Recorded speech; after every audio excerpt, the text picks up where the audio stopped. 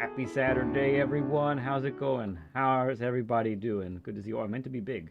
There we go. Oh, still not it. There we go. How's everyone going? It's good to see you all.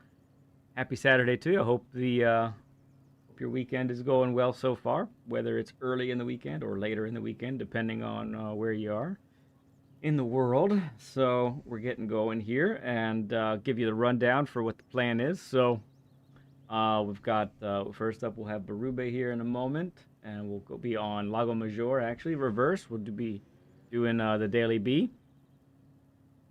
and then after that, after we do the typical session with our good buddy Berube, then we'll have QC come on, and he'll be on, and that'll actually be at Road Atlanta. So it doesn't always work that way when we have two guests, but this week we do, where one will be on race B, one will be on race C. So that way, if you focused on one more than the other, or maybe one exclusively, then we'll be able to be discussing at least one of those today that impacts you maybe a little bit more than another one.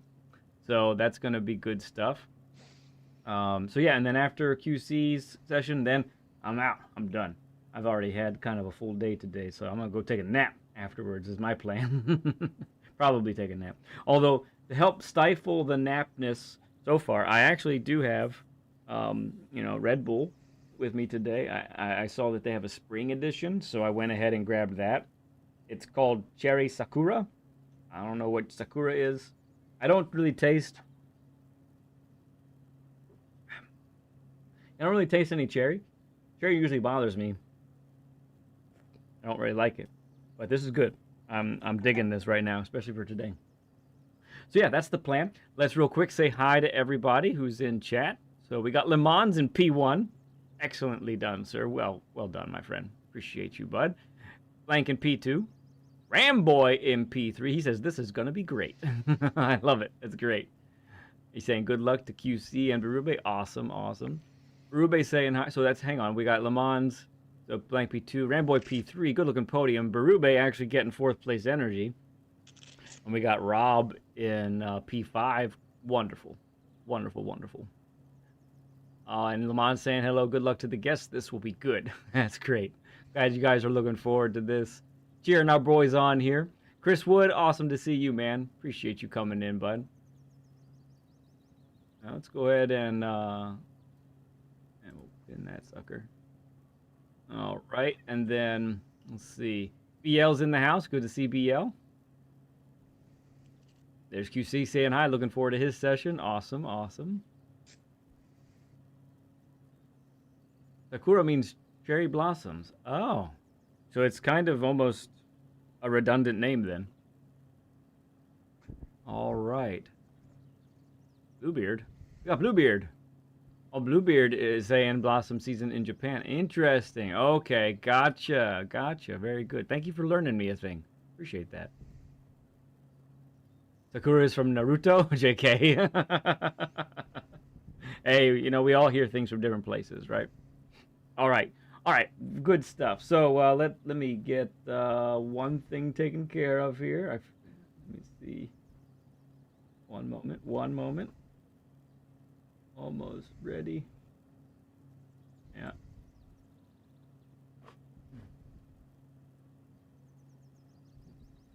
What's wrong? All right. There we have it. Excellent. There we go. We are set. Okay. Well, without any more delay, let's go ahead and bring in our first guest of the day. We're so excited to have Berube with us. Berube, how are you doing today, man? It's great to have you. I'm doing good, man. I got a full belly. Oh, yeah. I'm ready to go. You're ready to put in some work. Is that right? Let's do it. Yep. That's good, because I'm going to put you to work. That's for sure. Good that you're all good that you're not going to get hangry or anything. That's important. All right. Good stuff. So let me pull up my notes here. So you and I, we talked back on Tuesday, I think it was. Is that right? Yeah. And Tuesday. Got situated with what your session was going to look like, and so let's get your background a little bit. So give us you are a long-standing Gran Turismo player, correct? Yep, I've been playing since Gran Turismo 1. I played 1, 2, 3, and 4, and then my PlayStation broke. Sad day. Then I took a hiatus from that, then acquired an Xbox, started playing Forza, Okay. played all the Need for Speeds, all that stuff when I had a Yeah. computer. Beautiful. Yeah, so I've always been a racer, racing games. I've done some real life track days at Mid Ohio Race Course, Nice. and an Acura TLX back when I was quite younger, but I Sure. did pretty good with that. Cool. Yep, so I've been a racer my whole life. Very neat. So, and then so you did all that for a while, and you said so you didn't do any Gran Turismo 5 or 6 or Sport, right? You missed all of those games. Correct. And then you told me that one day you just found somebody streaming the GT7, right? Yeah, I can't even remember who it was. It's nobody that I recognize now. Yeah. But I was like, oh, Gran Turismo 7, let's see what that's going on. And I was like, oh, that looks, the graphics look great. It looked fun online and everything. So, Right. and then another one, Rory appeared in my stream, like just my little list. So I was like, oh, let's watch that. He's got a bunch of followers. Let's watch that. Yeah. And he was like real fun to watch. And I just started kind of more and more of his stuff ended up in my list as I was watching it. So I just started watching it and I saw more, then I saw you and everybody else that we all know now. Yeah. Right. And I was like, you know what, I'm going to see if I can get me a new PlayStation. And then here we are. That's great. So you took the plunge. Now, when you started on GT7, well, let me make sure. So back in the 3 and 4, those days you didn't have a wheel then, right? That was all controller. Yeah, all controller. And then when you started GT7, that was on controller as well. Correct. Gotcha. Yeah, and that was back in November. Okay, so yeah, give us how long you were on controller, and then wheel, and what wheel you got, and all that good stuff. Yeah, I started off on the controller that came with my PlayStation 4, and excuse me. I was doing that for a while, and my parents have always been real supportive of me, even as we're all getting older. And I told them I was playing my racing games again. Yeah. And they were like, well, how you doing with it? I'm like, it's pretty good, but my hands keep locking up now that I'm older playing the games. When I race like really fast cars, like the Formula cars and everything. Right. And so like one day I was just like looking up wheels to see what the prices were, because I've never had a wheel before. And I just put one in my list just to keep an eye on the price. Yeah. And 2 days after Christmas, my parents were like, hey, we found this Christmas present we didn't give you. And it was a little box. So I opened it up, and inside was a sheet of paper that said, your Logitech G29 wheel is on the way. Oh, thanks, Mom and Dad. That's awesome. Yep. And I received it just after New Year's in January, and I'm on it right now. Yeah, so here we are, March, a few months in. So that's really cool, man. That is so cool that that's going on. So you told me a little bit ago that on your liveries and stuff, I'm angled so that we can see it a little bit better right now. I'm gonna change the screen for a moment. So, you're from Ohio, right? And you kind of besides your name, Berube, and all of that, everything on your talk about everything that's on your cars, like this car right now, but also any other cars that you do. Yep, I try to put just all Ohio companies on there. Yeah. So you'll see like Jegs and Kroger. If you don't know what Kroger is, it's a grocery store. Okay. Yes, I've heard of those. Wendy's. I got the Ohio flag up by the window. Yep, I see it. If you've ever driven around the country, at least in the United States, you'll come across these Travel America stations called TAs. Those are based in Ohio. So a Marathon Gas, that's Ohio based. Yeah, I think I see Smuckers on the wheel well there. Smuckers, yep, that's Ohio based. With a name like Smuckers, it has to be good. That's right, best stuff ever. So yeah, I've been just trying to find, like Ohio stuff to put on the car to kind of represent a little bit without being too blatant. Gotcha. Very fun. Yeah, I see the TA there now too on the wing. That's really great. Yep, on the wing. And then on this particular car, if you look on the back by the wheels, there's two fictitious decals on there, which is the high performance blinker fluid and the muffler bearings. Oh, yeah. Which are courtesy of Jay Collins. So Jay Collins, man, he is a fan. He's just a wizard with all of these decals and making them the format so that they work on this. Because anytime I tried to do it, or me and my boy tried to do it, I should say, it was so hard to make compatible and make it look decent. So that's awesome. Real quick, got to say hi to Bluebeard. Appreciate you coming in. I don't think we've seen you before. And GT Sean, I think you're a newbie as well. Thank you for coming in. I see Aces dropped in. Appreciate you coming in as well. And Tangy, good to see you, Tangy. Getting to know our friend Berube. So real quick, talk about how you and I met. And we're having a little bit of a Grover's Mental Pit Stop Operation Showdown reunion today, because both you and the next guest were my teammates for Team Americas. That's correct. A couple months ago. How was that? Because that's you were very new on the game still when we had that event. And so, what was that event like for you? How did that practicing and then the actual event itself, like, what was that like? Well, the practice was great. I learned so much from practicing with all you guys, Saragon and Grover and you and Beecham. Right. Like all you guys taught me so much. And now if you look at this car, I represent the mental pit stop on here on the wing and on the front window. Nice. Yeah. But the races itself were very nerve-wracking. But I'm just glad I didn't come in last. I actually didn't come in last in any races. So I was that was a win for me. Excellent. Yeah, that was a great event. And shout out to Grover for putting that together. That was a lot of fun. Doing that with you guys, and I got to meet a lot of good people. And you're definitely one of those folks that it was great to meet. It wasn't too long after that, though, that I think is when you reached out for a session, right? I think that's when it happened. Oh, the night after the last race. The night, and I will say, just for those who don't know, I pretty much that event was on a Saturday. I think by Monday or Tuesday following, I had five coaching sessions lined up with people from that event.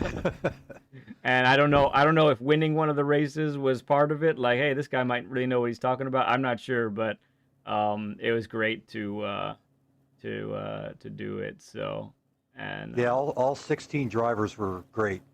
Really were. Yep. Yeah, it was a whole lot of fun. So tell us a little bit about your. So you used to be an electrical. Now you work in a print shop, right?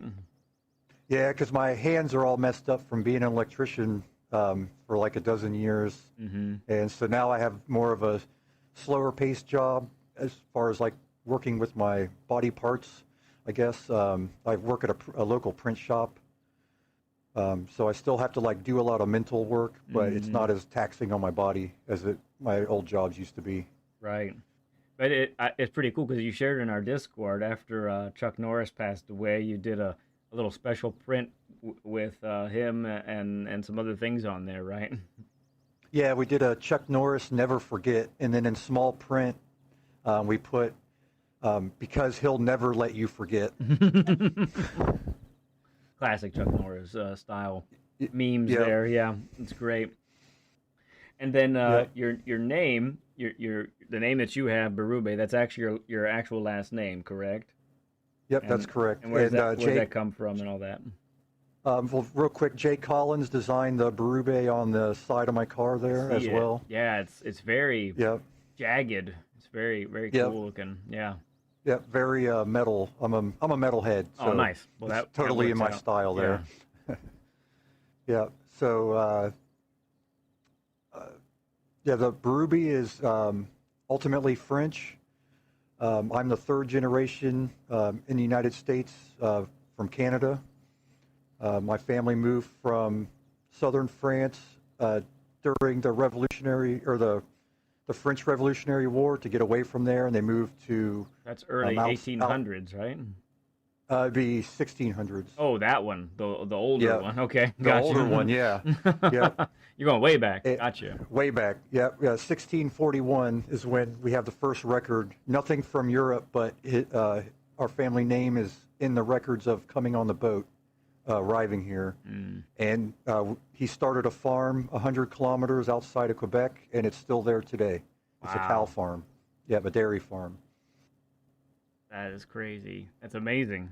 I love those stories, especially when you can track it on all. Have you done like through ancestry and that sort of thing? Is that how you discover it, or has it been passed on through your family that you know all that?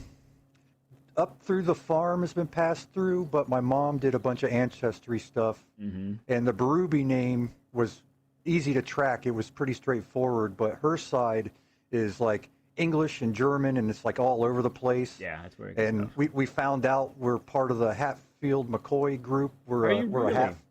Yeah, my mom's side is a Hatfield, so I thought that was pretty crazy. That's pretty so wild. We're like all over the place. Yeah. Yeah, so my mom, who, BL in chat, or the lady with the name that begins with X, that's BL. She's my mom. She's done all of that type of genealogy and ancestry stuff on our side. She got back on one of her parents' side. I can't remember which. She got found all the way back to like the 1200s. It was Middle Ages, big time Middle Ages, castles and all that kind of craziness. Right? It's wild to think about. But it does makes you appreciate stuff a little bit differently, and look at the world a little bit differently, to think of, there are all these people that have come before you that you don't technically get to meet, but you know that they are alive and they worked and they lived and they had families and all that. It's kind of amazing to think about, for sure. Yeah, definitely. Yeah. All right, man. Well, it's been great to get to know you and hang out with you like this, and I always love it. QC, who's coming on in a little bit, he's he's a fellow streamer, so many of us have already interacted with him, met him, heard him talk, and heard his personality and all that. But someone like you, we see you in chat, but we don't always know the full picture, and we get a little fuller picture today with this, and I really enjoy being able to do that with y'all. So it's really fun. Sure thing. Yeah, no man. problem. ASMF, good to see you, man. Appreciate you hopping in. And SD, good to see you as well. All right, let's start going around the track here, Berube, just nice and slow. Our tires are quite chilly at the moment, but if you just want to follow me here. And so you've been putting practice in this week. Yep. And are there any particular corners that are giving you more trouble than others? This one coming up right here. Okay, good. All right, we'll make a note of that one. And if we get to any others, just go ahead and let me know here. Yep, just that one. The rest seem to be pretty good. It's not till the end. Okay. With all the little slow corners. Oh, yes. Okay, gotcha. So through here has been pretty good. Like Big Banky Boy? Big Banky Boy is kind of fun, huh? Yeah, it treats me good. Okay. A lot of banking with this one. Okay. So how about this this downhill part is a pretty wild ride too. Surprisingly, I found out doing the online stuff that I can I catch most people through it, so I'm pretty good through this. Okay.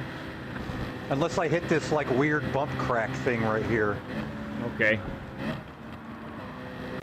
Bump crack. Yeah, right when you go to turn, there's like a big crack in the asphalt. Oh, I see. And it's like a bump. Okay. And it'll mess you up big time if you don't like straddle it. Oh, yeah. So,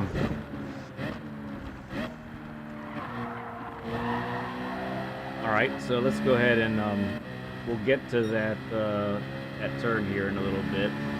Yeah, just like this whole session right here, the last couple turns. Mm-hmm. Okay. So in general, I'll take it nice and slow. We want to keep it kind of tight. Nice and tight to the apex on the throttle right here. And we want to try and stay as close to full throttle through this part, with maybe as we turn right a little lift. Because we don't want to go too wide, but we do want to destroy this apex. Yeah, I cut right down through there. I'm along the grass usually when I go through there. Yep, and then this key, I'll stop for a moment here. So this one, it's important to decelerate all the way. We're decelerating all the way to this point. You don't want, it's very easy to be slowest right here. But that's not where we want to be at our slowest. We want to be at our slowest right at about here, actually. Okay. That's kind of like what I shoot for, is like right at the end of the yellow paint. Okay, gotcha. Yeah, excellent. And then, yeah, this is especially with this car, this is probably its biggest weakness is through this part.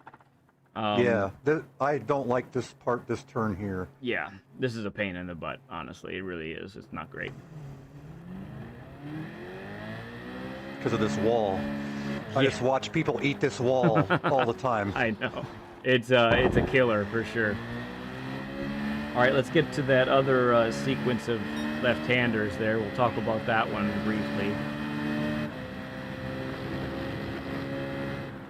So right now you have a 209.1, correct? Yeah, which is pretty good for my lobbies. I'm usually like at least fifth place in the start. Yeah, that's so good. Okay, so this part right here, I'm pretty much sitting at the braking point. Yeah, it seems like a late break for like considering. It's a late break and it's not a full 100% brake pressure either. So it's honestly, the tendency might be to be like, oh, I gotta be really careful and brake pretty hard, but the braking is actually quite minimal.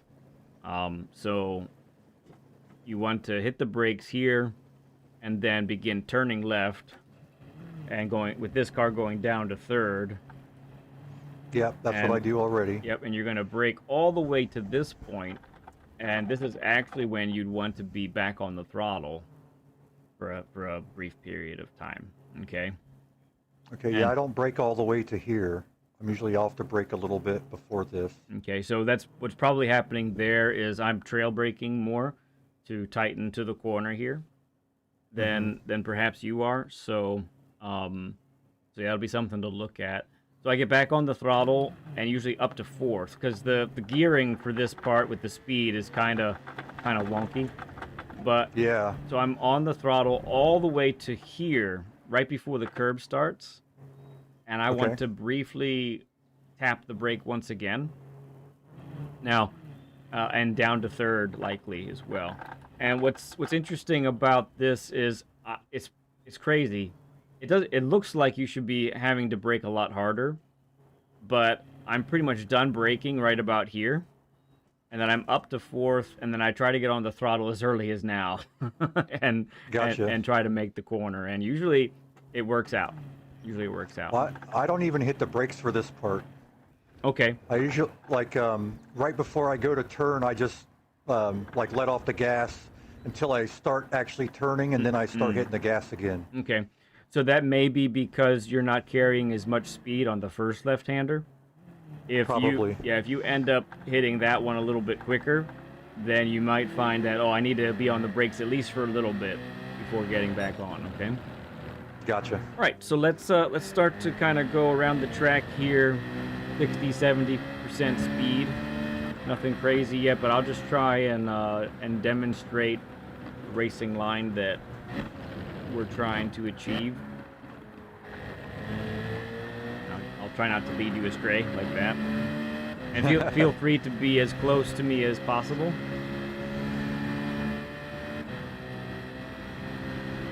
I said, I'm not going to go full speed, so just try and mimic my line as much. If there's anything you see that's a little bit different than what you normally do, let me know, okay?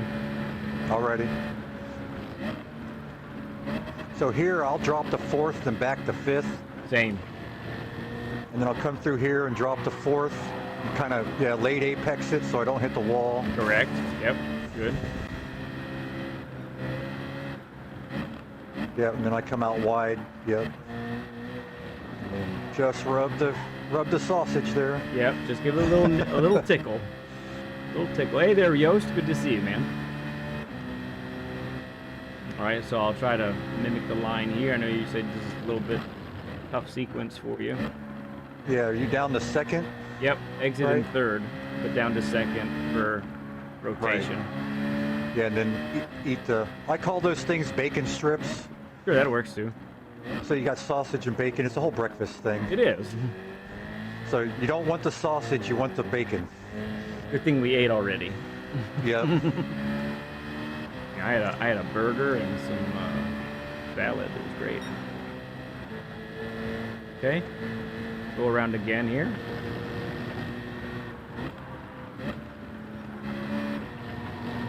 Oops. Sorry, I messed up that one for sure. I've never done that, don't worry. Okay.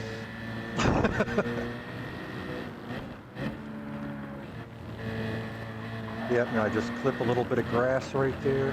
See, I kind of stay in third until I get going here. Yeah, If I'm in fourth, I run wide for Okay. some reason. it might be a speed thing. We'll see what other things develop a little bit. Ooh, Caught the grass. I caught the grass really good, didn't I?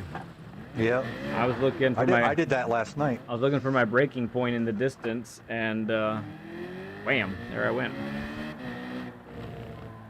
Yeah, I did that same exact thing last night.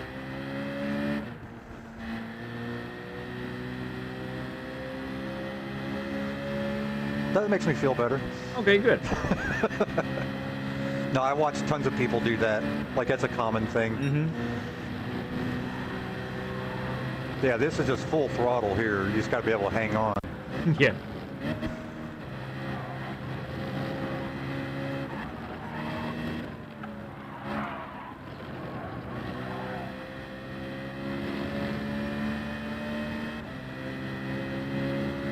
PL says, watch out for the bump crack. Yep.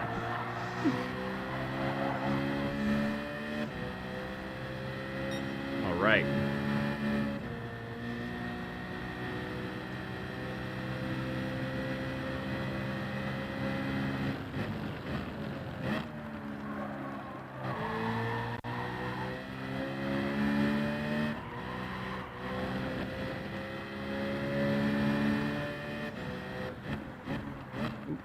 Overshot some.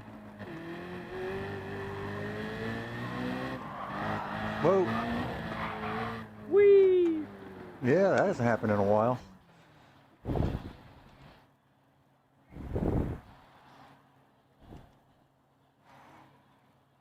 All right, follow me one more lap, I think, and then we'll get you in front, okay? Already. Res Racer, good to see you, man.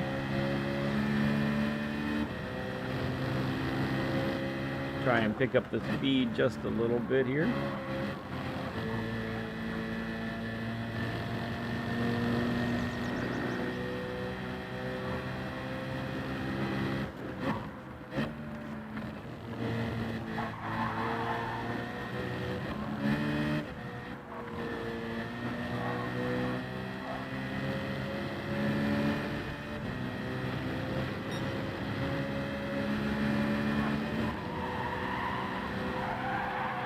Let's do it. Let's go for it.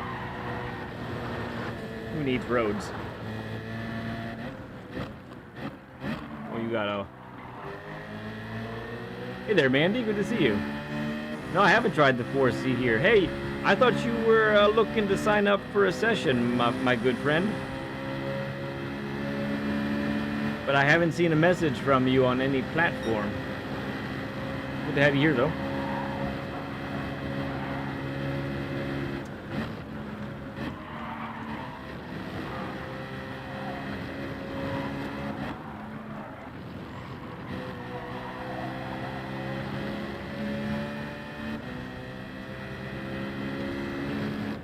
You got a bigger penalty than I did. Oh, it's true, I did. I get a really good exit then, don't I? Yeah.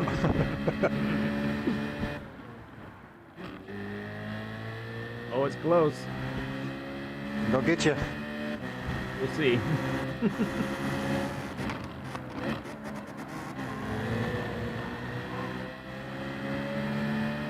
Almost. Yeah. Okay, let's send it here.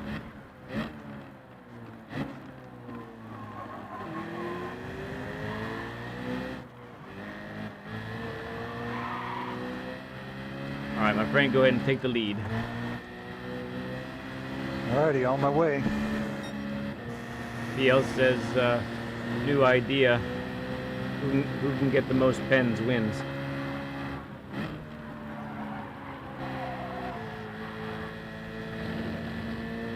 We're at the wrong track for that. We need to be at Red Bull. Yeah, or Villeneuve.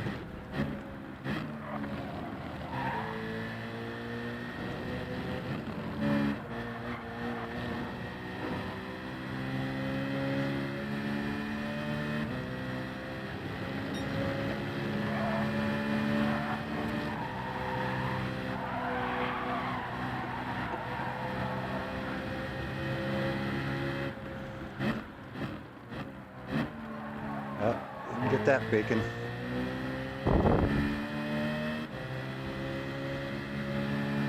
Just for a week. Okay, well, your session isn't going to be for multiple months there, Mandy, because I have the list is quite long. We're into June now, so get your message into me earlier the better, because that way you get on the list and you won't be waiting longer that way. But great to know that you didn't just abandon the idea, because I definitely want to get you on. That'd be a ton of fun.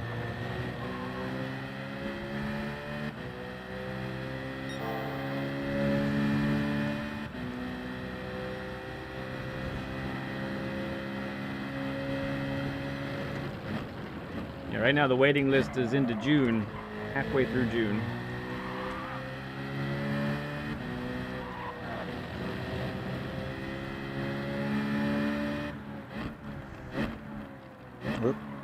Too wide. It's so easy to go very deep there. Wild. You think you've got the break point right? You think everything's good? Yeah, I had a guy push me into that wall last night. Beautiful.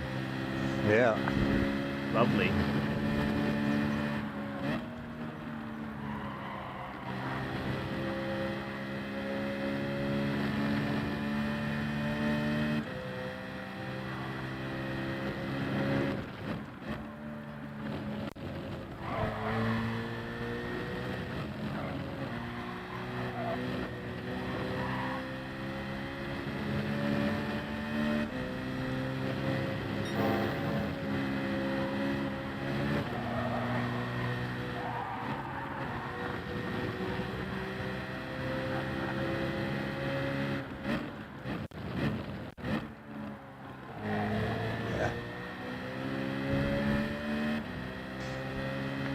Not getting any bacon on that corner.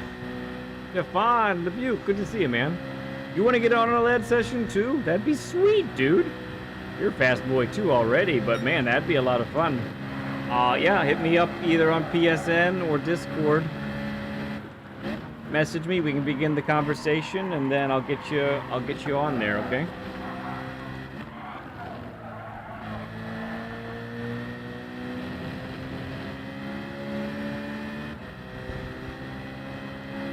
Yep, just direct message me. Direct message me on PSN or Discord, and I got you.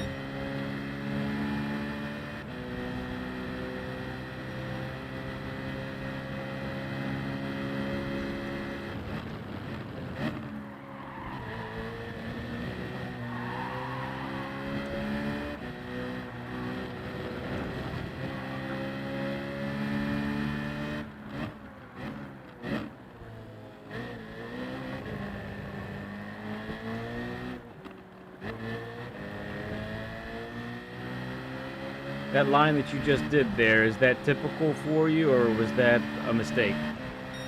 A semi-mistake. It's still a little wide. Okay.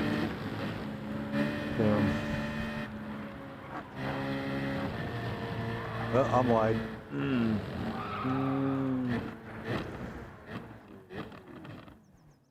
All right. It's all good. Yeah.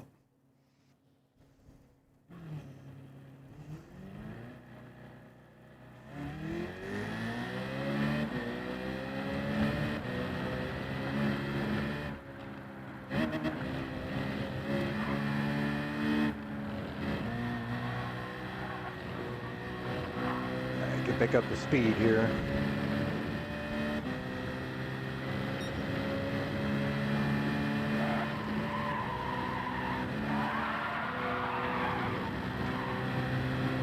Nope, not having a good lap. Well, I think your tires might have still been dirty too. They weren't ready for that yet. Yeah.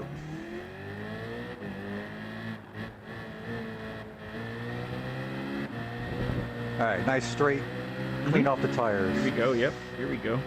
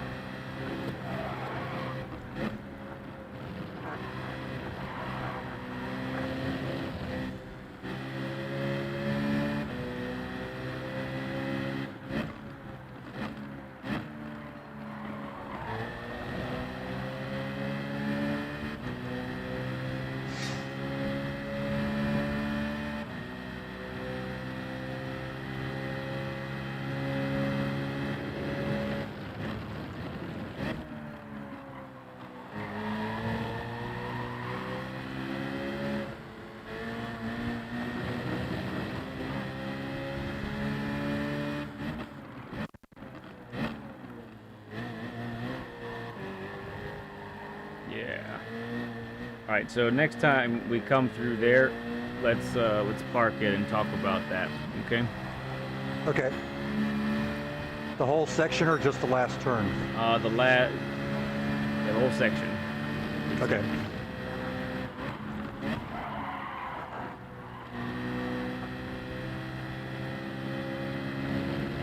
SD has made it home. All right, dude. Excellent.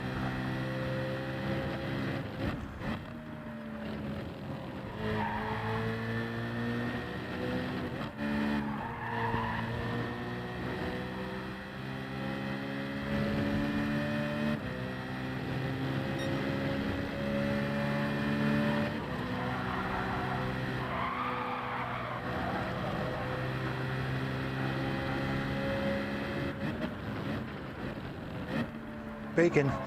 Bacon strips. I love it. Sausage and bacon.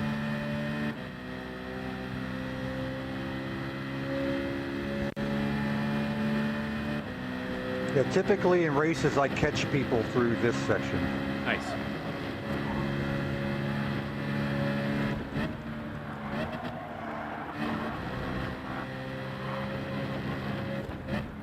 Yeah, your lines look very good through here. I will give you that. It looks really nice.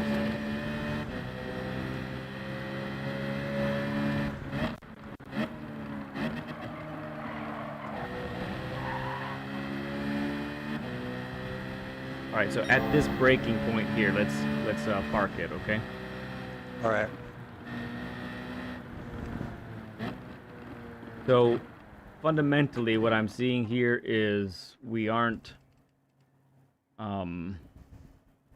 carrying the speed properly. Okay. Through this first section, and then so these two corners coming up, the left and the right, and then that's carrying the speed kind of improperly, and then for the next left-hander and right-hander, I think our racing line needs quite a bit of work there. So let's see that. So Well, see how right here the road kind of crests going into the turn? That kind of messes with me a lot okay. when I'm trying to take this turn. Yeah. Like the car gets kind of like funny. I wouldn't say unstable, but there's something going on with the car when Yes. it goes over that thing. Yeah. So you should be braking in a straight line all the way to about this point when the double curb ends. You see that on the right? Yeah. That second layer or level of curb. When that ends, that's your turn-in point. So you should be max braking all the way to this part here. And then from here to the apex, you should be trail braking. Now, what's important is to not turn too late. because of that crest, because of that crest you're talking about. Because if you wait too late, then you're going to be trying to turn when the car starts to go light, and yeah, that's when it's really easy for you to miss this apex entirely. So make sure you're turning in early enough to make this corner, right? So Gotcha. so you trail brake. You should be trail braking from here down to second, all the way to this point. So you're braking all the way to here, basically. So we're, on my screen, that's the little bubble balloon marker is right where you're sitting. The yellow.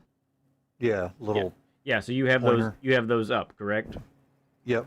Yeah. So those are great references. They're not perfect in the game. I have them up too because I use them for teaching purposes, for the most part. Although in some tracks I do use them as far as for references, especially like Laguna Seca and Spa for some blind spots, and Yeah. they're very helpful for those. But so whenever you see that apex indicator or that driving marker, whatever you call them, the pins there, when you see one of those pins that represents an apex, you want to be thinking, that's about where I want to be at my slowest for the corner.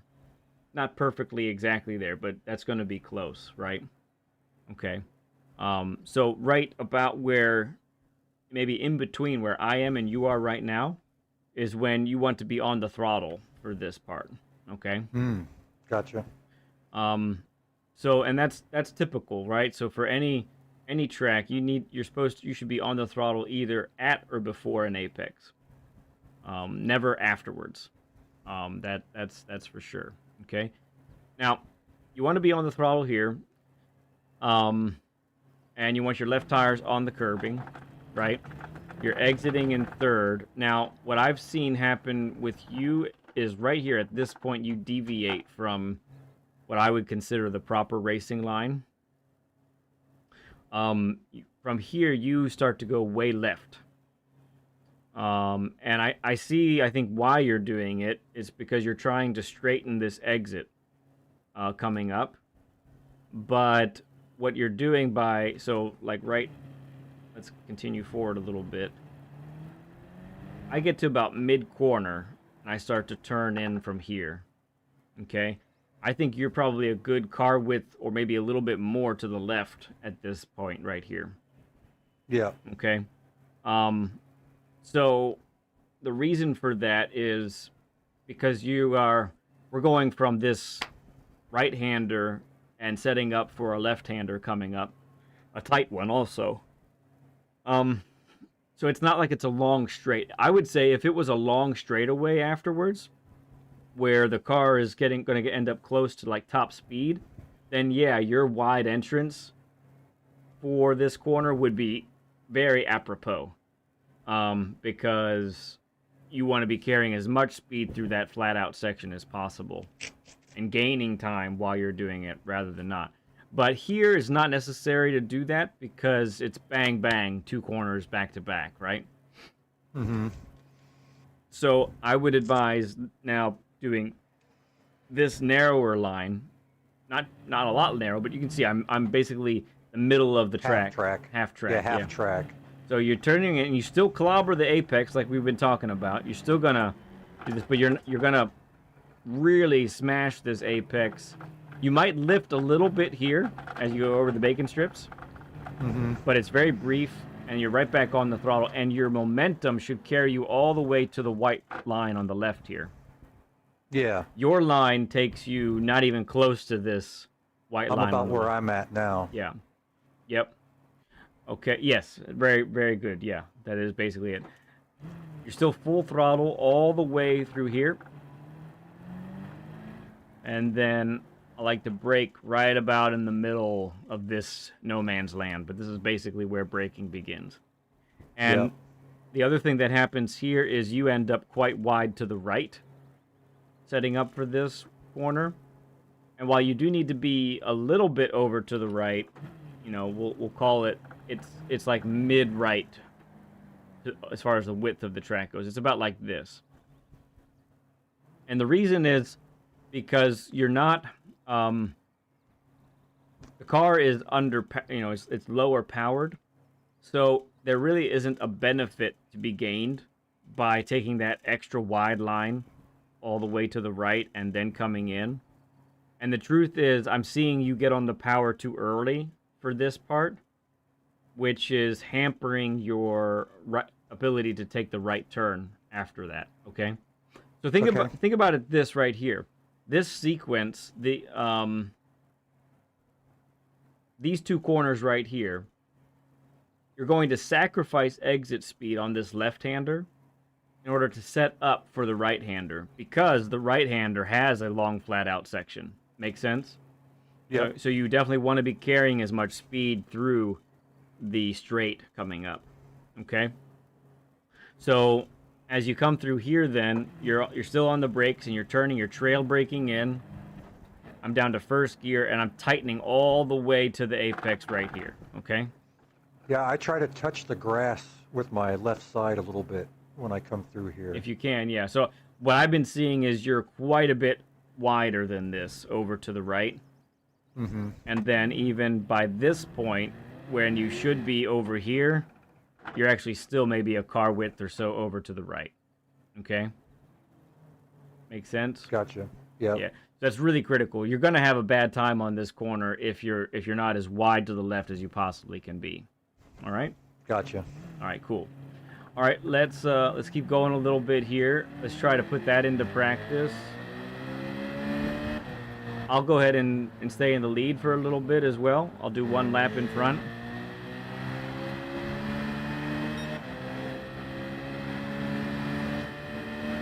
Tires are a little chilly, so we won't push it too hard.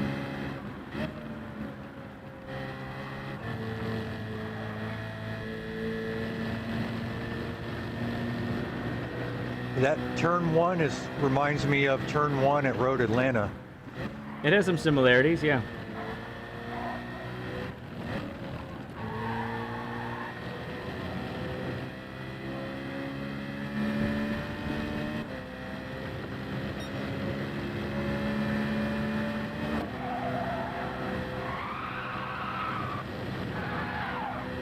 That was fun. And how you can save that is amazing. That's because instead of playing the game for 3 months like you have, I've been playing it for 4 years. Yeah. I induced the slide on purpose, so I made it happen.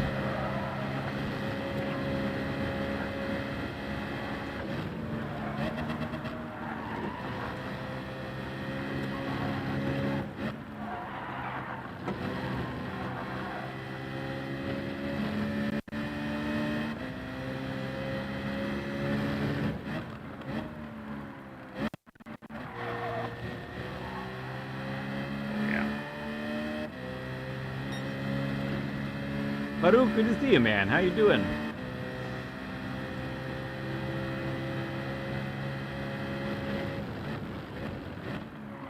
So let's try and implement that here, okay? So we're gonna come around here, little lift, clobber the apex, out we go. Hit the brakes, keep it nice and tight to the left. Decelerate all the way to the apex, stay to the left. Boot it out of here, bam. All right, you go next. Schubert, great to see you, man. Hope you're doing well, bud. Oh, good stuff, Baruch. I'm glad you get some time with the little one. That's important.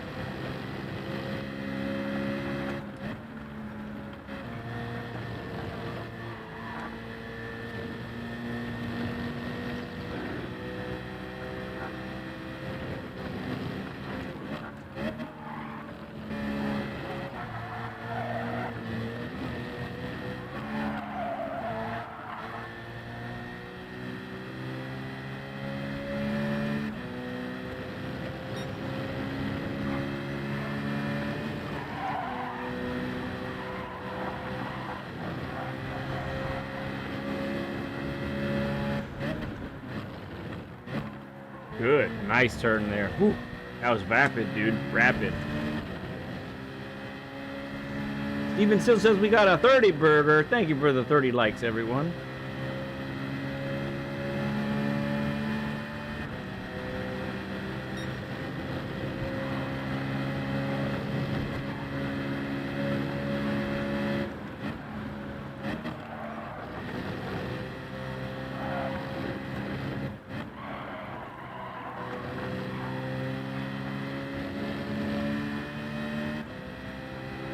Ooh, is that what's up next on the table for you, Sherboot? Man.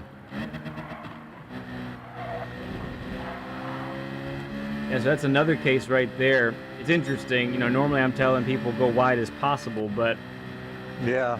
because the cars have less power, they don't make up the distance as fast. And so you end up losing time on entrance rather than gaining time. Nice line through there. That's excellent. Keep it nice and tight to the left. Good. Very nice. That looked a lot better. Oh, yeah. Blended. Very nice. Okay. You keep going around. I'm going to go ahead and start spectating. Okay. Here we go.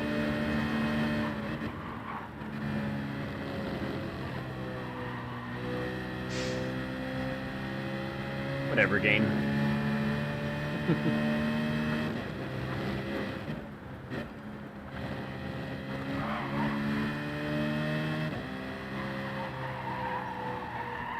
Well, too wide. There we go. Yeah, we didn't lift at all at the top of the sequence there, basically. I always end up lifting a little bit right there. Hey, I saved myself. All right. Yeah, lifting's okay, as long as you're doing it at the right point. Everyone's watching right now, so we're on track together for a bit. Now we're doing some spectating, and this way I get to see, and so do you, get to see the inputs, and as far as braking and throttle goes.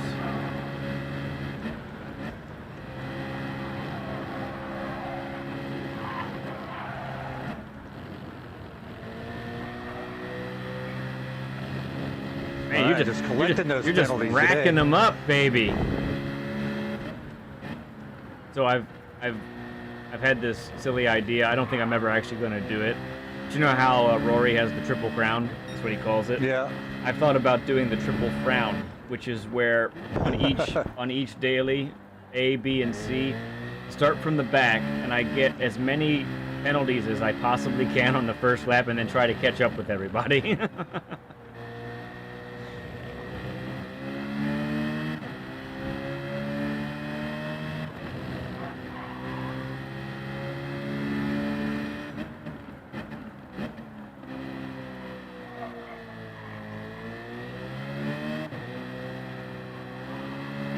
That's a new line I'm going to have to like get used to right there. That was pretty good though.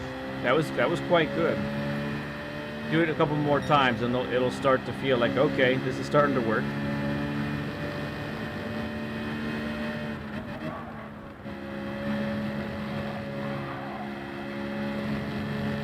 Oh, Rick, good to see you, man. I think we are doing pretty good, yeah.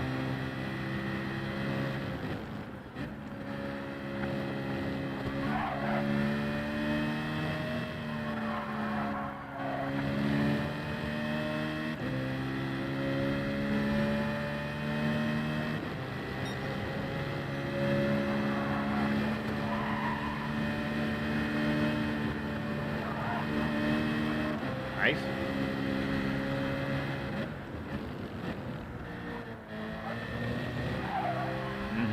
Very nice.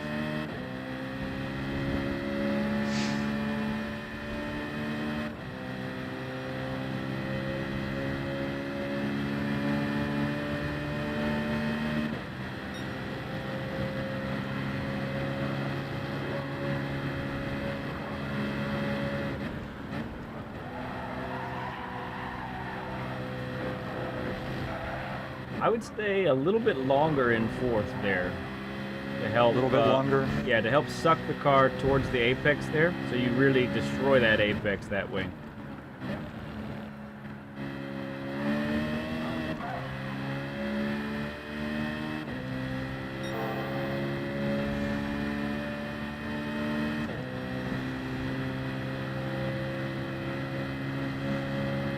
Good stuff, Paul. Glad to hear it, man.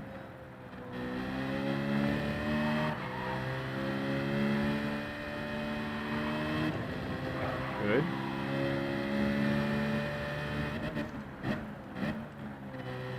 Easy on the throttle, not yet. Yeah, that's too much. Take those brakes all the way to the apex there. Okay. See what I can do. Yeah, you're off the brake like before mid corner. We need to be on the brakes all the way to the apex, the late apex there.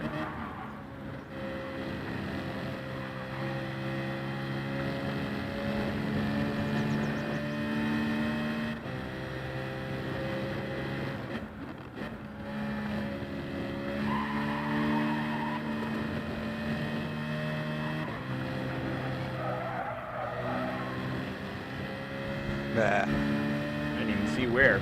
It's crazy.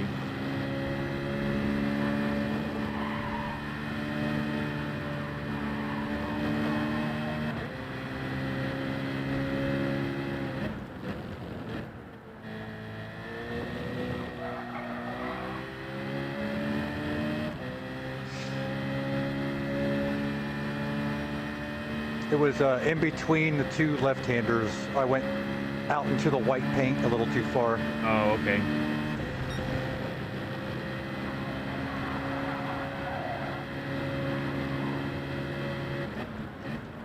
Yep, wait for it. There you go. Look at you clobber that apex that time. Mm-hmm. Good. Nice section there.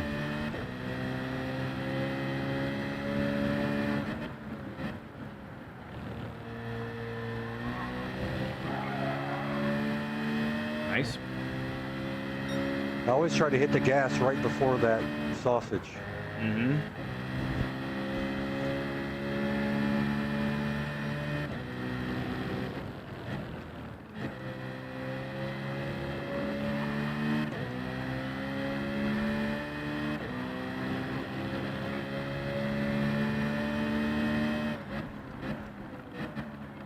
Wait for it, wait for it. Yes. And a little more commitment on throttle there, and that would be even quicker. Hey there, drones, good to see you.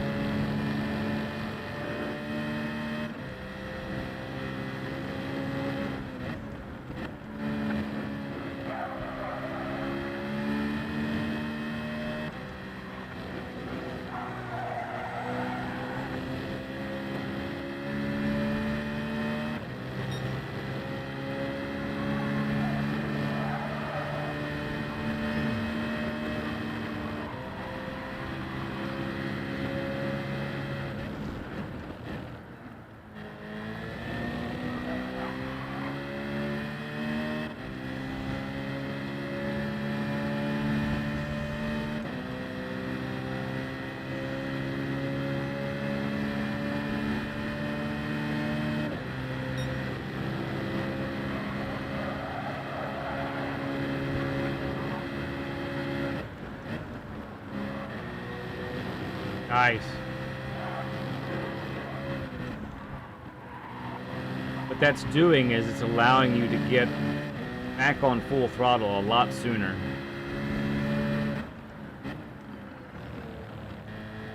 Punch it. Do it.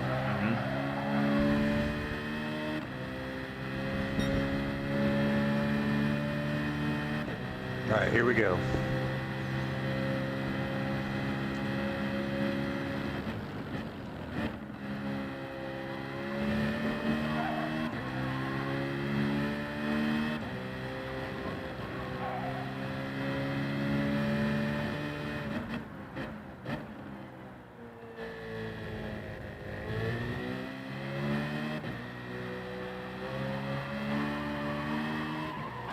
There's the Nope. wall. There it is. We found it. No problem. No problem there. Let's see.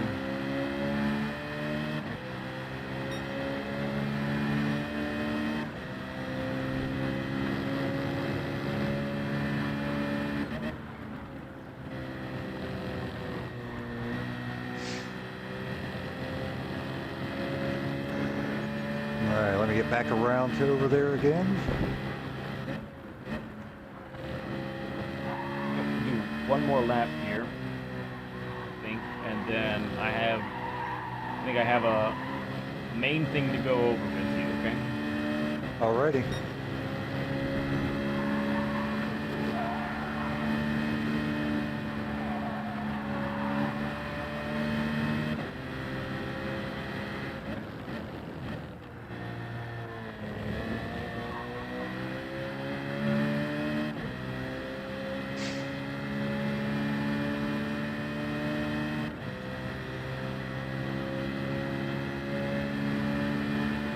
Yeah, Paduk in chat is saying cut the last corner as much as possible to help you avoid the wall.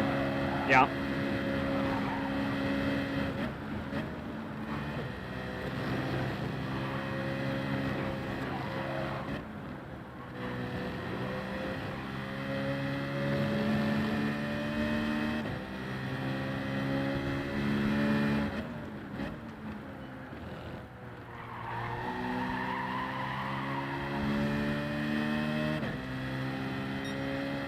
Avoided that sausage like the plague.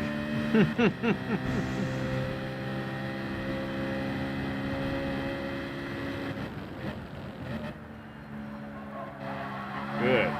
Really nice entrance there.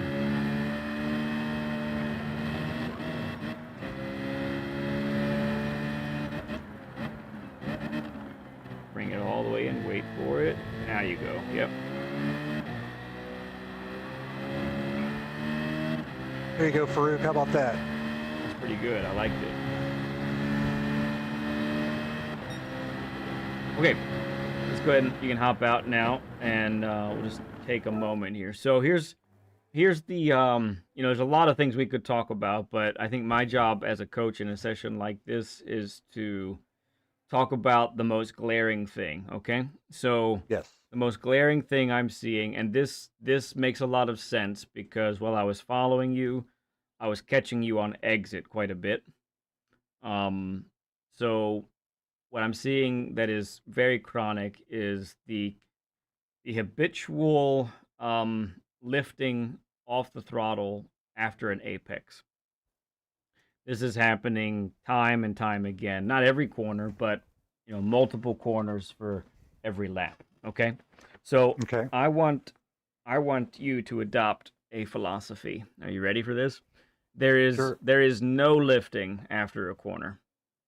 Okay. Okay. And the way that happens is only if you take a proper entrance to the corner so that you can get on the throttle and stay on the throttle all the way throughout the exit of a corner. Okay? So I want you to spectate me for a moment. So just hop into the up there, let me know when you see me, okay? I'm in. Okay.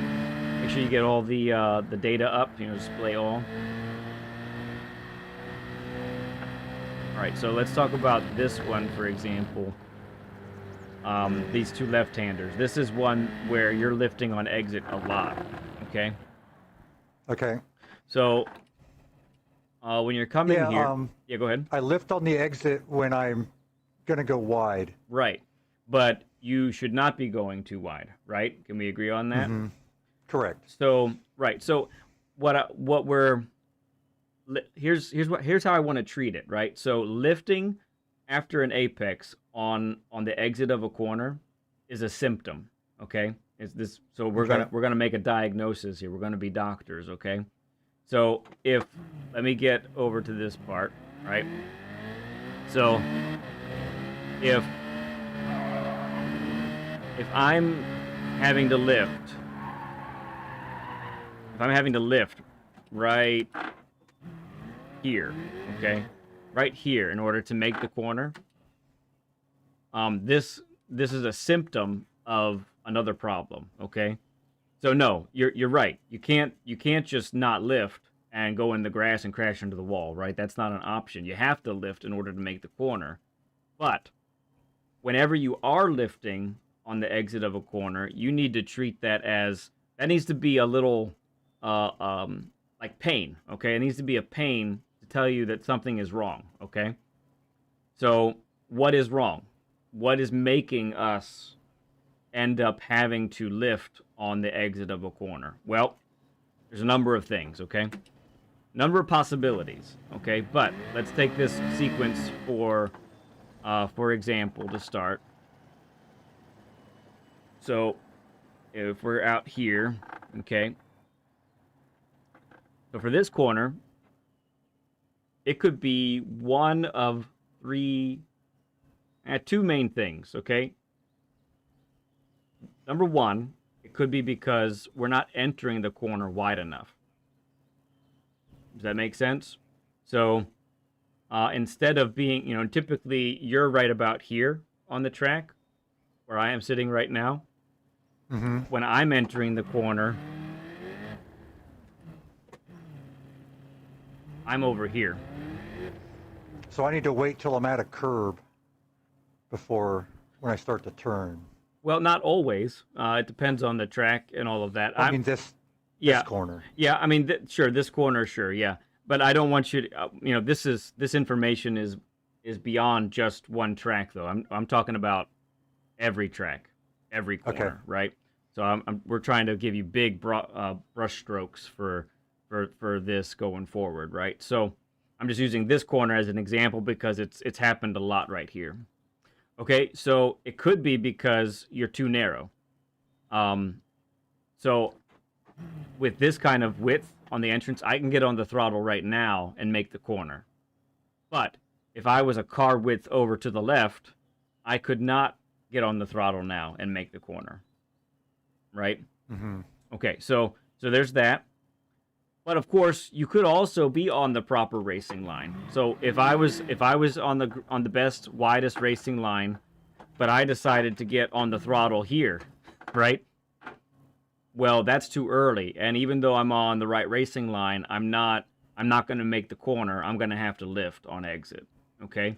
So here's what I really want us to think about is if you have to lift. So when you're practicing a track, if you have to lift on the exit of a corner, that a little warning flag needs to go off in your mind, like saying, okay, I have entered the corner wrong in some way, and or I have gotten on the throttle too soon. It's either one of those two things or a combination of both. Does that make sense? Absolutely. Okay. Any questions with that? Nope. Okay. I completely understand. So. Yep. So this is huge, honestly, for a person in your state right now. You've only been doing this for a few months. If you can start to grasp this and really implement it on a regular basis, you're going to find all kinds of time, honestly. So I'm going to start going around the track, right? And I'm just going to sort of narrate, what I do when I'm going around a track. But before I do that, let's talk about the other thing. So we've talked about lifting through sequences like this one right here, right? Mm-hmm. Sometimes you're lifting properly and carrying good speed, but sometimes you're lifting actually late. Like it's a response to the situation that comes too late. So that happens in this sequence right here a couple of times that I was watching. So you're coming through here. This is good. You're crushing this apex. That's good. Okay. You get the car right about here and you turn in and you're still on the throttle. Maybe not full throttle. You're kind of like a 3/4 lift at the moment. You're at 75% or 80% throttle right around here. And then what happens is you find out right about here that you are coming in too hot and you're not going to make the corner. And at this point, this is when you go full lift and you put two tires on the grass and all of that. Yeah. Okay. So again, it's a lift on the exit of a corner, right? So that's still, I know there wasn't a braking zone, but it's still killing your momentum and killing your speed because you're lifting on an exit. So how do we correct something like that? Well, in a sequence like this one, instead of fully lifting after the apex, what we actually need to do is lift early. We need to lift right around here. okay? Right in this spot. We lift, we get the car turned, and now we can get back on the throttle right here. Okay?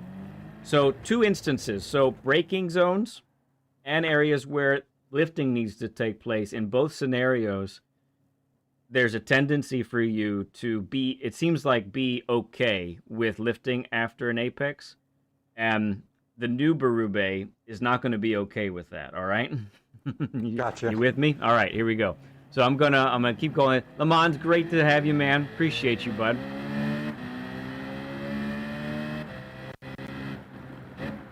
Ooh, drones. I am so glad this is the topic of discussion. This was my main issue here, trail braking, lifting, because I didn't nail my entrance exits. Yeah. So it's a symptom, okay? It's a symptom. That's what we're gonna look at it. It's not the problem. Lifting on exit is not the problem. It's a symptom of another problem, okay? And it has everything to do with how we enter a corner. All right, so coming through here, tires are pretty cold, but I'll try and do this anyway. So we're coming through here, nice. I'm gonna keep it tight to the left. I'm gonna go wide here. Brake on the throttle before the apex, not lifting. Get the car turned on the brakes, fourth, get the car to tuck in. On the throttle, no lifting. Get the brake marker here. Take it wide. On the throttle, nice and early, no lift. Just make it.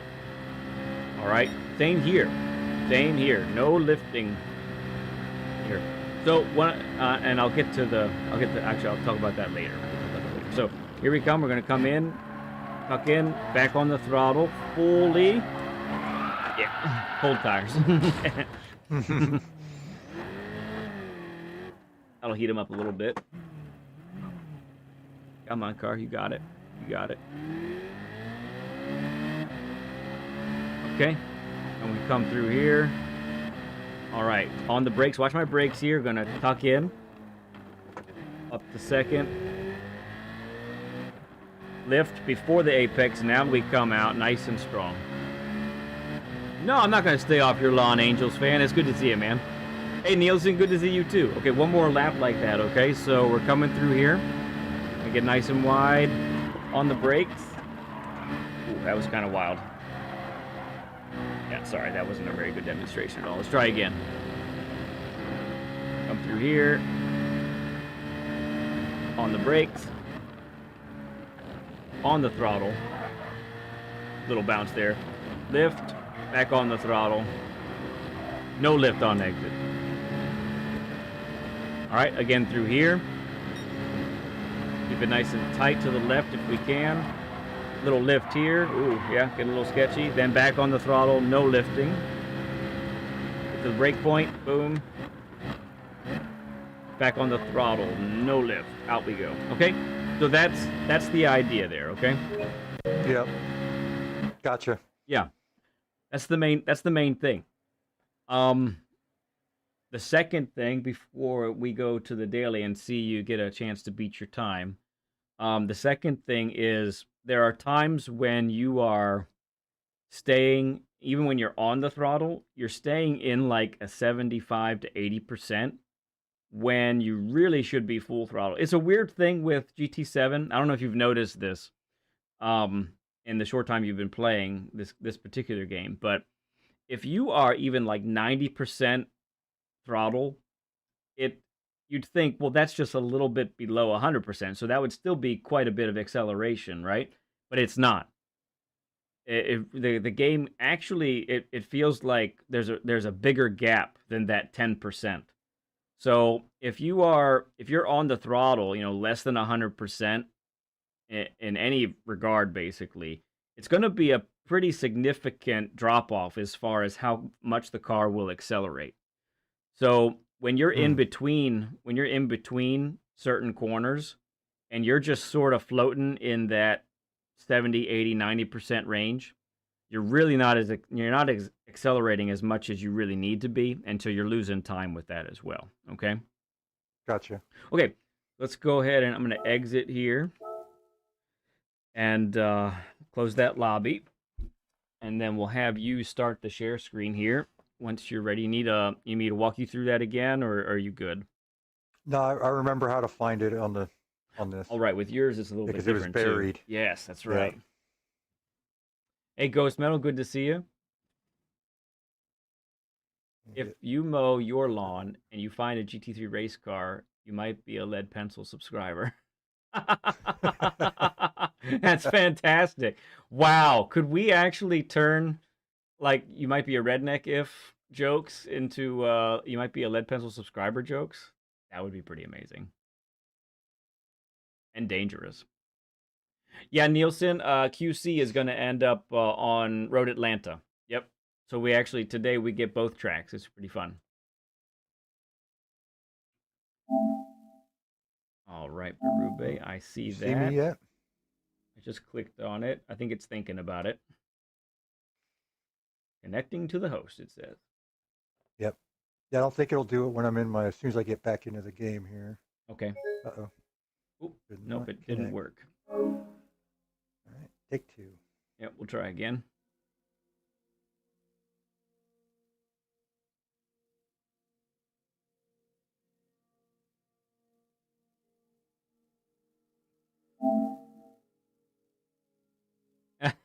If directions to your house include turn off the paved road, you might be a lead pencil subscriber.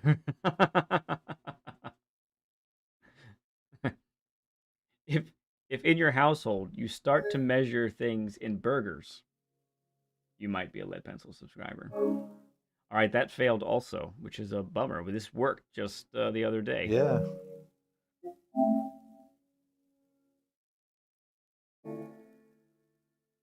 Because my internet is too slow at the moment. Test again. Okay. Are you on Wi-Fi? Yep. Okay. BL just, oh, I am loving these. Oh dear.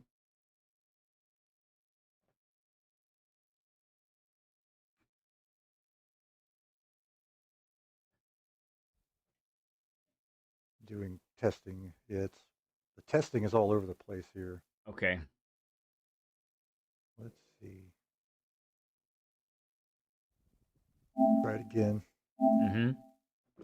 Okay. I see it here. Here we go. Connecting to host. Maybe. Nope. Denied. What's going on with my Wi-Fi all of a sudden? Was I Nuts. glitching when we were in the lobby? Say again? Was I glitching at all when we were in the lobby? No, you looked fine. There wasn't any lag or any dancing around or anything. Yeah, SD, I think you did start a thing. Angel's fan says, yeah, yeah, I can't stop now. Let's see. Let me try it again here. Yeah. No, it's still saying it's too low for some reason.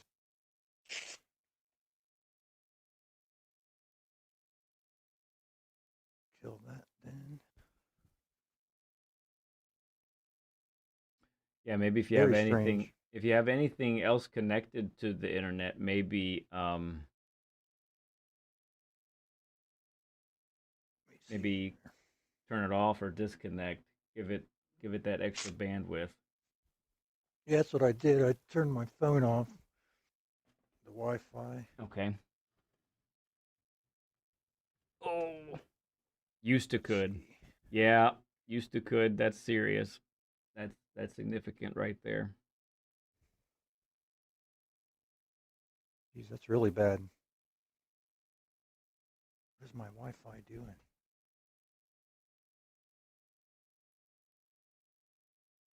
Let's try this.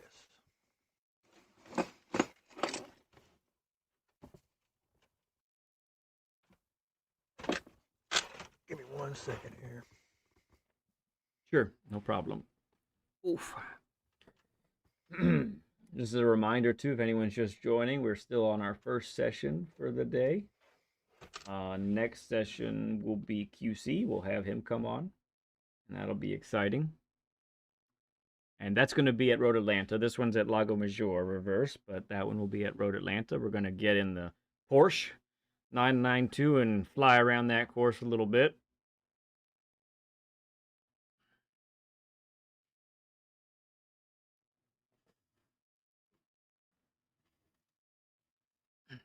Steven Sills saying it right. Good old technical difficulties. I tell you what, though, most of the time we things end up quite smooth as far as as far as how most things go. Things could definitely go a lot worse for a lot longer than they do.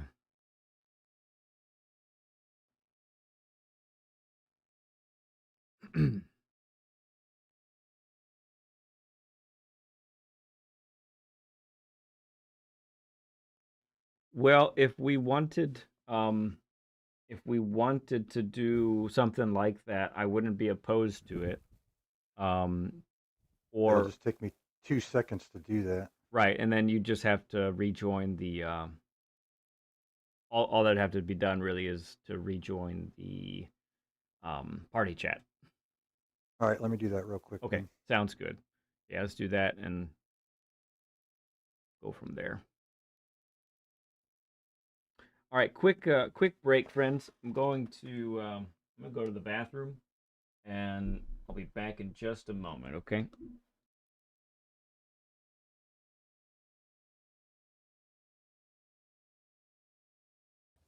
Oh,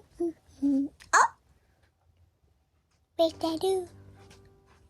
Where's that do? The pencil is my daddy. I'm looking for him. There! Oh! Oh! Daddy is probably racing.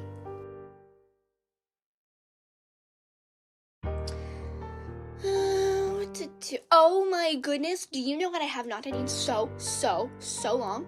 Okay, I have not gone onto somebody's stream and said nasty things about them. It is seriously so much fun. Like, literally, I'm just there to tell them that their methods of playing a video game is not satisfactory to me. But anyways, okay, so I haven't done this guy before. Let's see here.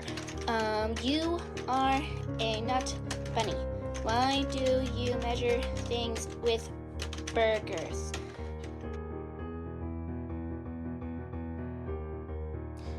Hi guys, thank you so much for hanging out with us. Well, that's what we forgot to do. Since right now it's just really boring. I'm just waiting for Mr. Leadhead to come back. You should absolutely subscribe to him. And hit the like button because it makes him so happy. Also, look at my mane. I use peach shampoo.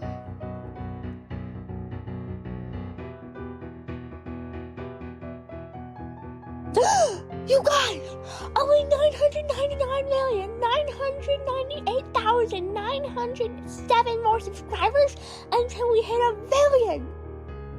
At our current rate, it's gonna take like 3,153,600,000 seconds.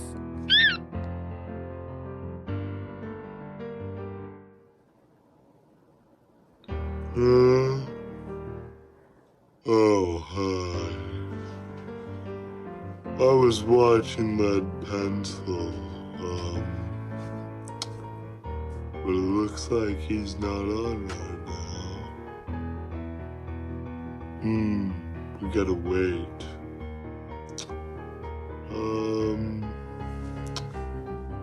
What to do? Oh, I'll take a nap.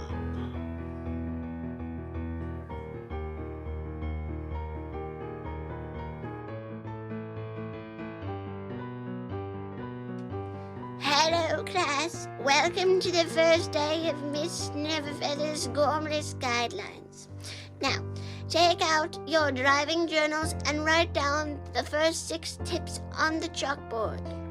1. Apexes are predators and would eat you. 2. You don't need tires. 3.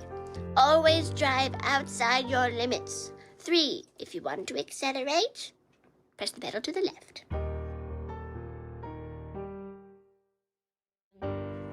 Oh, hi guys, I am selling fire tires.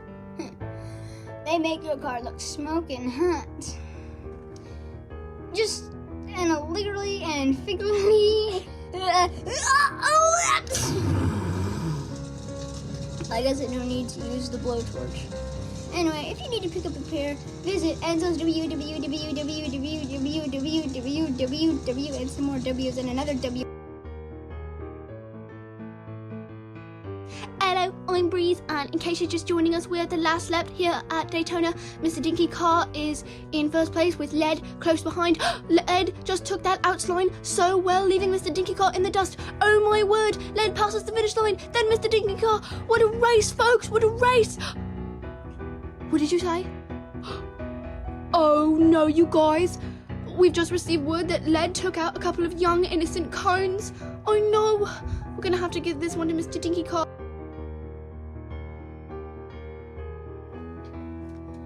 Okay, so Lead Pencil asked me to get a book by, I don't know his name is, well, what's his face? So it's on the 15th shelf, okay. Okay?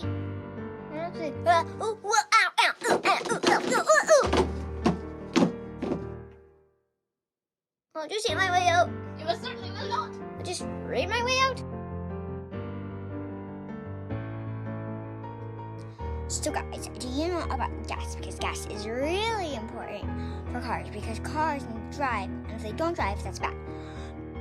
Also, and make sure to put gas in before you go racing, because if you don't put any gas in before you go racing, your car will stay in the same place, and that's bad for racing, because in races you have to go really fast. And also, make sure to turn off the car before you put in any gas, otherwise it could blow up. Okay, so I'm figuring out what manufacturer to use for the Manu Cup. Alright, let's see what we have here. So, oh, I hear Lead Pencil really likes the Renault, but I'm thinking I'll go with Mr. Bushi. All right, friends, we are back. We could not get the internet issue resolved, so what we're going to do is head back to the lobby here, and we'll spectate and see if we can put in some of those things we just talked about, put those things into practice. Yeah, bummer, won't be a chance to beat his time, but more importantly, I think, is to begin to implement these different aspects that we've been discussing today. So that'll be more important in the end, in the long run here. Good to see LG. Happy to have you come by, sir. Good to see you, man.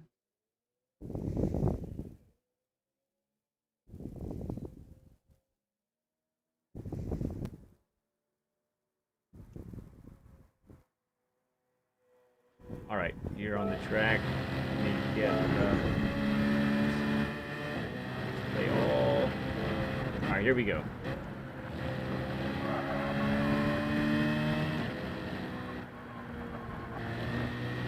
Excellent. That is what we're talking about there. Nice solid lift, waiting for the car to settle, get the car pointed, and then up to full throttle. Too much. Okay, so what happened there was that was just too early of a turn-in. If you had turned a little bit later, that lift would have been great.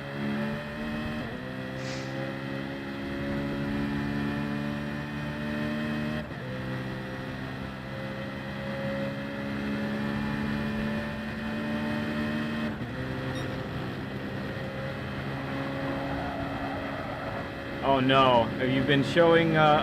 Have you been showing the folks me hitting cones? Did you see the cones revenge? That's the real thing. Just finished. LG says he just finished 40 laps here. Don't need to go around Lago for a while now. Hear that?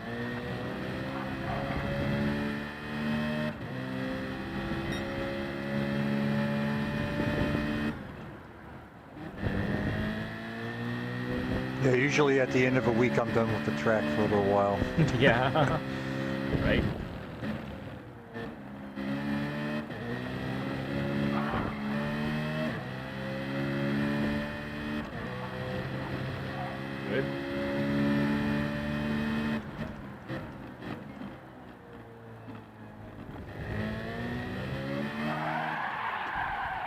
okay. I like that aggression.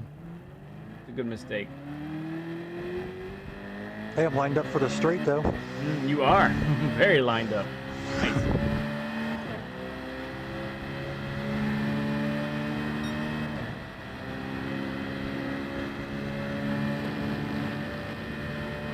Like last week, Steven, huh? Yep, okay, so two things. So let's talk about that one for a moment. So not only did we lift on the exit of that corner, we also went too wide both, right? So Yeah. that's your indication that your entrance wasn't quite right. Well, I'm afraid of the grass right there. In Understand? that little corner spot. Yeah. I have a little bit of PTSD, I think. Yeah. That little tiny corner. That can happen a lot on these tracks, that's for sure. Yep, nice lift. Back on it. Good.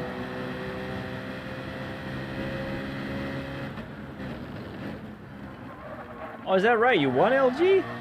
Man, that's a great job. And it was a fuel saving race. Cool. You'd like to thank me for that? Well, I'm glad our little shindig the other day helped you out, man.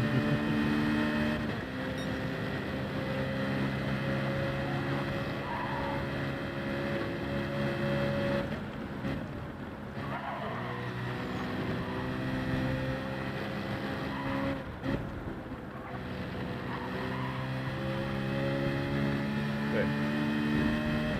Very nice.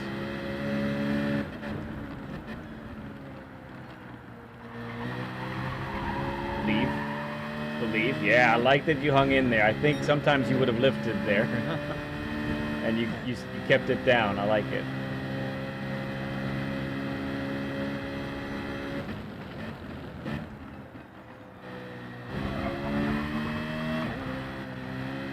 Probably exit in third for that corner.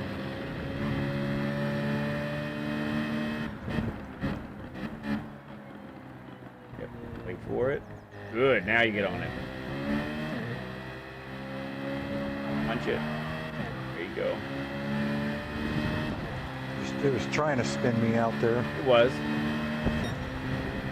I have no idea, LG. Why don't you tell us what car is really good here?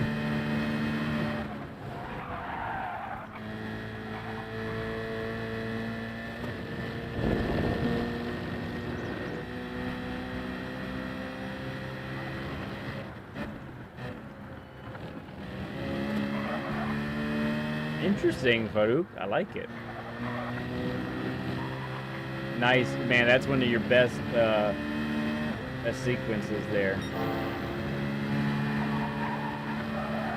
Okay, give us some lift here. Punch it goes. Yeah, very nice.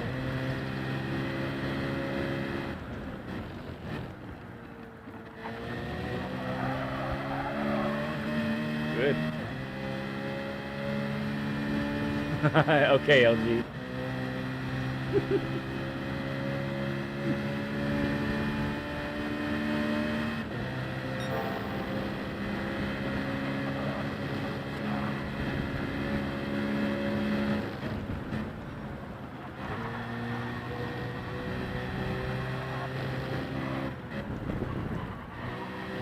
Good. Commitment to the throttle there. I like it.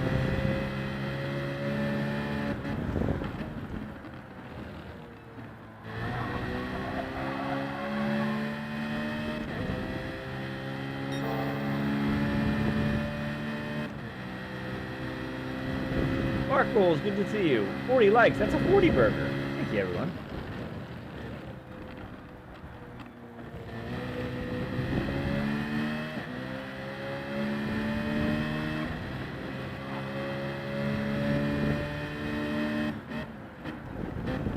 Okay, wait for it. All right, on it.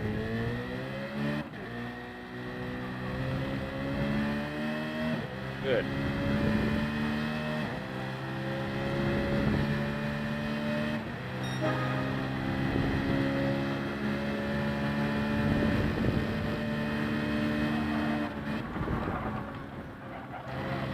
Good.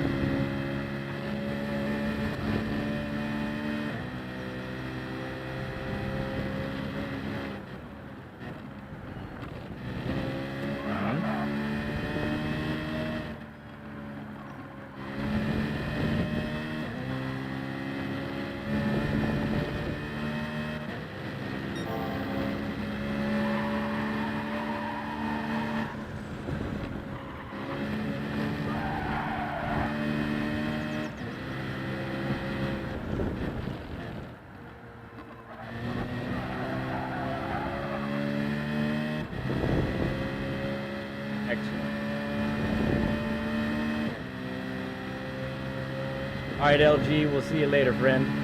Bye now.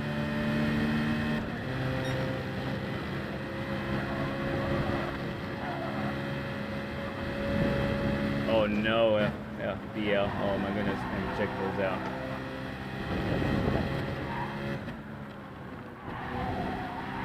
Oh, just missed that apex. Okay. Yep. I didn't lift. Hit the wall anyway.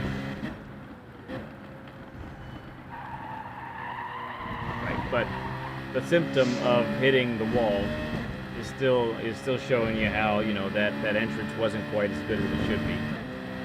Well, I'm trying to go wide like you say, but I don't like doing that because of that bump thing. Every time I go wide, I hit that thing and it messes me up. Okay.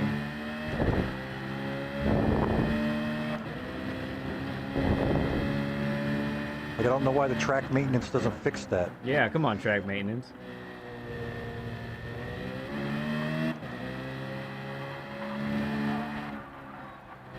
Nope. Yep, so we carried too much speed to the apex that time. That was your entrance error, which is why you didn't make the corner.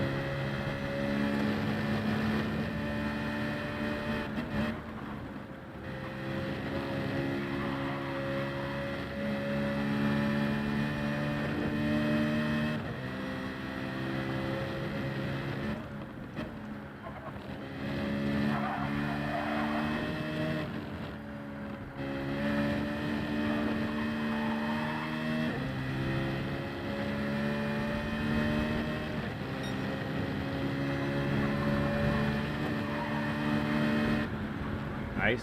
On it, it'll do it. Yep, plenty.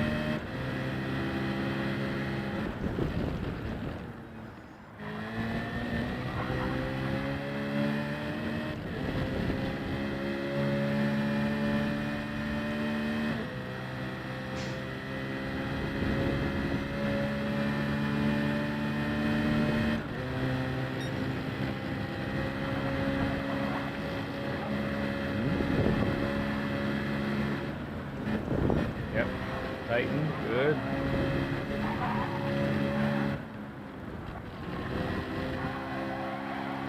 Really close. That was really Yep. close to being right on, man. Really good looking all the way down that hill though. Okay, so we learned that was a little early on the throttle. Good.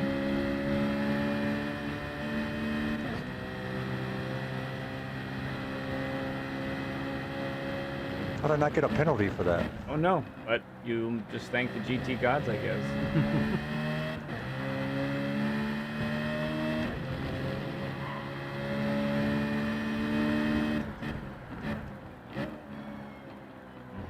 Good. This is looking so good now.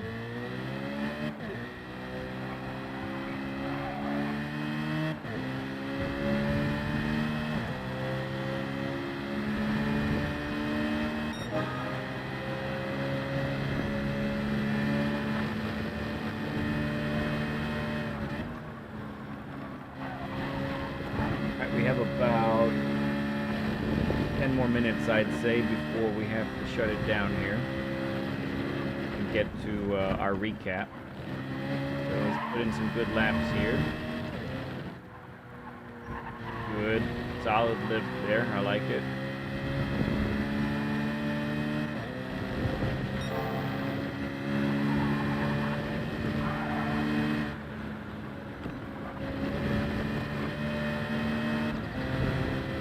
Very nice. It's very in control.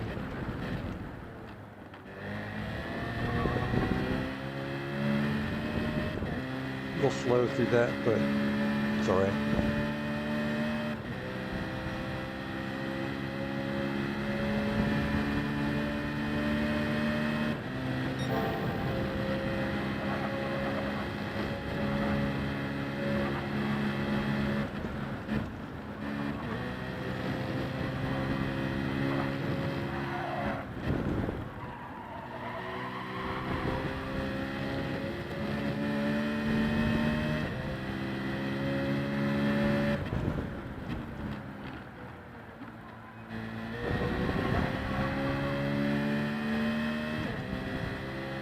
Well, that time I probably could have hit the gas a little earlier. I think you could have. Yep. I agree. Good that you see that.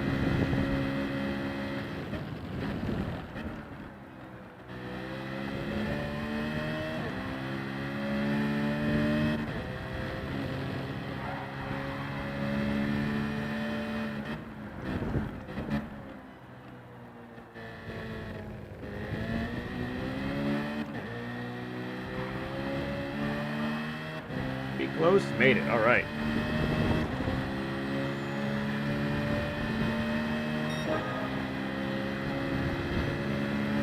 Getting there.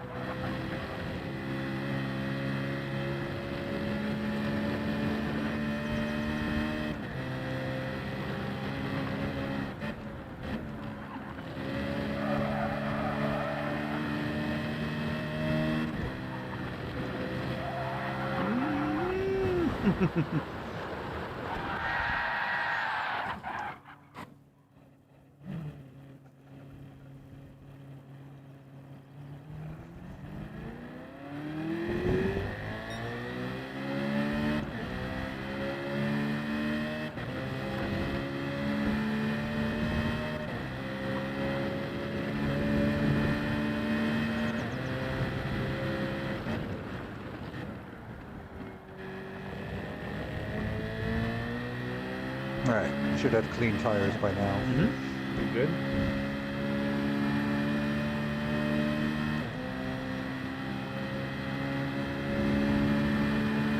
Ooh, Ghost says he likes it this way, this direction. Yeah, I like it. I'm okay with it this way. I definitely like the other direction better out of the two.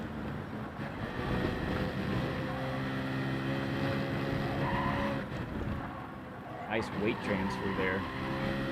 Right on the edge. Woo, that was fun. I like that.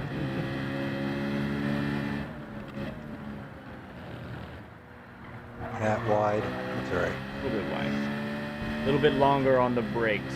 Just a tad bit longer, that would have solved that.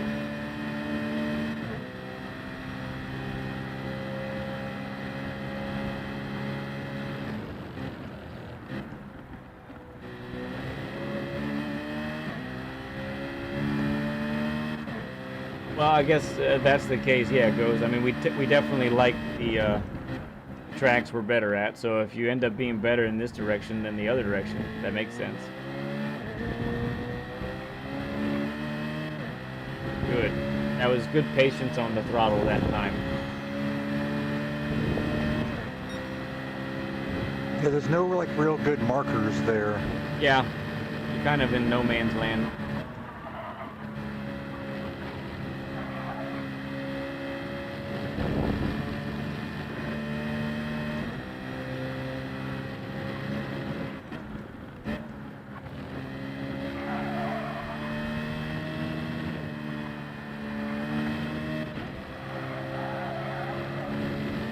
That'll work. Yep.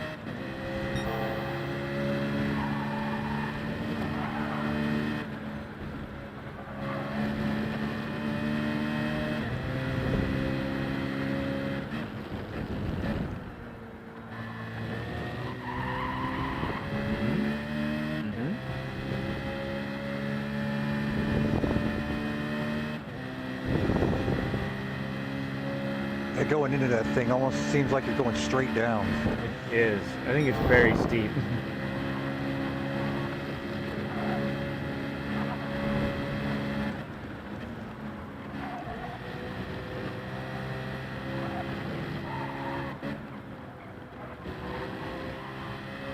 Good. Yes. Aha!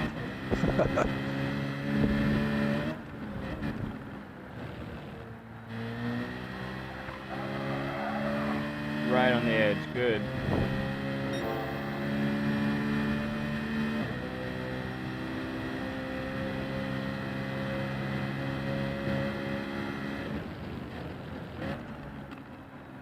Punch it.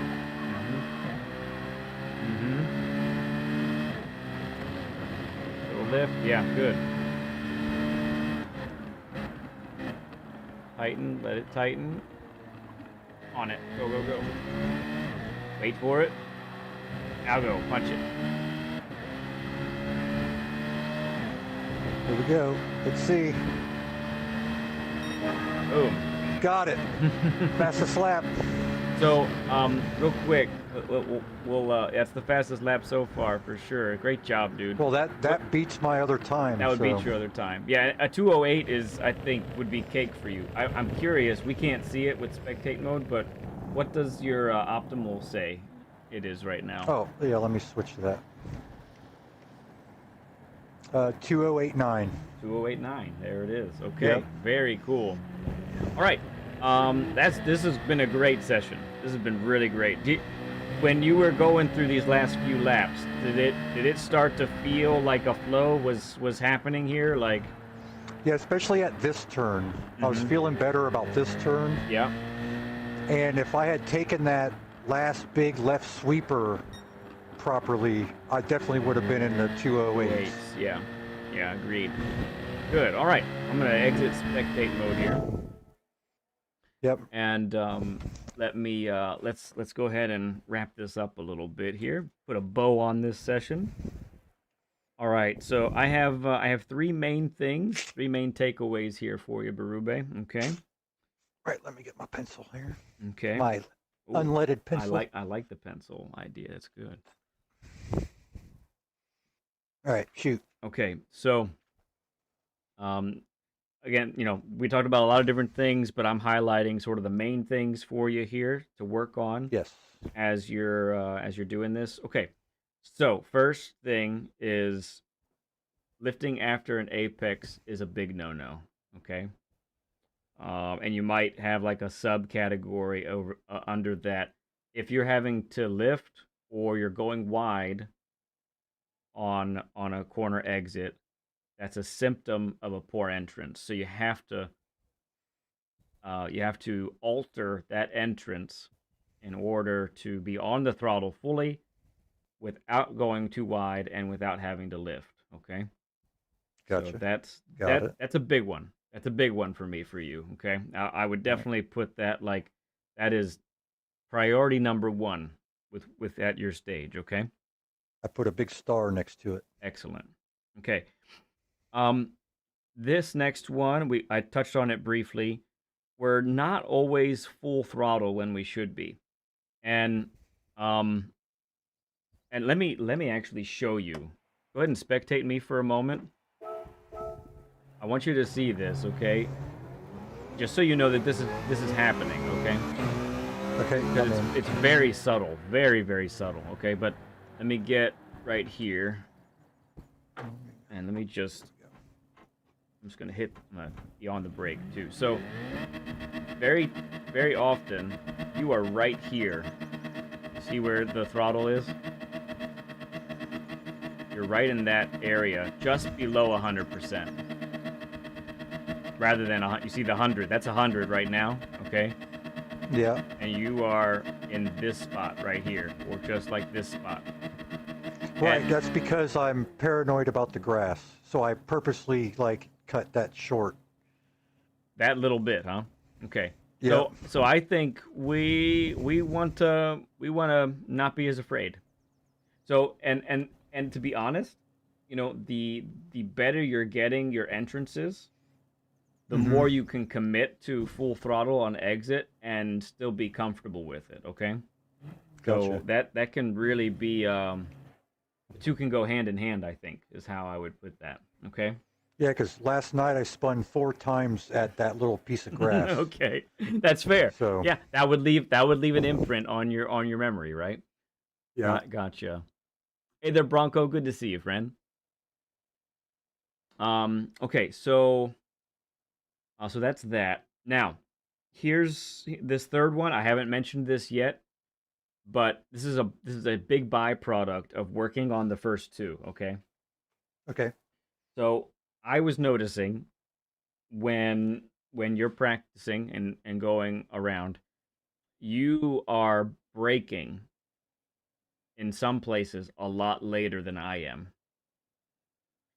And if I were to brake at those spots, I would overshoot the corner by a whole bunch. And the reason is because I'm carrying more speed into the corners. Okay. Hmm. So this is a be aware of this next thing. Okay. So as your speed increases, be ready to start braking earlier. Okay. Okay. You're gonna find as you begin to master your entrances, and you're gonna end up carrying more speed through corners. Brake markers that you were using earlier in a practice session are now woefully too late. Okay. And this is where, you maybe have heard me say before, brake markers are references, not commandments. Um, a poorly taken corner leading to another corner is going to alter your brake point when you begin braking. Okay.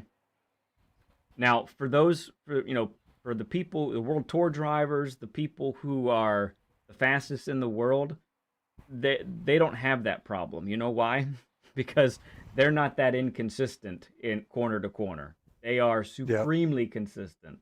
So they are braking at the same time every time. But we mere mortals, we can't do that. We're not capable of that at this juncture in our in our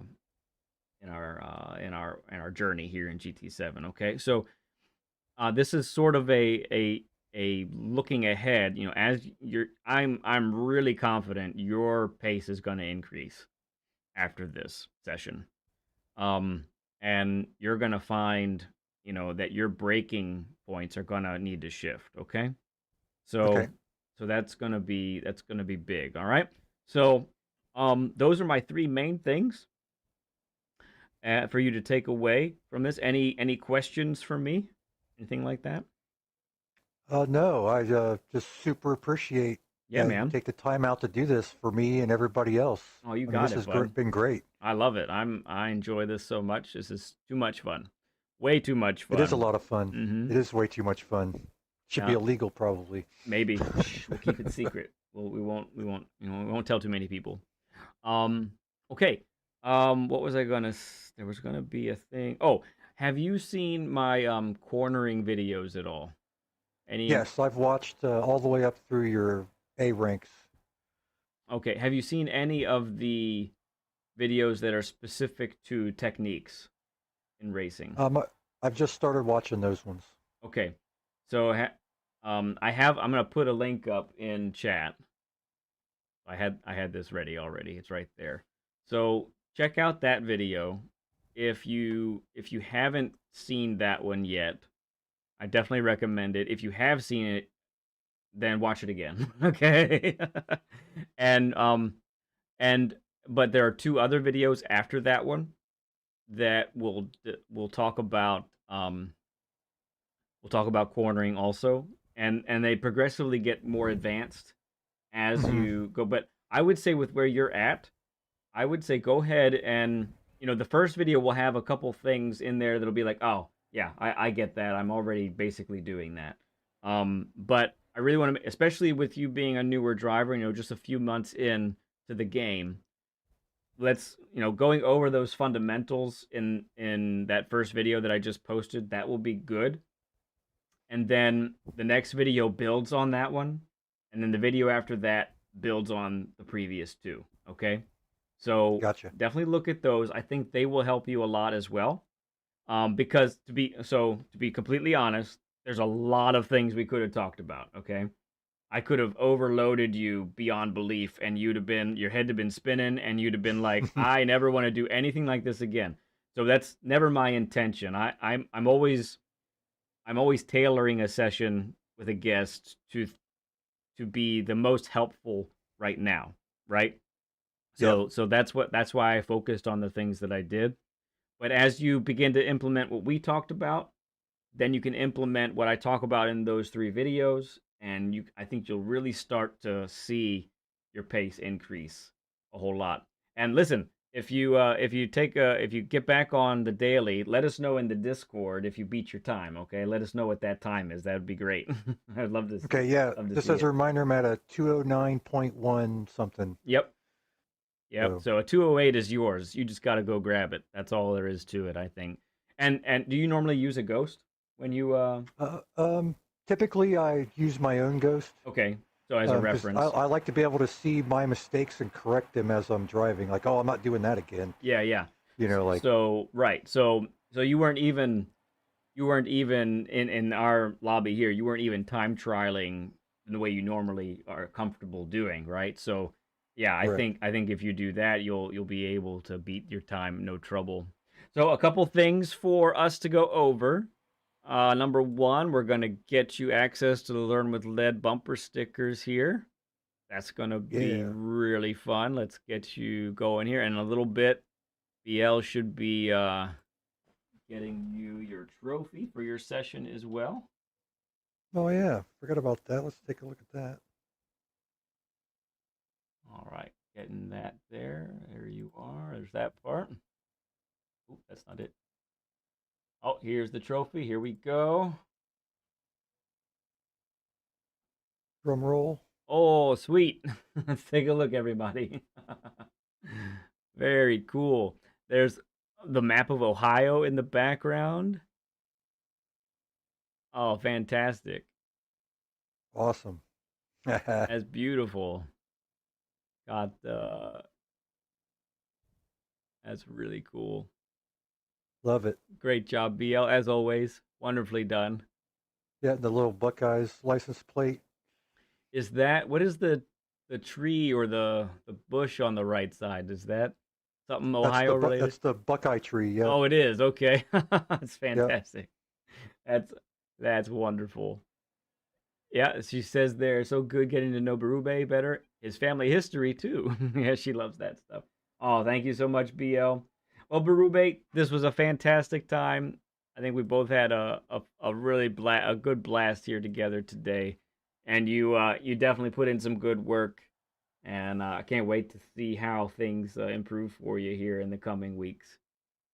Oh, yeah. I'll shoot everybody a message in Discord when I hit the 208. Yeah, put that in the party chat, the general party chat. Let us know. Cool, man. Good stuff. Okay, well, Fantastic. I'm gonna sign off from you to get set up for QC here in a few minutes. So again, thanks for being a part of it. I know I love seeing when it clicks. I live for it. It's so great, man. Absolutely. Me too. All right, we'll catch you later, friend. All right, guys. See you later. All right, see you in a track or chat real soon. Bye bye. All right. Okay. So let me get to the intermission screen. Let me get QC into this here, and yeah, we'll be good to go here. So give us a little bit, and we'll be back on the other side of the intermission.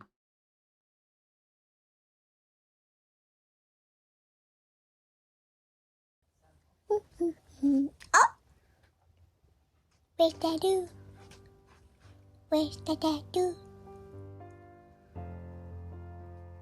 The pencil is my tattoo. I'm looking for him. There! Oh! Oh! Tattoo is probably racing.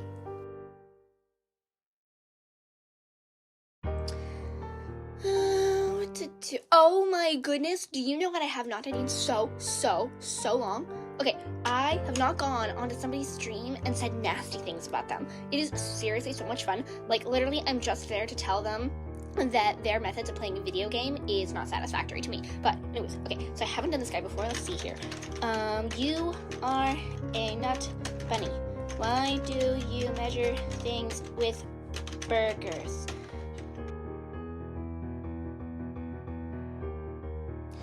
Hi guys, thank you so much for hanging out with us. Well, that's what we forgot to do. Since right now it's just really boring. I'm just waiting for Mr. Leadhead to come back. You should absolutely subscribe to him. And hit the like button because it makes him so happy. Also, look at my mane. I use peach shampoo.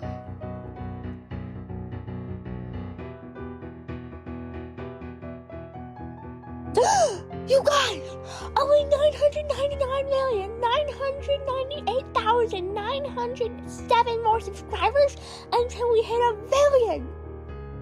at our current rate, it's gonna take like 3,153,600,000 seconds.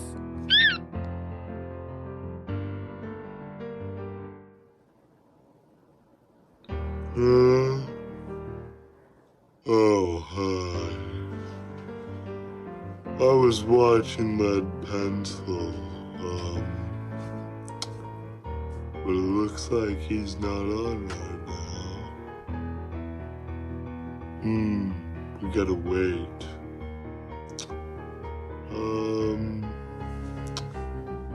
What to do? Oh, I'll take a nap.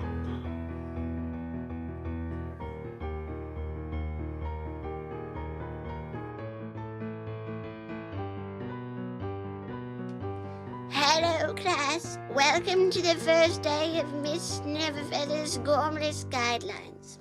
Now, take out your driving journals and write down the first 6 tips on the chalkboard. 1. Apexes are predators and will eat you. 2. You don't need tires. 3. Always drive outside your limits. 3. If you want to accelerate, press the pedal to the left. Oh, hi guys. I am selling fire tires. They make your car look smoking hot. Just literally and figuratively. I guess I don't need to use the blowtorch. Anyway, if you need to pick up a pair, visit Enzo's www, and some more W's and another W. Hello, I'm Breeze, and in case you're just joining us, we're at the last lap here at Daytona. Mr. Dinky Car is in first place with Led close behind. Led just took that outline so well, leaving Mr. Dinky Car in the dust. Oh my word, Led passes the finish line, then Mr. Dinky Car. What a race, folks, what a race! What did you say? Oh no, you guys. We've just received word that Led took out a couple of young, innocent cones. Oh no, we're gonna have to give this one to Mr. Dinky Car.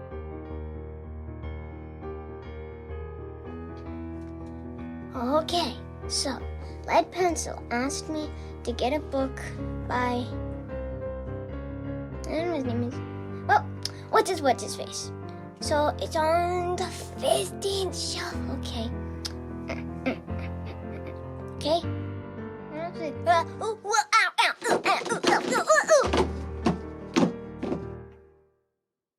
I'll just hit my way out. You most certainly will not. I'll just read my way out.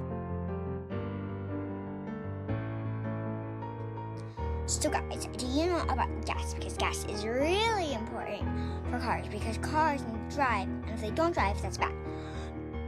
Also, and make sure to put gas in before you go racing, because if you don't put any gas in before you go racing, your car will stay in the same place, and that's bad for racing, because in races you have to go really fast. And also, make sure to turn off the car before you put in any gas, otherwise it could blow up. Okay, so I'm figuring out what manufacturer to use for the Manu Cup.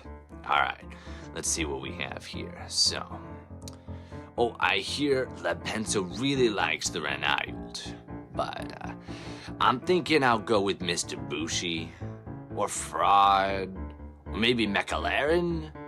Wait, what's this one? Perske, Porchle, Po, give me a break.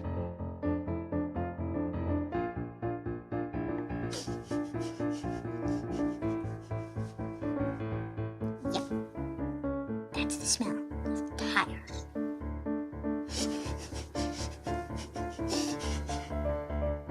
That's the smell of tires and racing. Hey, you guys are watching Lead Pencil. Thank you for watching my daddy. The smell of burnt tires.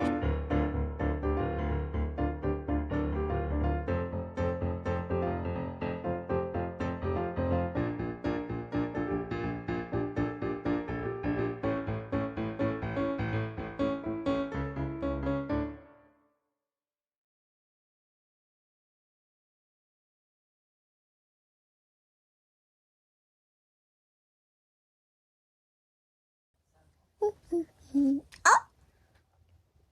Where's Dadu? Where's the Dadu? The pencil is my Dadu. I'm looking for him. There! Oh! Oh! Dadu is probably racing.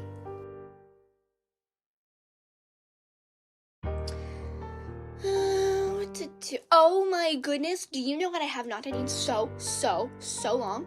Okay, I have not gone onto somebody's stream and said nasty things about them. It is seriously so much fun. Like, literally, I'm just there to tell them that their methods of playing a video game is not satisfactory to me. But anyways, okay, so I haven't done this guy before. Let's see here.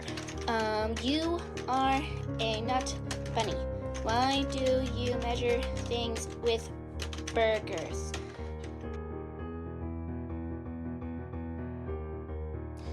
Hi guys, thank you so much for hanging out with us. Well, let's what we forgot to do. Since right now it's just really boring. I'm just waiting for Mr. Leadhead to come back. You should absolutely subscribe to him. And hit the like button because it makes him so happy. Also, look at my mane. I use peach shampoo.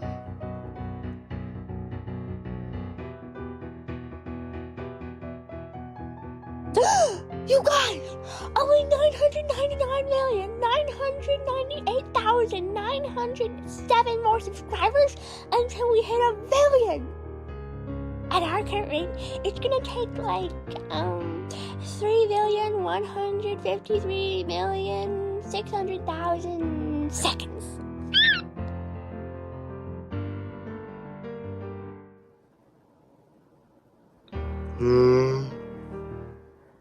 Oh, hi. I was watching Lead Pencil, but it looks like he's not on right now. We gotta wait.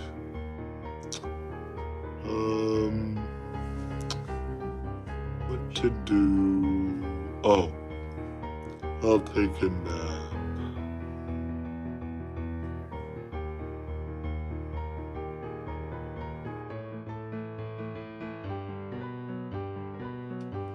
Hello class, welcome to the first day of Miss Neverfeather's Gormless Guidelines.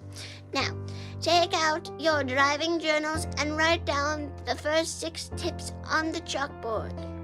1. Apexes are predators and will eat you. 2. You don't need tires. 3. Always drive outside your limits. 3. If you want to accelerate, press the pedal to the left.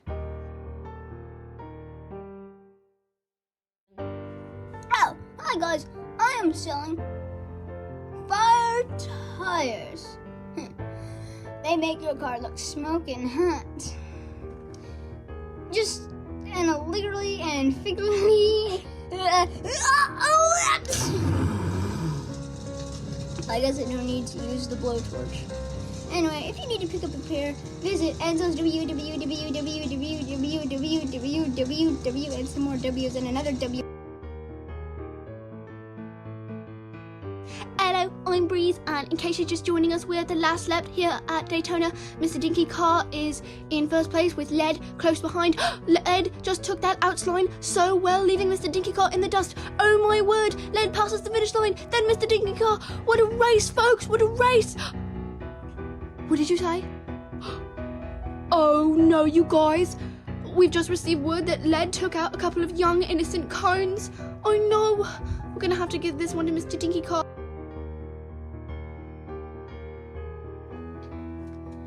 Okay, so Lead Pencil asked me to get a book by, I don't know his name is, well, what's his face? So it's on the 15th shelf, okay. Okay?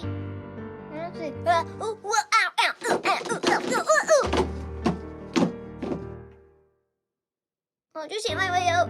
You most certainly will not. I'll just read my way out. So guys, do you know about gas? Because gas is really important for cars because cars need to drive, and if they don't drive, that's bad. Also, and make sure to put gas in before you go racing, because if you don't put any gas in before you go racing, your car will stay in the same place, and that's bad for racing, because in races you have to go really fast. And also, make sure to turn off the car before you put in any gas, otherwise it could blow up. Okay, so I'm figuring out what manufacturer to use for the Manu Cup. Alright, let's see what we have here. So, oh, I hear La Penso really likes the Renault, but I'm thinking I'll go with Mr. Bushi, or Fraud, or maybe McLaren? Wait, what's this one? Perske, Porchle, Po, give me a break.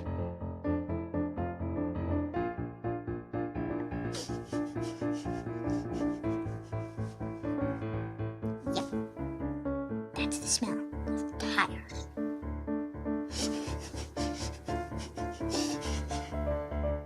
That's the smell of tires and racing. Hey, you guys are watching the petrol. Thank you for watching my daddy. This smells burnt tires.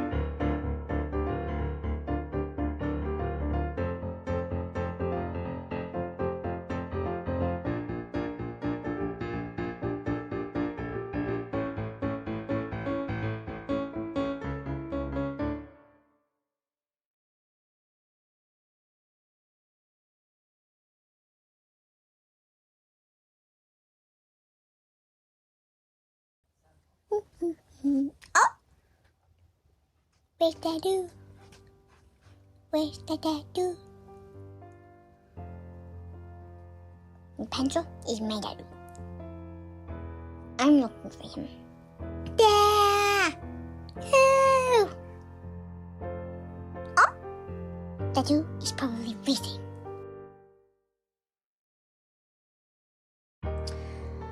What to do? Oh my goodness, do you know what I have not done in so long?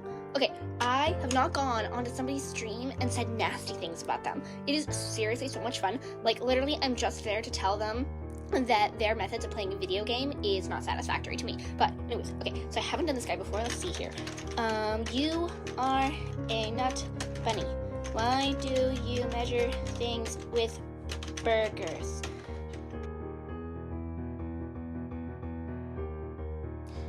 Hi guys, thank you so much for hanging out with us. Well, that's what we forgot to do. Since right now it's just really boring. I'm just waiting for Mr. Leadhead to come back. You should absolutely subscribe to him. And hit the like button because it makes him so happy. Also, look at my mane. I use peach shampoo.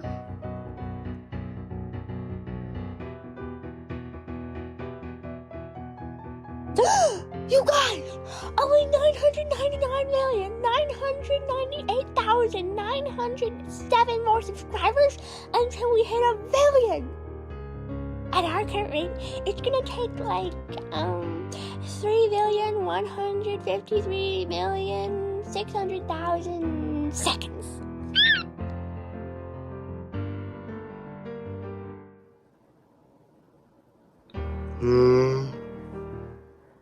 Oh, hi. I was watching Lead Pencil, but it looks like he's not on right now. We gotta wait.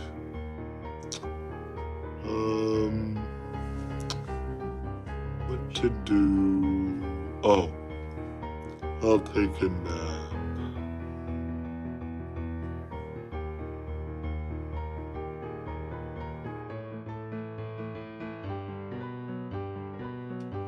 Hello class, welcome to the first day of Miss Neverfeather's Gormless Guidelines. Now, take out your driving journals and write down the first 6 tips on the chalkboard. 1. Apexes are predators and will eat you. 2.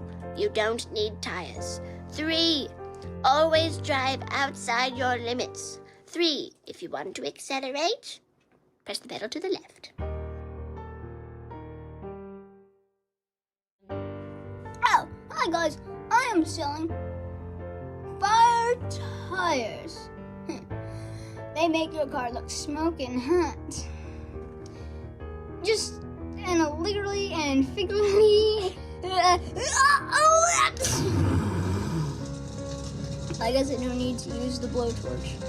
Anyway, if you need to pick up a pair, visit Enzo's www, and some more W's and another W.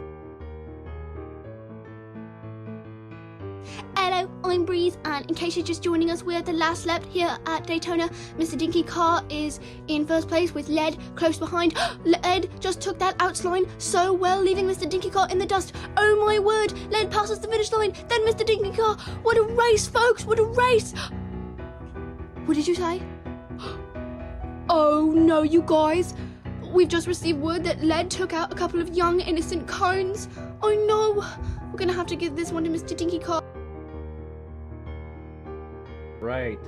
Good stuff, everybody. Here we go. We are rolling on to the second session today. Really glad to have time with Berube on the first session and see get to know him better and get to all that good stuff. And now we get to do it all over again, but this time with our good friend QC2PE. QC, how is it going, my bud?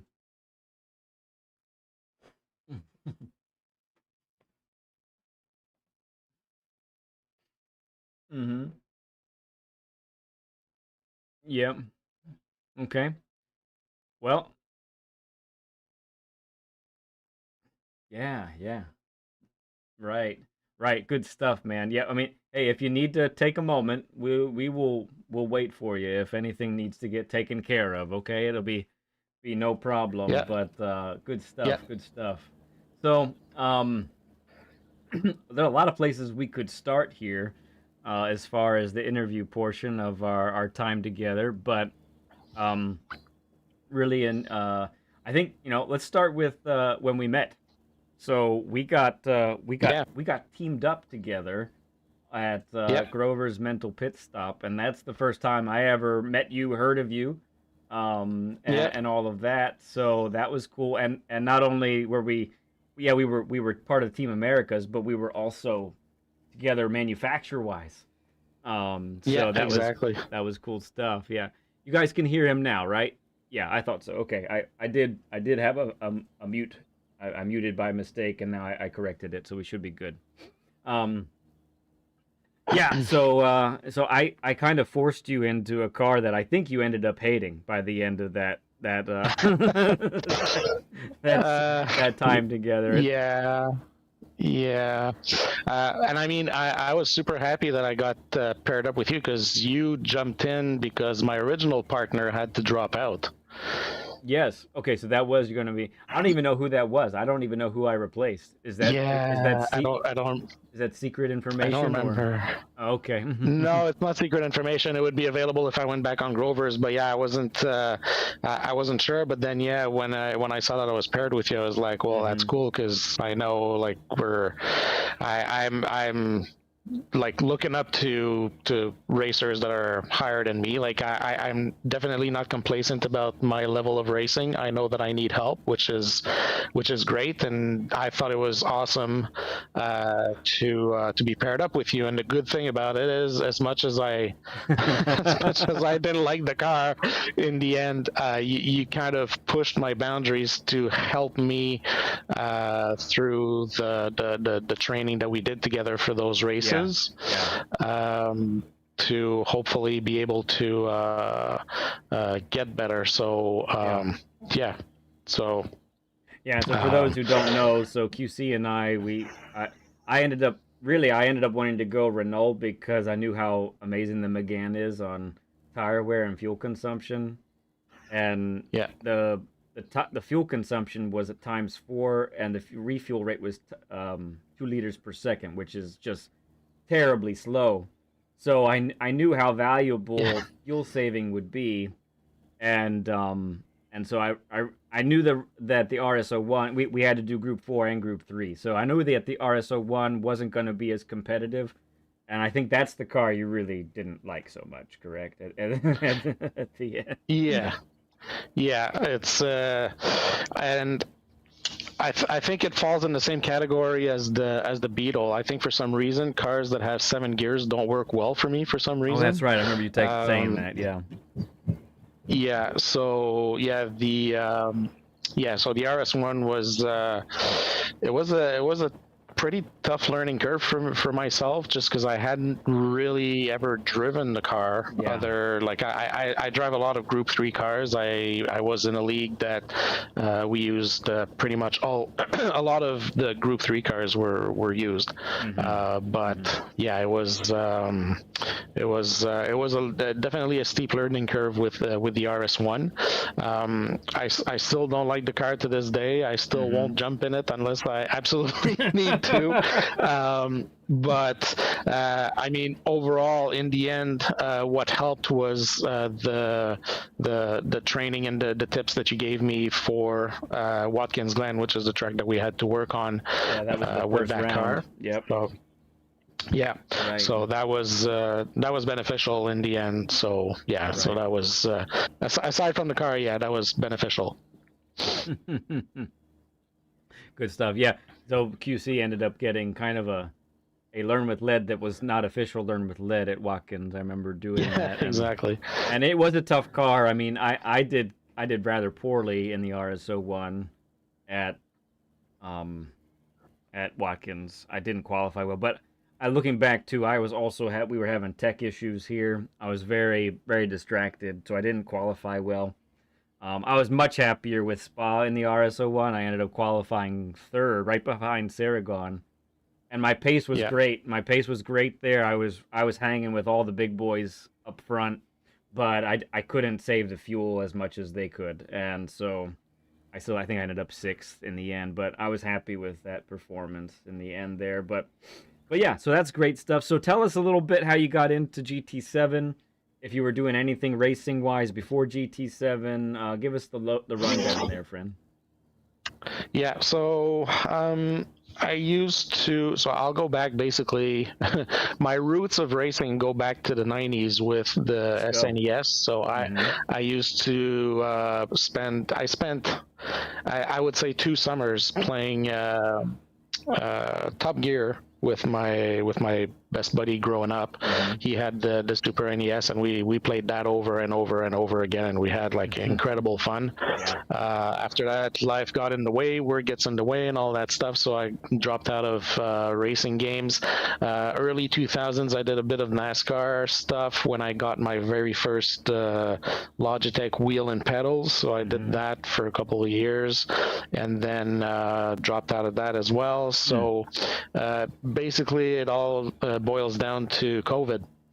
So COVID, I was at home and I was watching, I think it was Formula One stuff that was happening and all that. I know I was watching Drive to Survive back in the day, and I was looking at stuff on YouTube, and then I started seeing Super GT videos.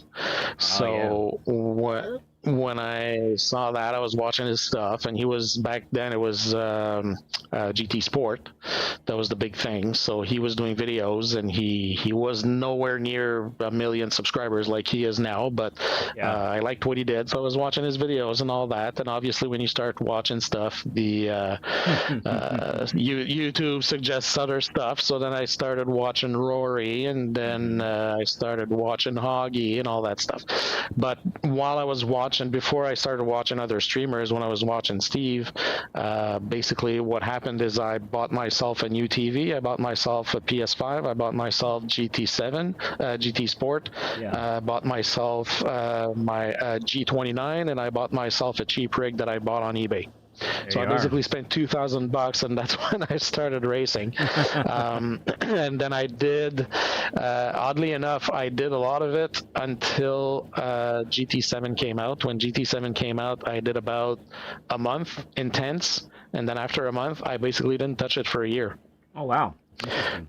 Yeah, it always amazes me when I go back and I look at my profile in GT7, and I look at like the mileage I do month per month there in the graph. And so the first month of GT7, I did, I don't know, like 2,000 or 3,000 miles. And then after that, I didn't do anything for a year. I didn't touch it even a single day for like a year.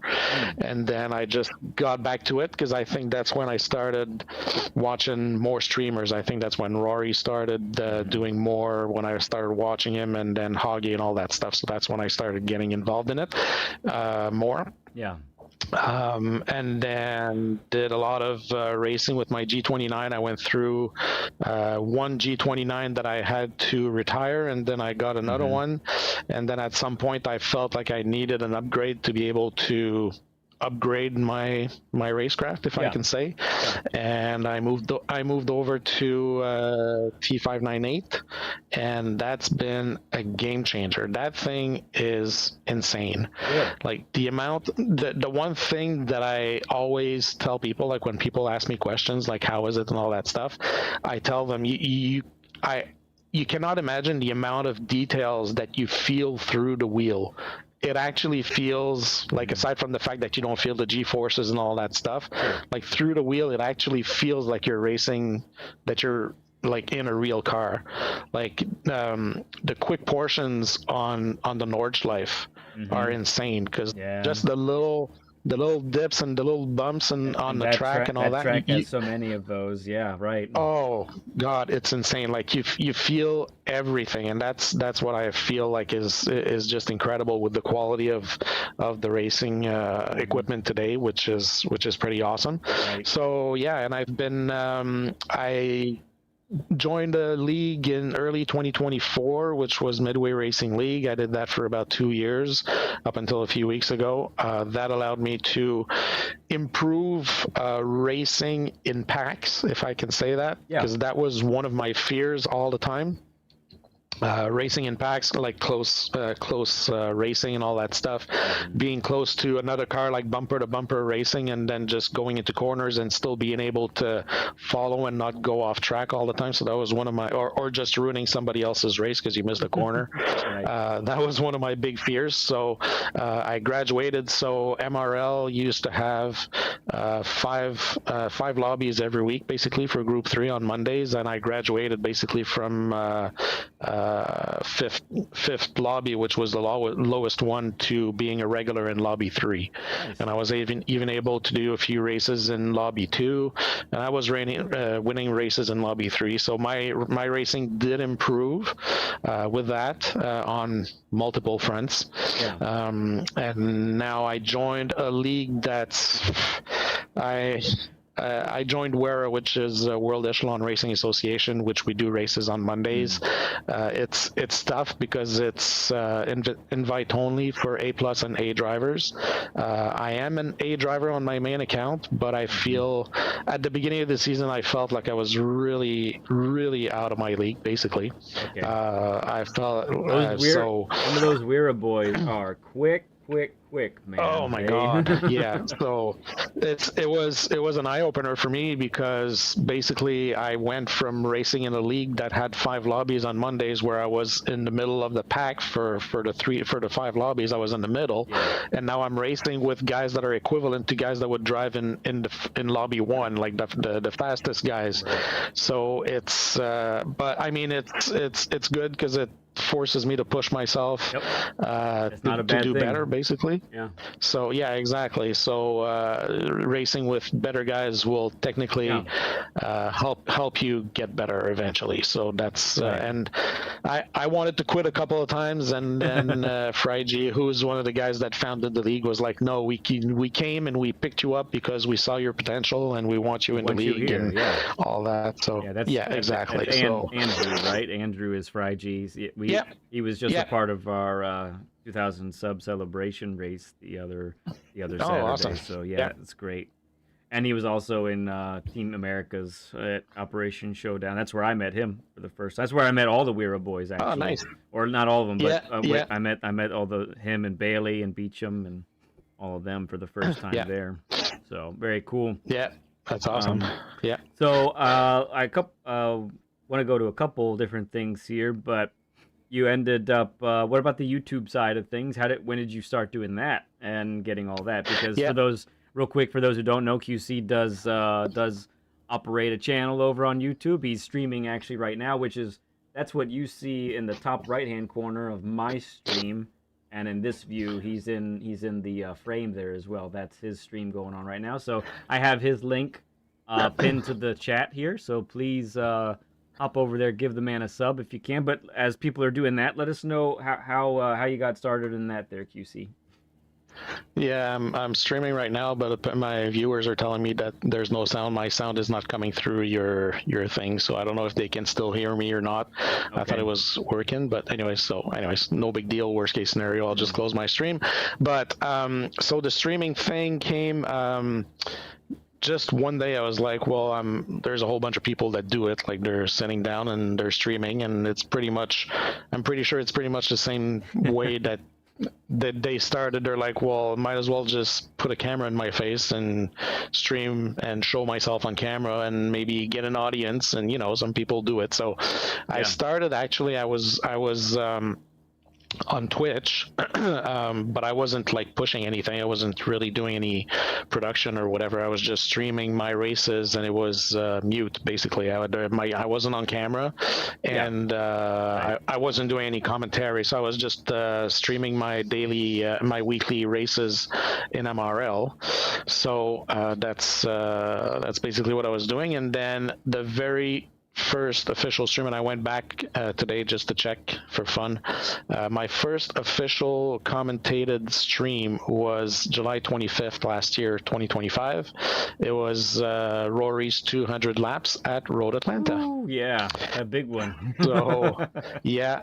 And to be honest, it was a pretty awesome race for me because, first of all, Road Atlanta is my favorite track. And as you know, Rory has a whole bunch of different people that join in, but there's also a lot of very, very fast drivers that join in on his races. And I got a P7 in that race. That's awesome. So that was pretty awesome. So that was my first stream. So that's Road Atlanta, and here we are at Road Atlanta again. They're doing it. Yeah, exactly.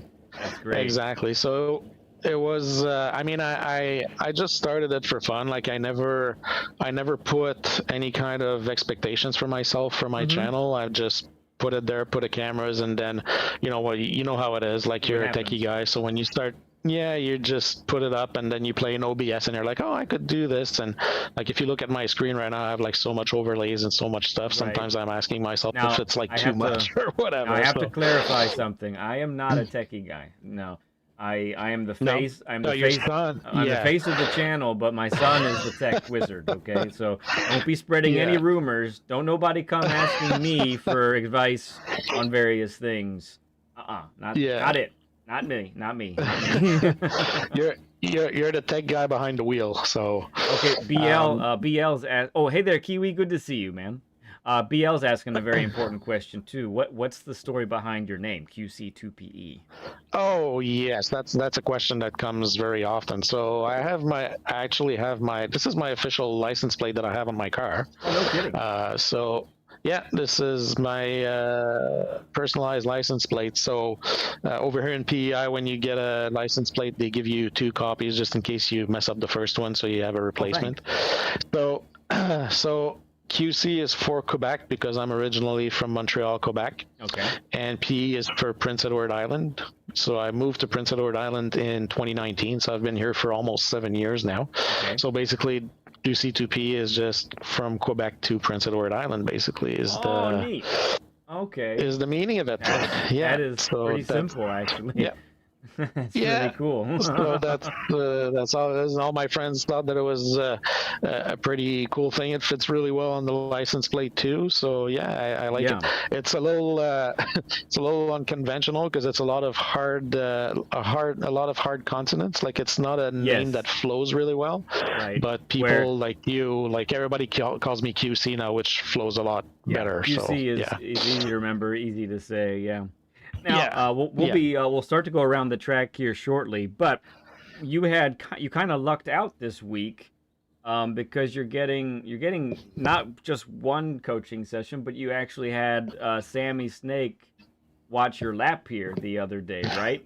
Yeah. And you didn't even know Yeah. about it at first. at least. No, so no, it was funny because I think it was on Monday or Tuesday. I don't remember which day it was, but anyways, so Sammy posted on his Discord that he wanted people to submit laps for him to do a lap analysis the next day on his stream. So for myself, I was like, okay, so he's gonna pick a replay and he's gonna announce who he's taking, and he's probably gonna put it on his thumbnail for his stream. But I didn't see any of that, so I didn't make much of it.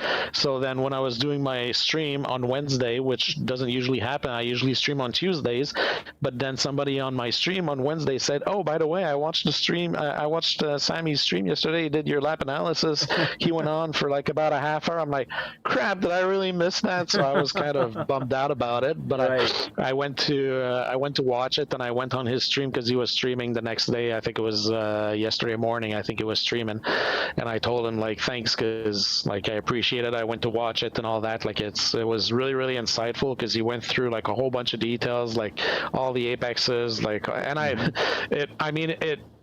think in retrospect it kind of went better than I thought, because I sent the wrong lap replay. Actually, I had a lap replay that was much quicker than that I was actually using as my ghost, but for some reason I submitted the wrong one, so it was a much slower lap that needed a lot more work. And even when I was watching, I was like, oh my god, like that was like really a crappy lap. I don't know why I even saved that.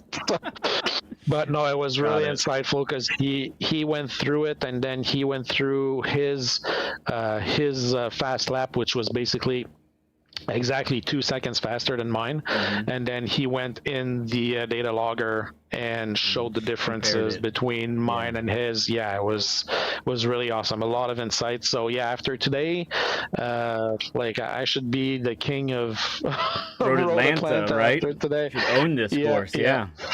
Cool, man. So, so if people don't know, like a lot of people know on my stream, like a lot of my viewers know this because I always do it and I always say it, but Road Atlanta in Group 3 cars is my favorite combo in the game.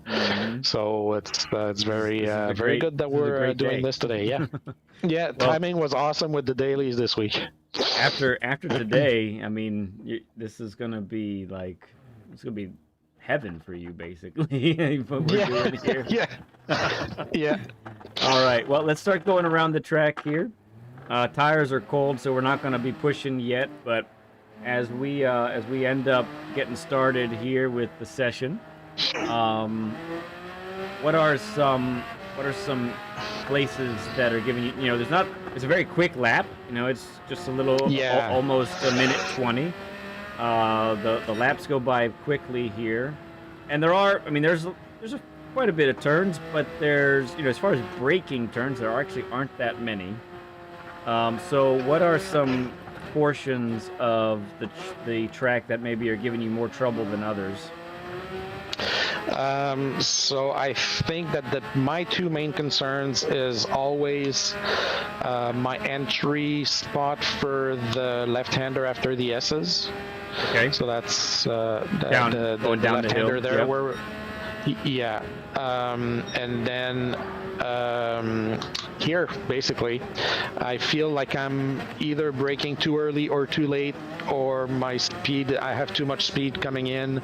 Maybe my gear is I'm not on the right gear or something. Okay. But yeah, the bus stop gives me issues. Like I kind of know what the line is, but it's just minor details. But like those minor details, like I'm seeing like just just watching Snake being able to do 2 seconds faster than me, I'm like, how? Like, seriously, I can follow him for like 50 laps, and I'm always gonna wonder like how I can follow his ghost, and I'll never be able to find the 2 seconds, you know. So I'm like, how do they even do that, you know? So this corner here, this one here, Yep, that's one of them. I'm always worried that I go way too wide. Yeah. It's very easy over to here. do. See, see, I just got a penalty. Yep, so did I. We're penalty buds right now. Yeah, that's good. How about that corner that you're on right there? How about that one? Because there's a lot of time to be lost or gained because of the long flat out section here. How does that one treat you? Off and on, I would say. I'd say 50% of the time I get it right. I think it depends on. It really depends on the situation. Like if I'm doing time trials, if I'm doing qualifying, like I feel like I can nail it properly. But obviously in race, when you have cars around you, like everything's gonna be different because you're trying to keep your braking point, but then you have a car that brakes before you, and so.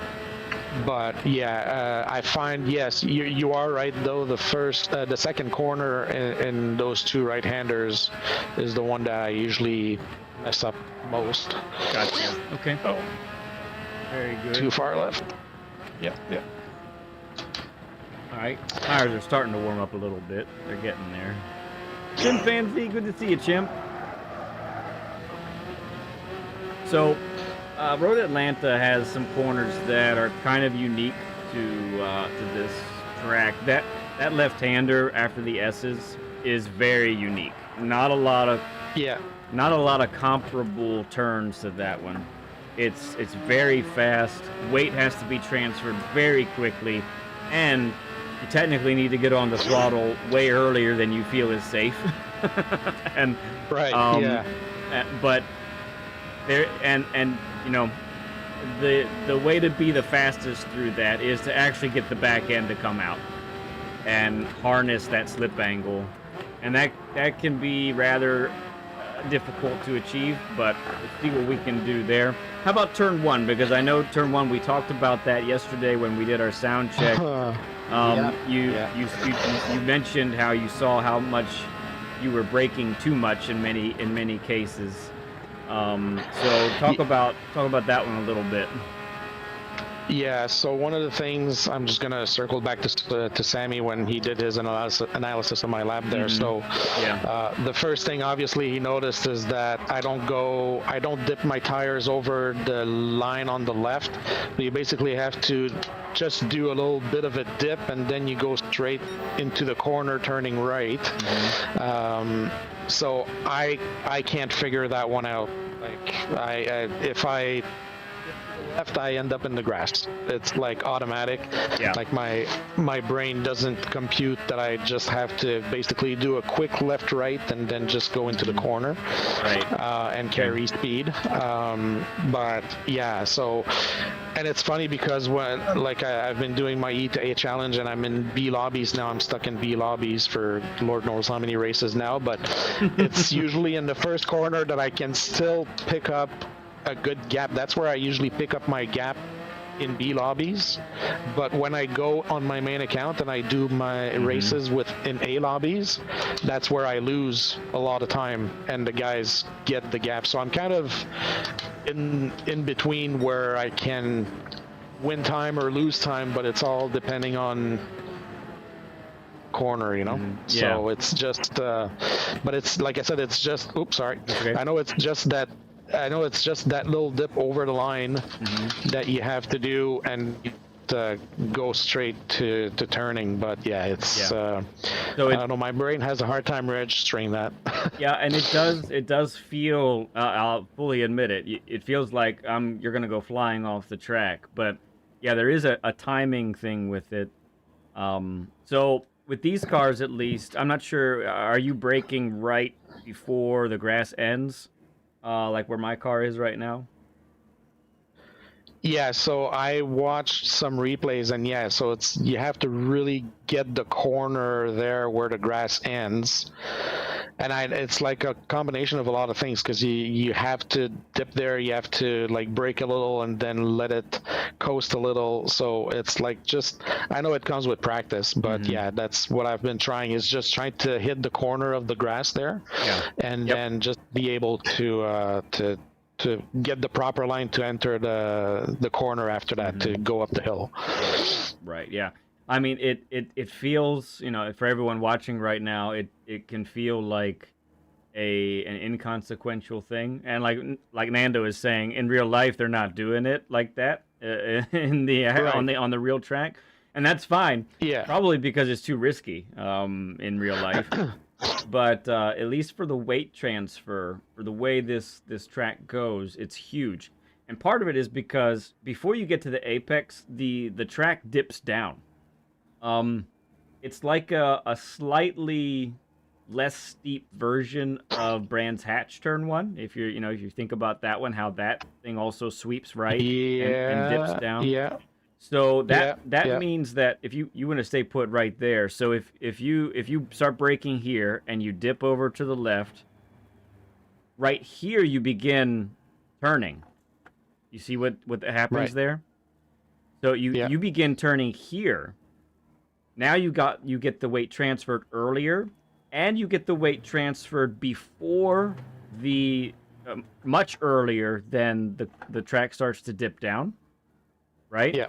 So what that's doing then is you have all this weight loaded to the left side of the car, so that by the time you get to the dip, the car's already pointed where it needs to be.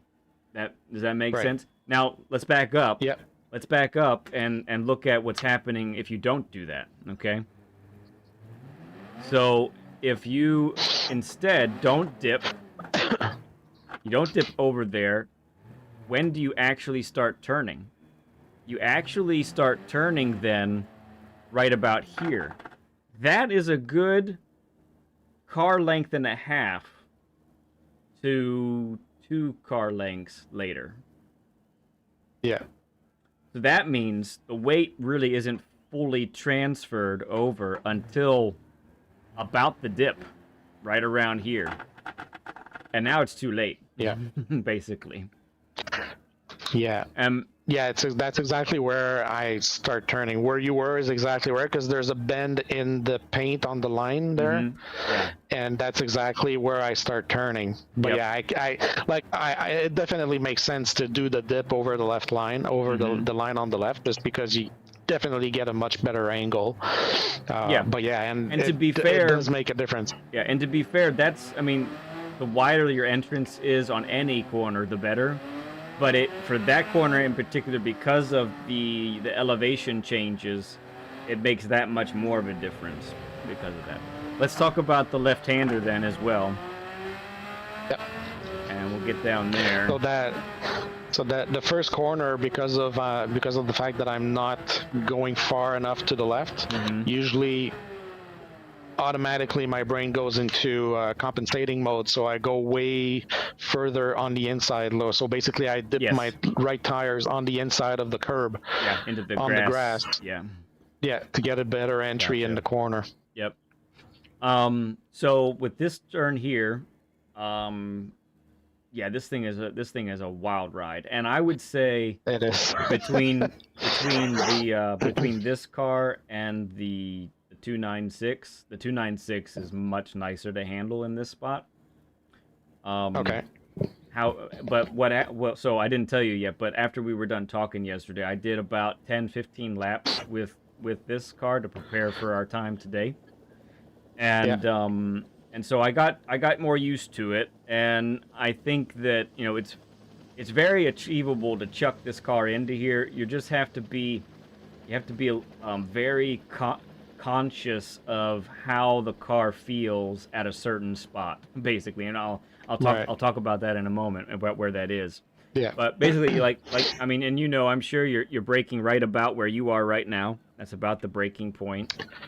Maybe a little bit earlier. Somewhere around here. Yeah. And then you're braking in a straight line all the way to this point here. Okay. Yeah. This is the chuck point. I'm not a checkpoint. I'm gonna call it a chuck point. Okay. So this is one of those turns where you don't have time to just gently send the steering over to the left. You have to yank the steering over there because you got to get the car turned really fast while braking, and potentially probably a downshift as well. So and getting possibly 2 tires in the grass and then sending yourself off track.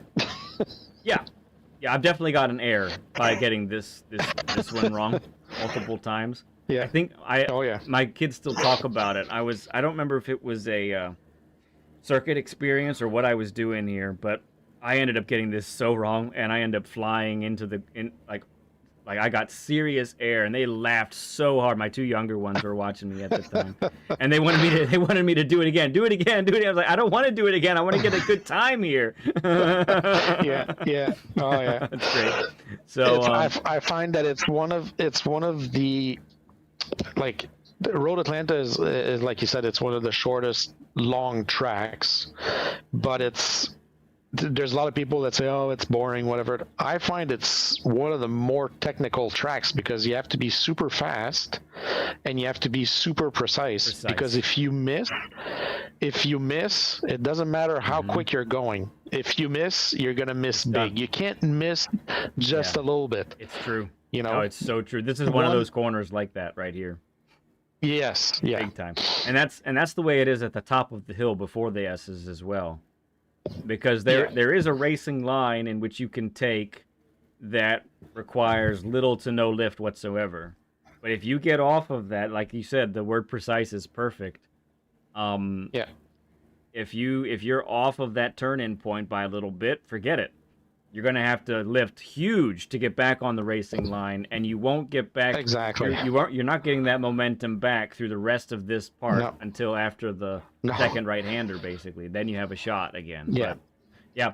So about this corner, then we're chucking it into the left, and what's really critical, and we'll try and work on this, okay? But we're trying to get on the throttle by right here.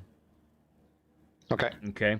So that means that requires precision turn in, and then precision as far as how much we're braking. We want to try and keep the car, as far as miles per hour, is about 90, 91, 92 miles per hour. So that's in kilometers, what? That's your... It's about 150. Okay. 145. Yeah. You say 90, 91? Mm-hmm. Let me calculate 90, that 91. for a second. Yeah. Yeah, 145. Okay. Yep. So that's what we're really doing. And if we've done it all right, the back end is going to come out a little bit here. We can get fully on the throttle, or maybe feather the throttle, but then planning. I mean, the other thing too is to plan to have the left tires all the way over here. Yeah. Just make that a part of the process, because if you're scared of getting the pen here, you know, you're not going to be wide and you're not going to be wide enough, and it's just not going to work out. You know. Okay. Yeah.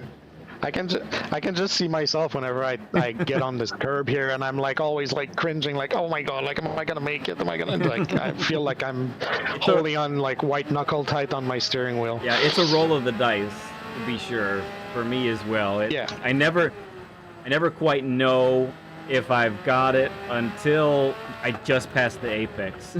Like just at or just past it or just after it. My tires are way cold for accelerating like that. Okay. So yeah. All right, so let's start rolling around the track.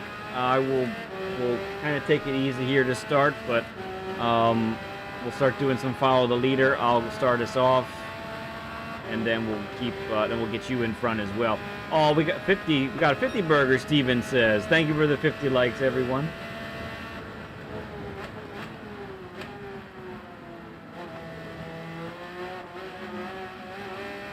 And then sometimes we're having trouble with that chicane, but we'll talk about that a little later on, I think, is what we'll do.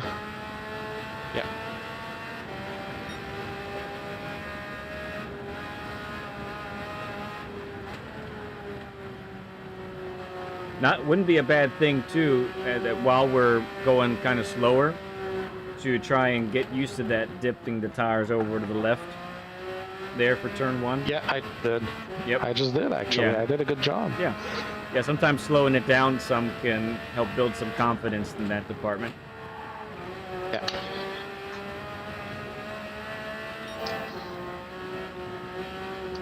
Yeah, I just have to... I just have to get my brain programmed to go into coasting mode for like a fraction of a second when I need to, because that's... I feel that's the one thing. And like I explained to you yesterday, like I feel like one thing we didn't go over before we started is how I went from being a one-foot driver, one-foot racer to being using my left foot for braking a few months ago. Yeah. And that changed my pace. It surely did, but Yeah. I'm still at the point where like my brain thinks that if I'm not on the throttle, I have to be on the brake, or vice versa. So. Yeah, so that's one thing that's kind of I mean, as long as as long as it's, you know, again, like we talked about a little bit yesterday, coasting is good as long as it's not wasted. I do find that a lot of people will end up coasting, but it's wasted. It doesn't actually serve a purpose. And that it's actually unloading the outer tires, so you're actually losing grip when you do that. So everything's got to coincide just right for that to work really well. But yeah. Hey there, Bronco. Oh, forgot the like. All better now. Okay, good job. Good job. I'm glad you got that corrected, sir.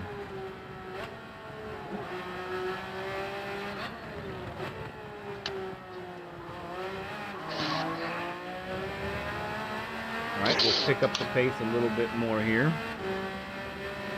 And feel free to stay as close to me as you like. Yep. It's not my real 992, so if you hit me, I don't care.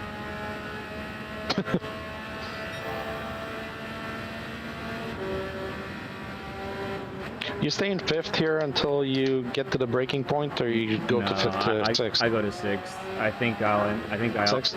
I'm really close to hitting the limiter if I stay in 5th, I feel like I'm going to hit the limiter if I leave it. I might be wrong on that, but...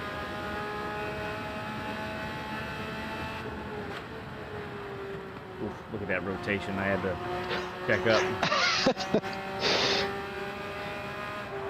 Oh, yeah, what have you been doing for brake balance with this sucker?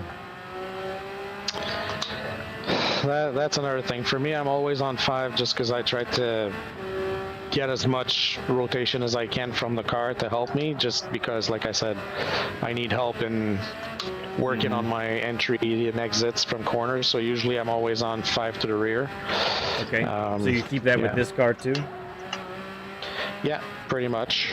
So I would recommend with this car, not quite going so extreme, because it's an actual rear engine, rear wheel drive car, the back end actually comes out rather naturally on its own.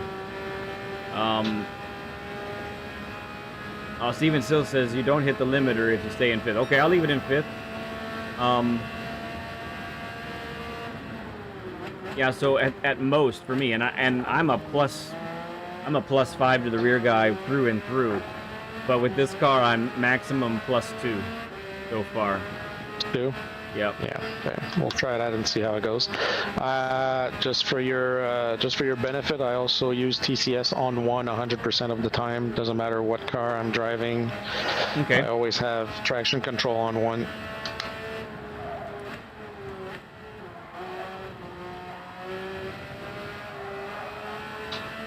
Yeah, that sounds like an okay thing. When you have it on 1, it's typically an emergency fail-safe type of situation. I did that for a long time as well, where it was just a when it does activate, it doesn't hurt you too bad, and it can definitely save some bad situations that you might find yourself in. Exactly. And one of the reasons why I keep it at 1 is because I tend to be a little bit heavy sometimes on the throttle when I exit corners. So having the traction control on 1 kind of helps me. I've been trying to modulate my my throttle input coming out of corners a lot more, especially since I got the T598. Like that's been definitely a game changer, like I said. But yeah, I've been working on that. Jesus, 119, and I feel like I'm not even pushing, and I'm doing 119, which is too bad. Like I feel like we're going super slow right now. Yeah, I'm about 90% for me right now is how fast I'm going. I'm not pushing too much. Oh, way too wide.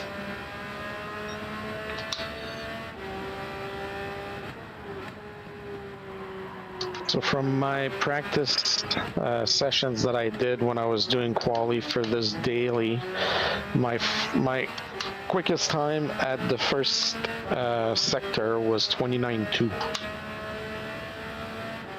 Okay. Yeah, so when I was just getting 17s, I was 29 flat. And when I started to get lower 17, I was 28. Or sorry, 28.8.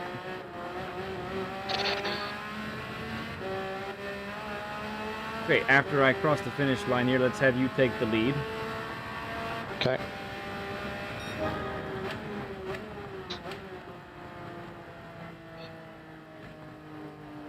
Yeah, so one of the purposes for that exercise that we just did, I'm glad you said that you felt like it was slow, but it was actually, we were actually cooking pretty well. And that's deliberate. I do that because I do like people to see, sometimes people can be quite aggressive drivers, which, and by saying that I mean they often exceed the limits of the car, not really getting consistency. So I like to do that in the beginning because I like to show people that you don't have to push like crazy in order to get good, decent times, you know? Right. Yeah. I might be one of those aggressive drivers. Yep. So that's part of what I do when I'm watching people, is I'm trying to ascertain, okay, is this someone who is conservative and stays well within the limits of the car, or is this somebody who is pushes it too much, sends it too much, and goes past the limits of the car on the regular. Yeah. Okay, Farouk, thank you for stopping in, saying hi, man. Yes, this is a stream within a stream, an Inception moment. It's great. Yeah, I'm still struggling with turn 1 there. Yeah, I just caught up a bunch, I saw. Ooh, I lost it. I thought I caught it, then I lost it. You wouldn't mind waiting up a moment? Oh, yeah. I gotta turn this car around.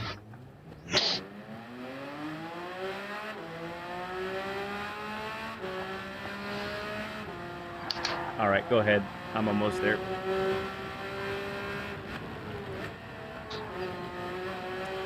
Alright, so at this point in the stage of things, we're just I'm going to be following QC and just seeing what I can see from behind here.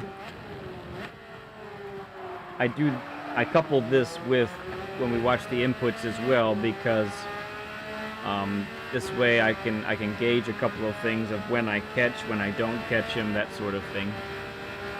Yeah.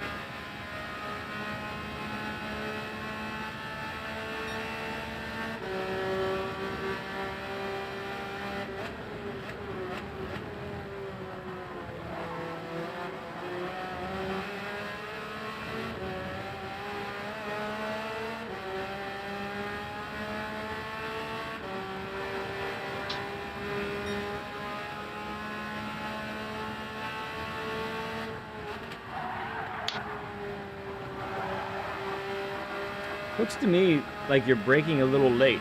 I could be wrong, but I saw the brake when the brake. Turn 1, you mean? Yeah. Yeah. Maybe you're braking late, but you're harder on the brakes. That could be what's happening. No. Oh, I thought you had it. I thought you had it, and then it was gone. You at one I overcorrected. 1 second you were in front of me, and then poof. Yeah. Hey there, RL. Good to see you, man. Thank you for smacking that like. Appreciate you, bud. Yeah, and that's what I meant when I said that it's super easy to lose it, and when you make a mistake here, there's no small mistakes here. Yeah. Viking Racer, hey There's man. Viking says exit stage right. Yeah, definitely. There's tracks that are a lot more unforgiving than this, but this one is just not more forgiving, not unforgiving. Mm-hmm.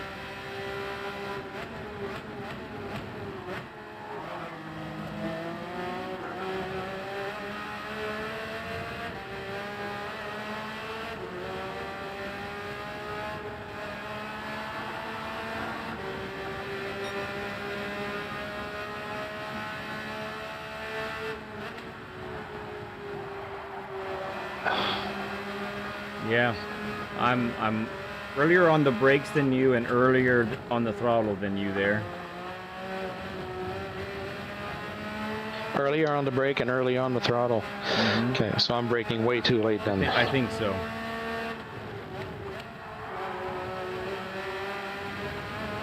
So do you brake before the orange bit on the wall, or?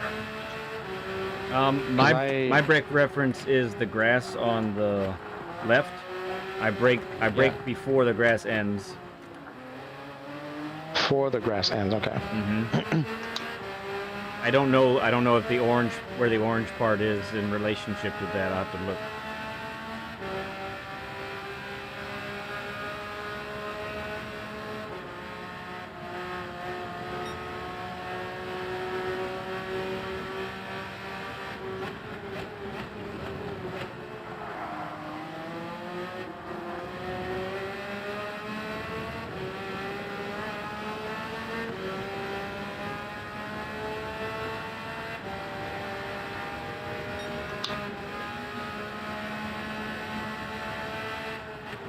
Yeah, it's pretty much at the same time. Yeah, it would be a little bit before that orange. Whoa. Yeah.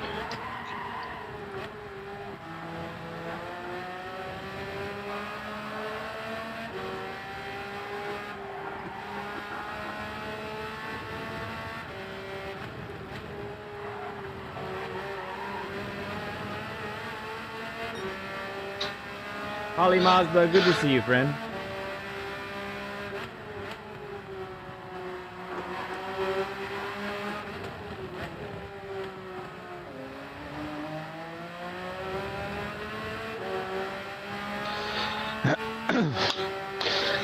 I'm not going fully 100% yet, just because I'm still trying to get my bearings on the spots we were talking about. Yep, sounds good. Especially for the first corner, because yeah.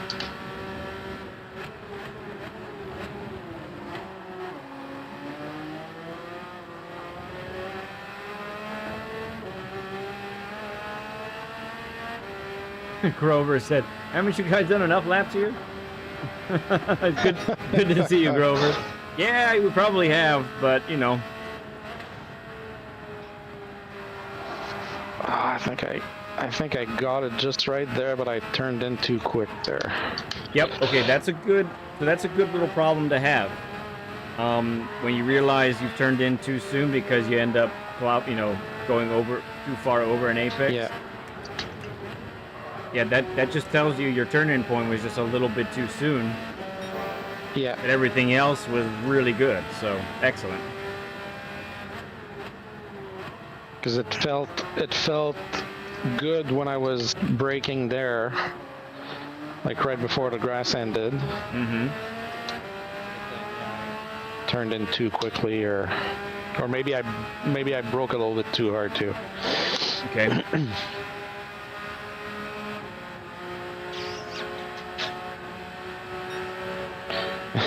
Grover is just coming to put the same comment on my chat. He's got to get his message Grover, across. Yeah, Grover, you should know this is my favorite track, so I can do a million laps here and I'd never get bored. Right.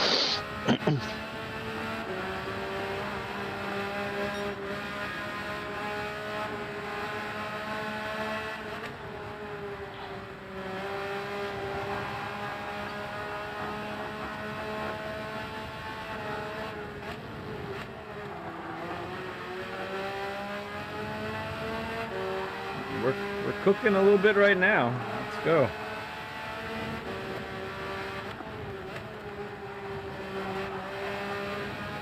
Ooh, just Too missed much it. throttle. Although sometimes I've Yeah. seen that line and the penalty doesn't activate. Of course, that time it did. It did. Yeah, I found I missed the last pixel. Right. But like I said, my split there was 29.2. Yeah, Paul, I think that's fine too. Some people do negative brake balance here with this car. I think it's a little bit track dependent and your driving style.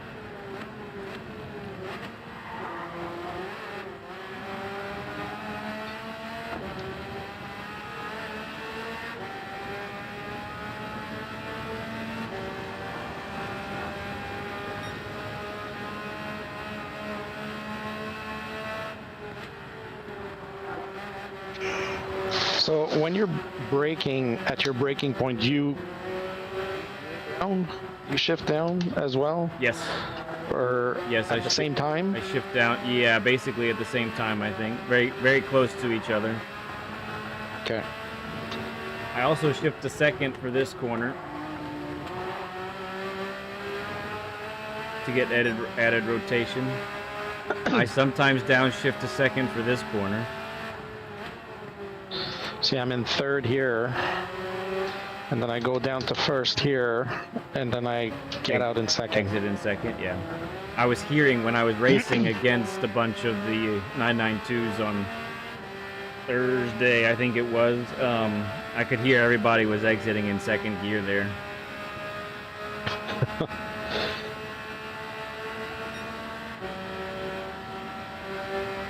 Try and go flat out. See what I can do here. See if I can put it all together. Okay, I like it.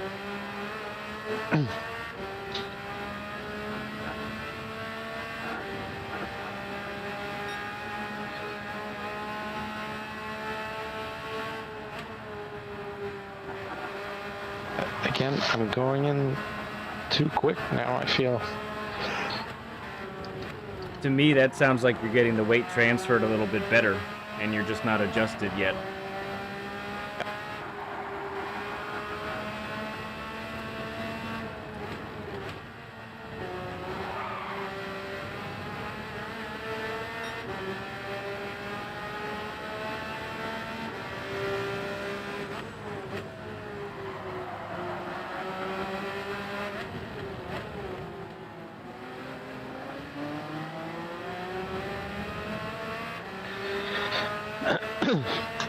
Anything else you're noticing on other parts of the track while you're following me? Yes, still inconclusive yet. Okay.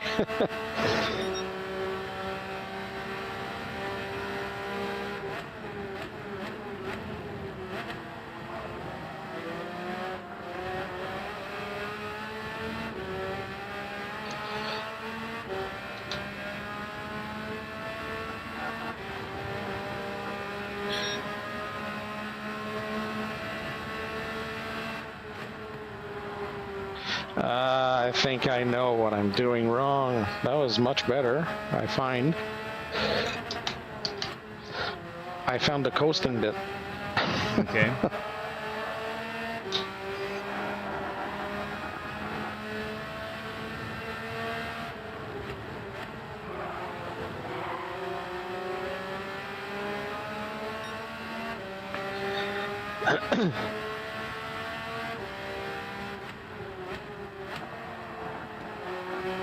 I'd like you to try. You've missed that apex like 4 times in a row. Or Which one? the two corners ago, the right-hander. Yeah.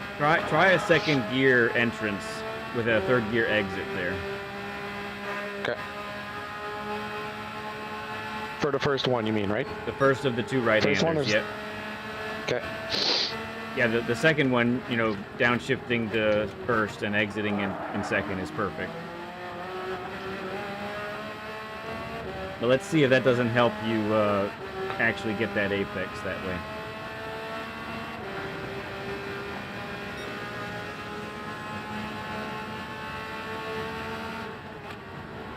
Ooh, that's some grass. Ooh. That was grass Yep. that time. Yeah. Not too much grip on the grass, unfortunately. We don't have grass tires on.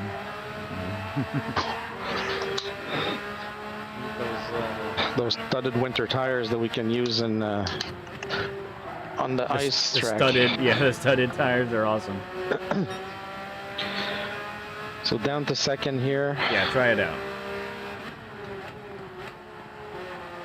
Yeah. There you go.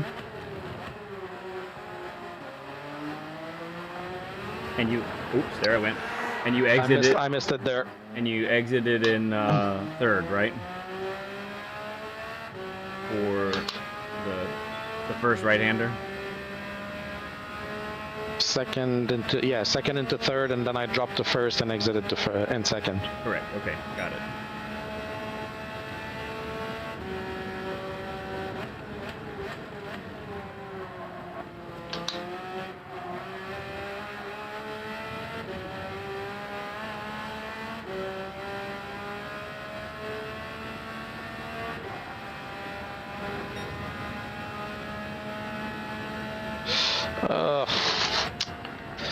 I keep doing something wrong there.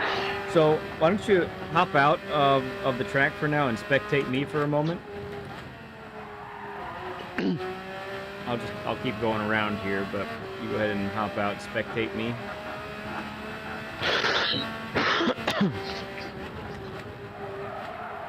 Let me know when you can see me. Yeah, I'm just setting up my dials here. Okay.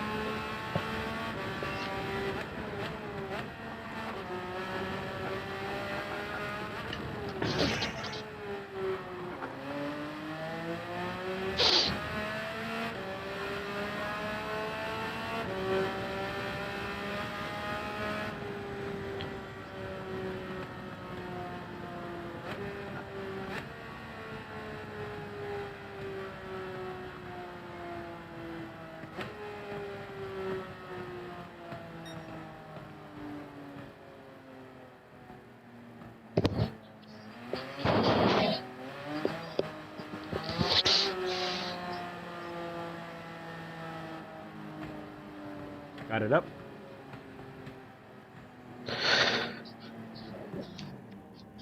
Yep, Grover says hi. Yes, he does. Hey, Viking Racer. Nice to see you, buddy. All right, so are you spectating? Yes, sir. Okay, and you see you got display all on? Yep. Okay. So let's take a look-see here. So I'm gonna go ahead and send it through this first corner, and let's see, kind of what you can see here. And then I'll come around, do it again. Okay. And drop to fourth. Yeah, okay. Yep, drop to fourth. That wasn't quite as sent as I would have liked. Yeah. But as you watch here, monitor the brake, monitor the downshifts. That wasn't great either. Whatever. So watch second gear for this one.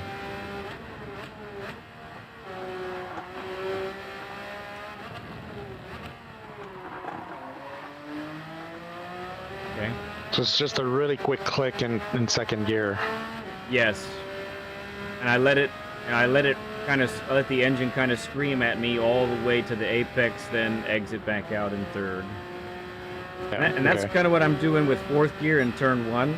I'm letting fourth kind of scream at me.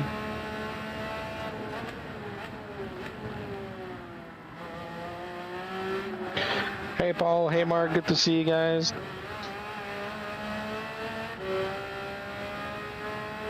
Okay, I'll try to take it through here a little bit more. You see, watch the weight transfer here.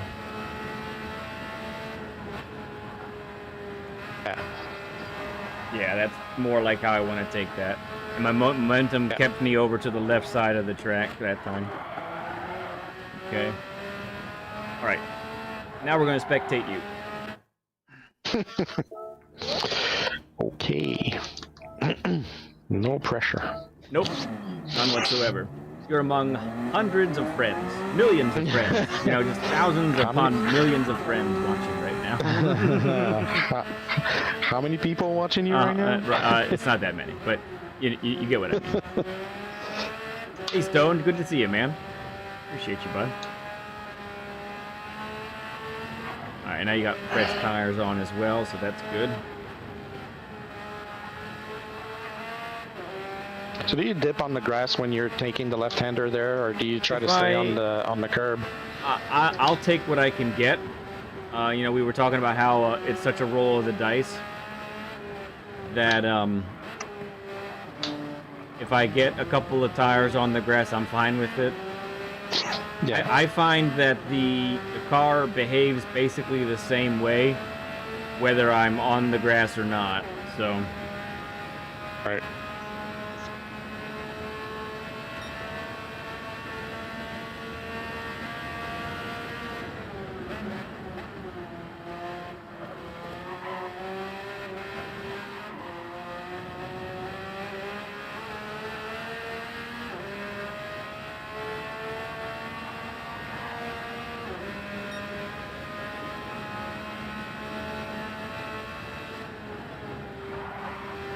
I didn't go left enough, and this is what I do. I compensate by going over the curb on the inside.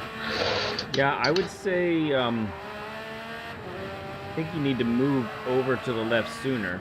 You need to kind of go over that grass, that initial piece of grass. Ooh, nice speed through there. That's rapid.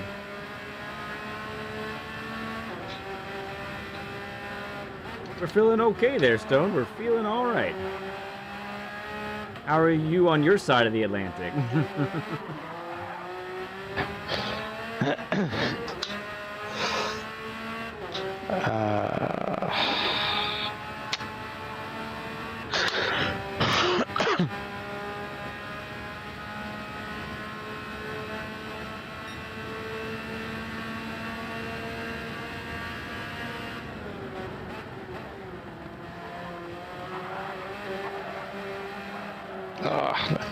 That first corner there at the bus stop always gets me.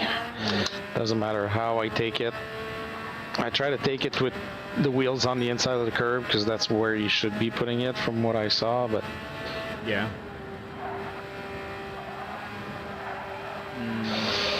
You lifted there. Too slow there. I don't think you had to lift. I think you were good. I got scared. Okay, that's fair. That's fair. I believe it. Going wide on turn 1, it leaves an imprint on your memory for sure. Yeah. That's good speed through there. Man, I like it. Yeah. It feels good there. Also good minimum speed through there. Up to second gear sooner, I would say. Okay. So just a short click on first, just like the previous corner on second. Correct. That's how I would see it, yeah. So that when you're on the accelerator, you're already in second gear, basically. Okay.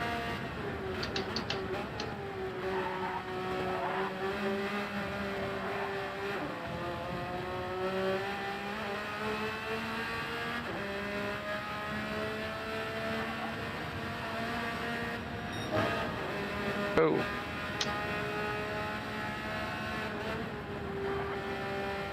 Yeah, I'm braking too hard.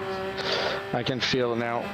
I'm braking too hard as it's my wheel should just take me to the hill going into the corner into turn 1, but it's I'm just braking too hard. Well, I don't know. I would. So you took. I got to give it in miles per hour because that's how I'm seeing it right now. But you took 117 to the apex, right? And after the apex, you slowed down more and went to like 112. As long as what I'm seeing is accurate, that's actually what happened. And I would say, you know, 117 is still well within the capabilities of the 992. You could have gotten on the throttle, and I think you would have made it fine. unless there's some kind of lag issue, you know, that I'm not seeing properly. But Yeah. Either that or I'm lagging. I'm coasting too much now. I'm just trying to put like all the little bits together. yeah, It's it doesn't look complicated, but it's a tough corner to get properly. And like I said, you can lose so much time there.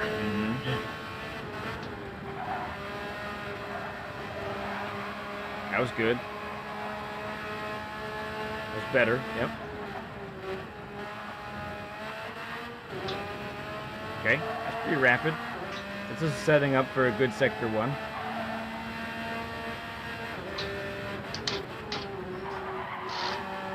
Oh, until I mess it up right here. Oh, that was close. I don't know. You might be okay. You might be all right there. Ah, it said no. It says no. Okay.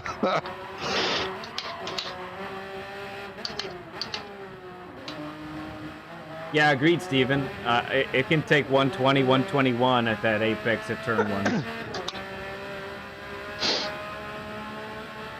Can somebody make the conversion for me for to kilometers per hour? I think that's what we said was 190, no, 195. 195, yeah.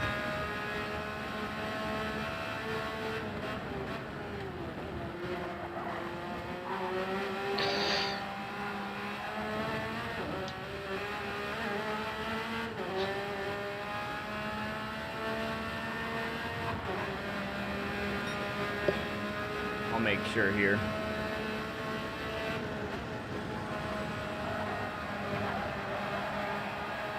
It feels so weird. Yeah, 194 is what we're talking about. 194 to 195 is what the car can do with a proper entrance.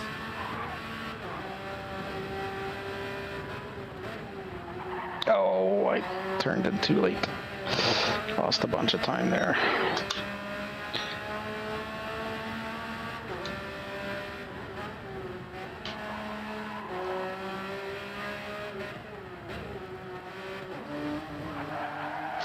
Oh, that was horrible.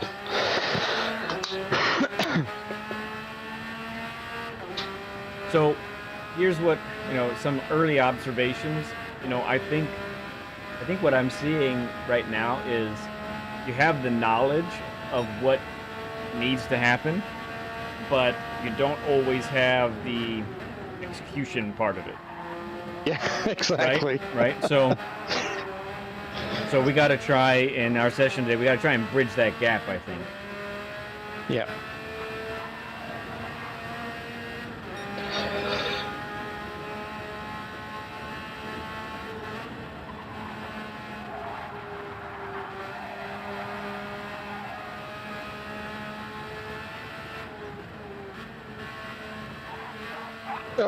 There she went. I bounced on the curb. I went too far on the left. Mm-hmm. Not on the left, on the right. I bounced off of it.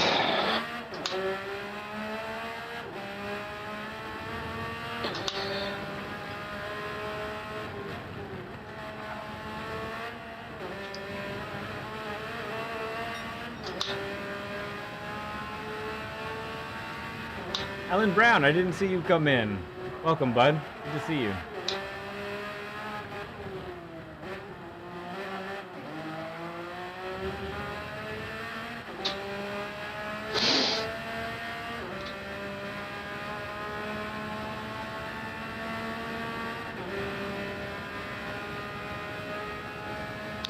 And yeah, like you said, it's I can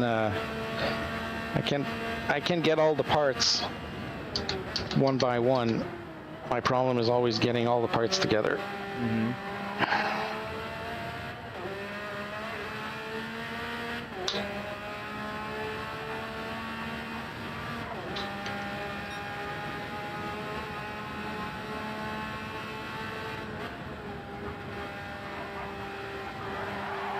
The next time you get to turn 1, stop at the brake point, please. Okay.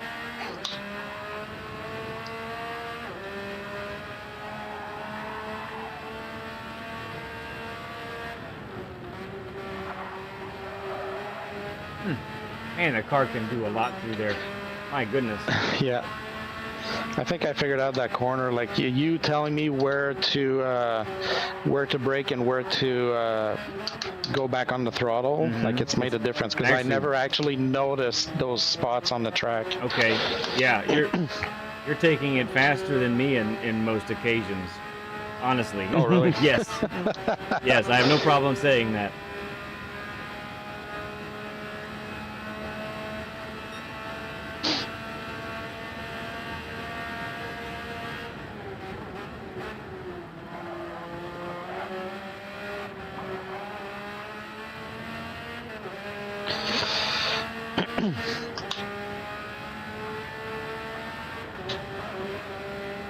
Okay, go ahead and get to the break point there.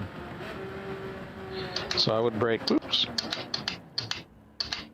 Past it. So I was braking here. Yep. So what I want you to do, so you're getting wide like we've been talking about, but it's kind of late. So if you were to just inch forward just a little bit at a time, I'll tell you when to stop. Let's go ahead and go a little bit more. All right, right there. Check it out. Okay. That's actually when you've been at the earliest. That is when your left tires go over the line. Okay. Okay, so back it up now.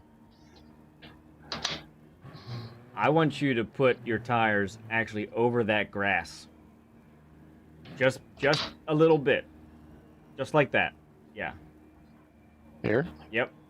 Oh, when I'm going through there, you want me to go on that corner there? Yes, because remember how we talked about how early the weight transfers? By you going over the white line later, you're actually transferring the weight later. So if you go over the white line, like starting at the grass, and maybe even getting a little bit of grass on the tires, you're gonna induce that weight transfer a lot sooner. Okay. So go ahead and, if you want, you can go ahead. You're at the 9th lap now. So if you want to get fresh tires, exit, and then come back out, let's see how that goes.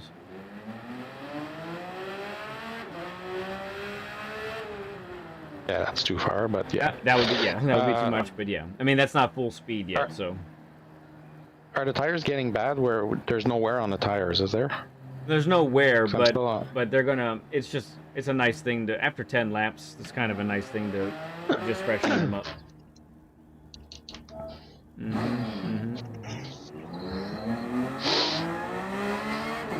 then it's a lobby, so your brake balance will reset also, I should mention. We said 2, right? Yeah, I think 2 is max. So you kind of have to dip a little bit towards the wall, kind of like you dip towards the wall at the bus stop at Watkins Glen. Yes. Kind of almost the pointed first corner there, on yeah. the right side. Yeah, okay. Just don't go too much over the grass. Correct.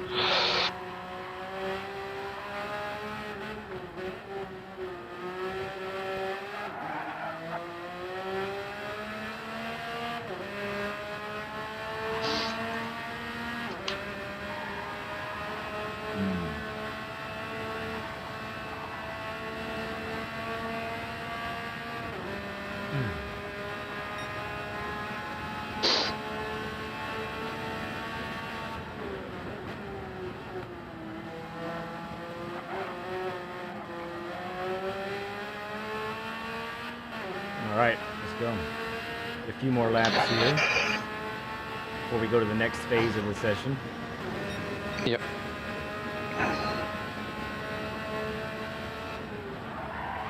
Yep. Very close to what we needed. It was just a little too wide, so you ended up getting on the grass a little bit. Yeah, I had to brake a little bit too because I didn't have the proper line. But that was very close. I liked it.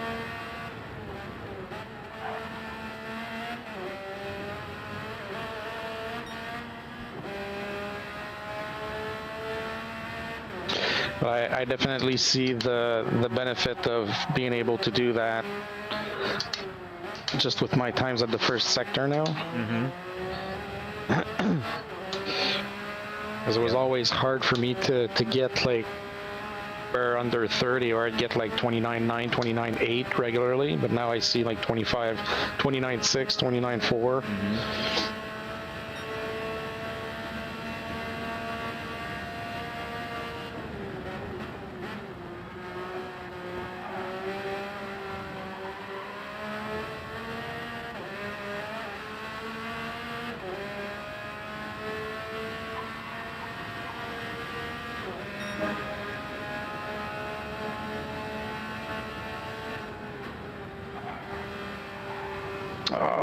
Break too much again. Yeah, and you can see that by how much apex you're taking. Maybe someone's watching too while we're watching QC go around here, and maybe you're saying, hey man, I want to get a session in. You can reach out to me on PSN at leadpencil2017 and message me there, or you can message me on Discord, direct message me there saying that you want a session. Let me know and we can get the conversation started about getting you on the list.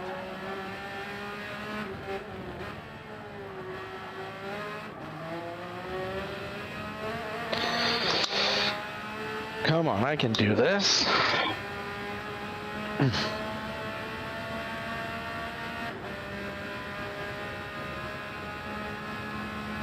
glad you like them, Alan. Appreciate it, man.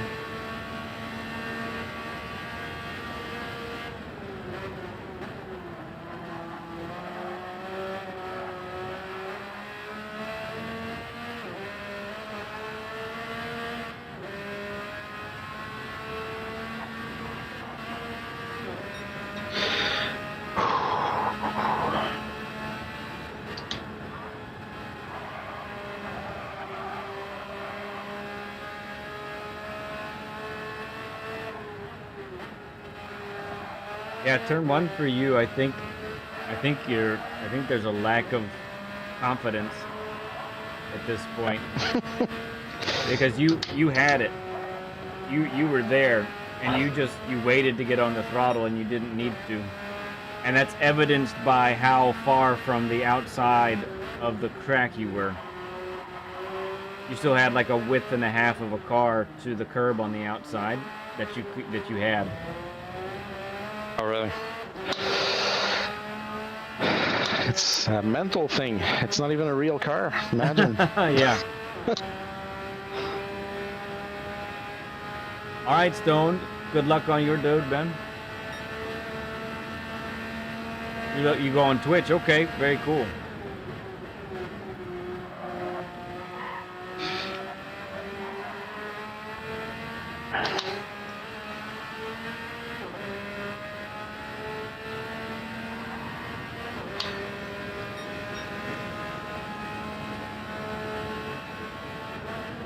I went too late again.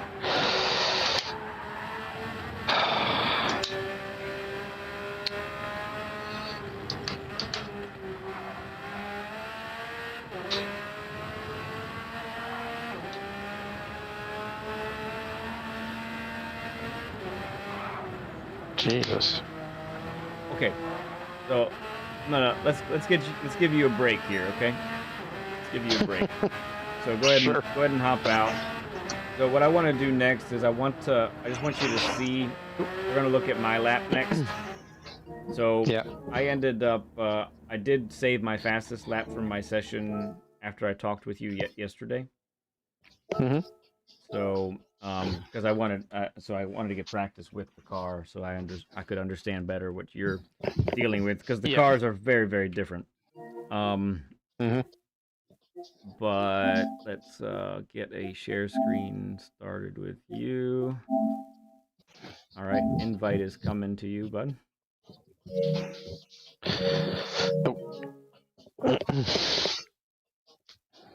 Yeah, Ghost is right. You've been running hard, so it's time for a little bit of a break before we go again here. Sparkles, good to see you. All right.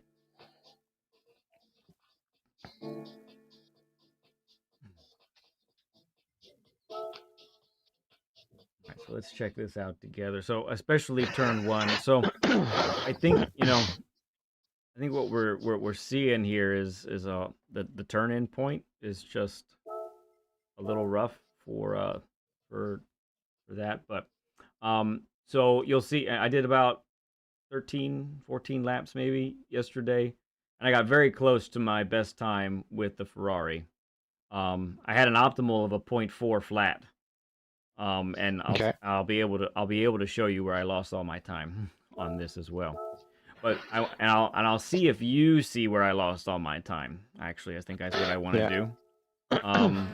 So what I'm going to do first is I'm just going to let this run. I won't say anything, make any commentary or anything. We're just going to let this go, okay? Yeah, hold on a second. I'm on my phone for this. I'm not on my PlayStation, so I'm watching it on my phone. Oh, okay, gotcha. Just let me know. Okay. All right, here we go. Ready? So you watch the braking, you watch all of those different things, and afterwards, I'll ask you, what kind of stood out to you, maybe as differences between my style and your style, and then see if you can see where I lost the 0.2 that I could have had. Okay. Yeah. Here we go.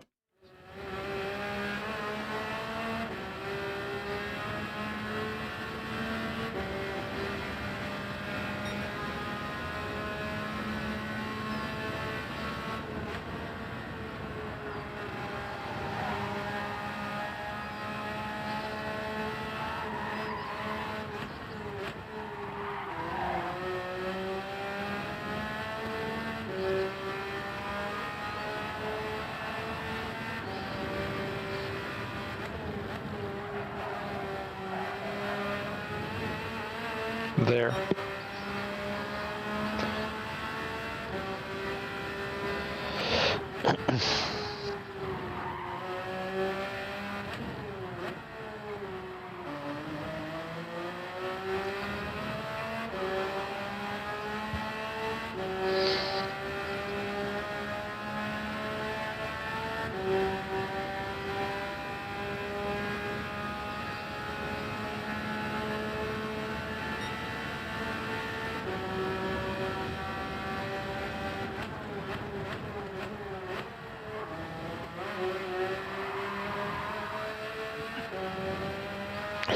Yeah. That was a rough entry there, wasn't it? Mm-hmm. Sure was. But I mean, all told, a 17.6. Yeah. All right. I know. That's crazy. I'm looking at that and I'm like, how am I not doing 17s? Mm-hmm. Like and that's the thing. Like, you ever saw? I think I told you about this when we were practicing Watkins Glen for the showdown. Like, it's the same as in the movie Days of Thunder. When the guy tells Tom Cruise, or he says, run it your way, and then I'll tell you how to run it, and they compare the tires at the end. His way, my way. Yeah, I remember that. Yes. Yeah, it's a great moment. Like and like my way's fast, but it looks fast, but it's little details, and that's what like impresses me with the guys that, like Sammy, his lap was 2 seconds faster than mine, or let's put it at 1.5 seconds faster than my fastest lap, and I'm like, how? Like, where?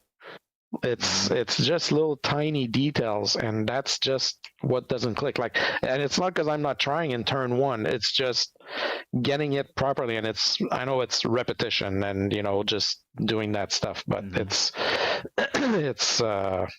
just little details like that I have to be able to overcome to be able to get to the next level. Right.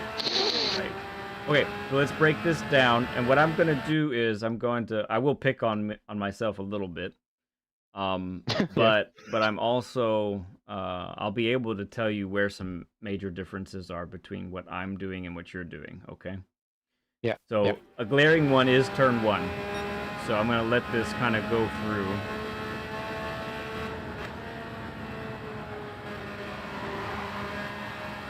Okay.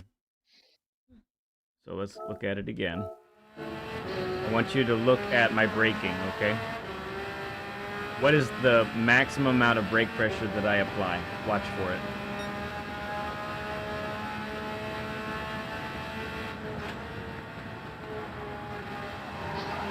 Yeah, it's like 25%, if that. Yeah, maybe 30 at one point, right? Yeah. Yeah. Okay, the other thing I want you to hear, listen to the gearing going into turn 1.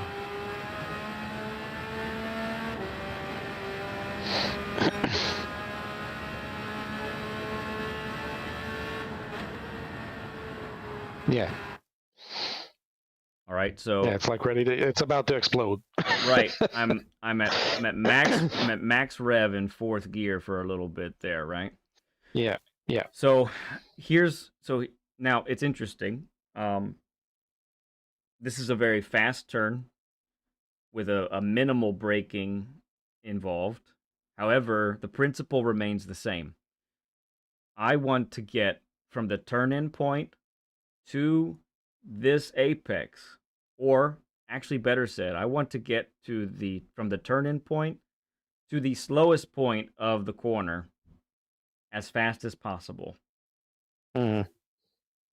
Now, by saying as fast as possible, what I'm not saying is I want to get there with the shortest distance, right? That's not what I'm saying.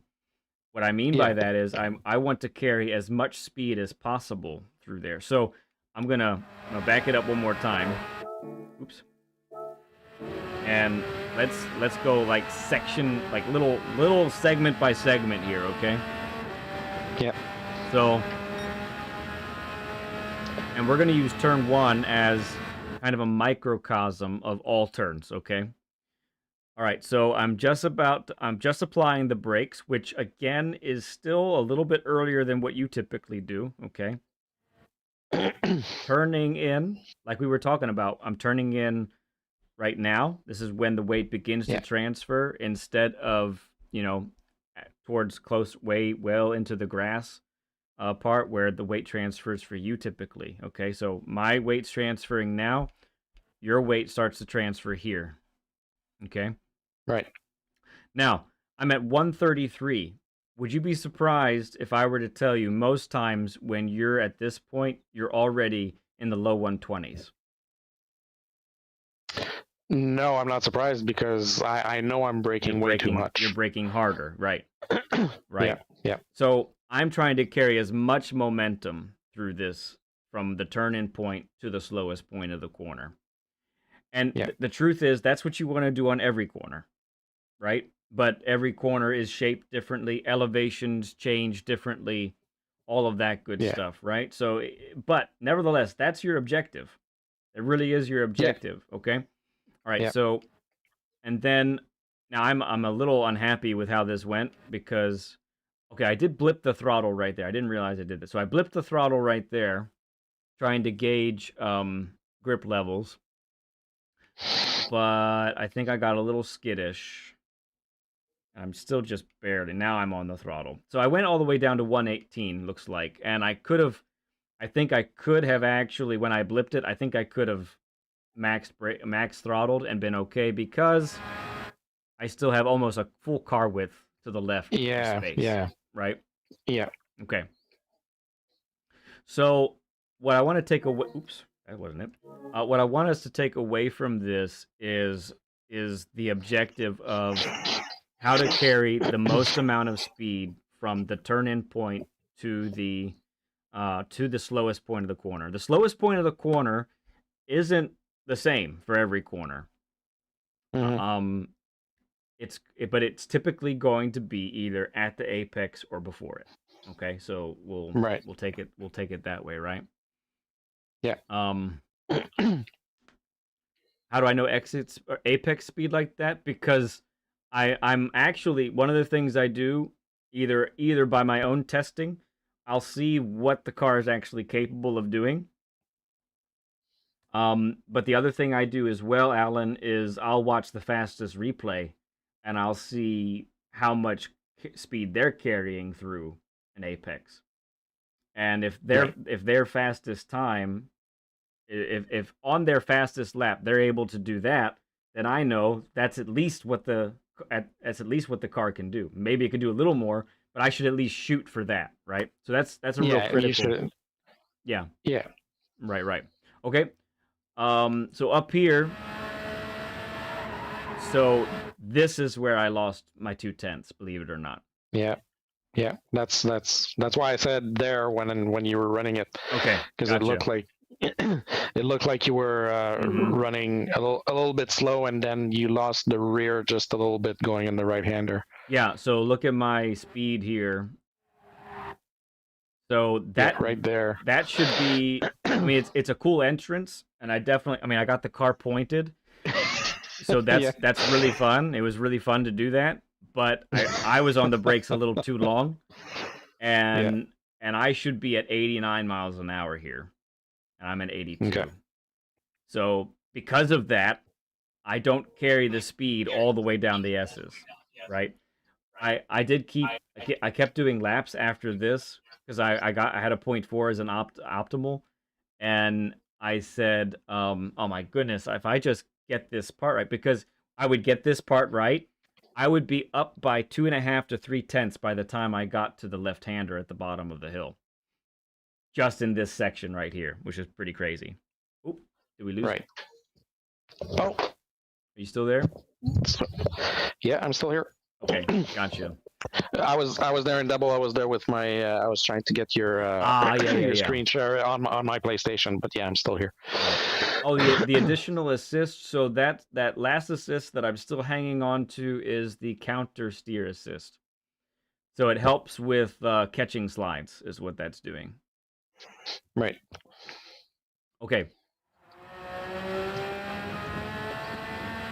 So yeah, right now I should be closer to like 121, 122 miles an hour right here. So it's that speed that I lost all the way, or time that I lost all the way down the hill. How did I do here? Not bad, 93. Okay, and you've been taking that very well. So I'm not going to belabor that. All right, so we're going to talk about the same principle here, okay? So it's turn-in point to the slowest point of the corner as fast as possible, okay? Yeah. Different kind of corner than turn one, but still the same principle. Now, why do I say the turn-in point? Okay, because most of the time, many times, you're going to have a big braking zone where you're going to decelerate in a straight line, and then you're going to trail brake to the apex, right? So that's why I talk about turn-in point to the slowest point of the corner. So let's look at it. Braking, now we're turning. So this is where, from here, I want to be getting there as fast as possible. I'm able to stick with third. Slowest point. I'm a little late on the throttle, and that's because I was too narrow. So I'm going to nitpick myself there. So I went as low as 87. 87, yeah. Yeah, I should be 90, 91 there, if I'm being brutally honest. Okay, and then how about this one? And this, while, this is, the 992 is really capable at this corner compared to a lot of the other GT3 cars. But here we go. We're going to go break in a straight line. Turn-in point right here, okay? We're going to use first gear. Look how early I am to first gear. I don't think you're that early to first gear here. I think first is a little bit. Yeah, I think first is a little bit later for you. So let's talk about gearing for a moment. Okay, this is another subtle thing that I think is different between like you and I right now. For example, so I'm trying to shift as early as the game lets me right now because of that change in the regulation that they have. But yeah, I'm still struggling with that a little bit, depending on the tracks and the car. I'm still struggling. Yeah, there's a bunch of times where I'm trying to downshift and it's not letting me. I'm like, oh crap! Like this is how I used to do it all the time. So, so and while you're practicing, that might still happen. But I will say you want to be as early on the downshift as you possibly can so that you can get two things. One, all the engine braking that's available to you. Yeah. And two, all the rotation that gets you as well. Yeah, exactly. Yeah. So let's see how I entered here. So again, the slowest point of the corner is right here for me, okay? This is where the slowest point is. So this is where, for me, I want to transition from the slowest point of the corner to beginning to accelerate, okay? So that's the range that we're trying to go for. Yeah. Boom, on the throttle right there. Yeah. And with this being a long flat out section afterwards, the earlier on the throttle, that's just time gained the whole way down until you get to the next corner, right?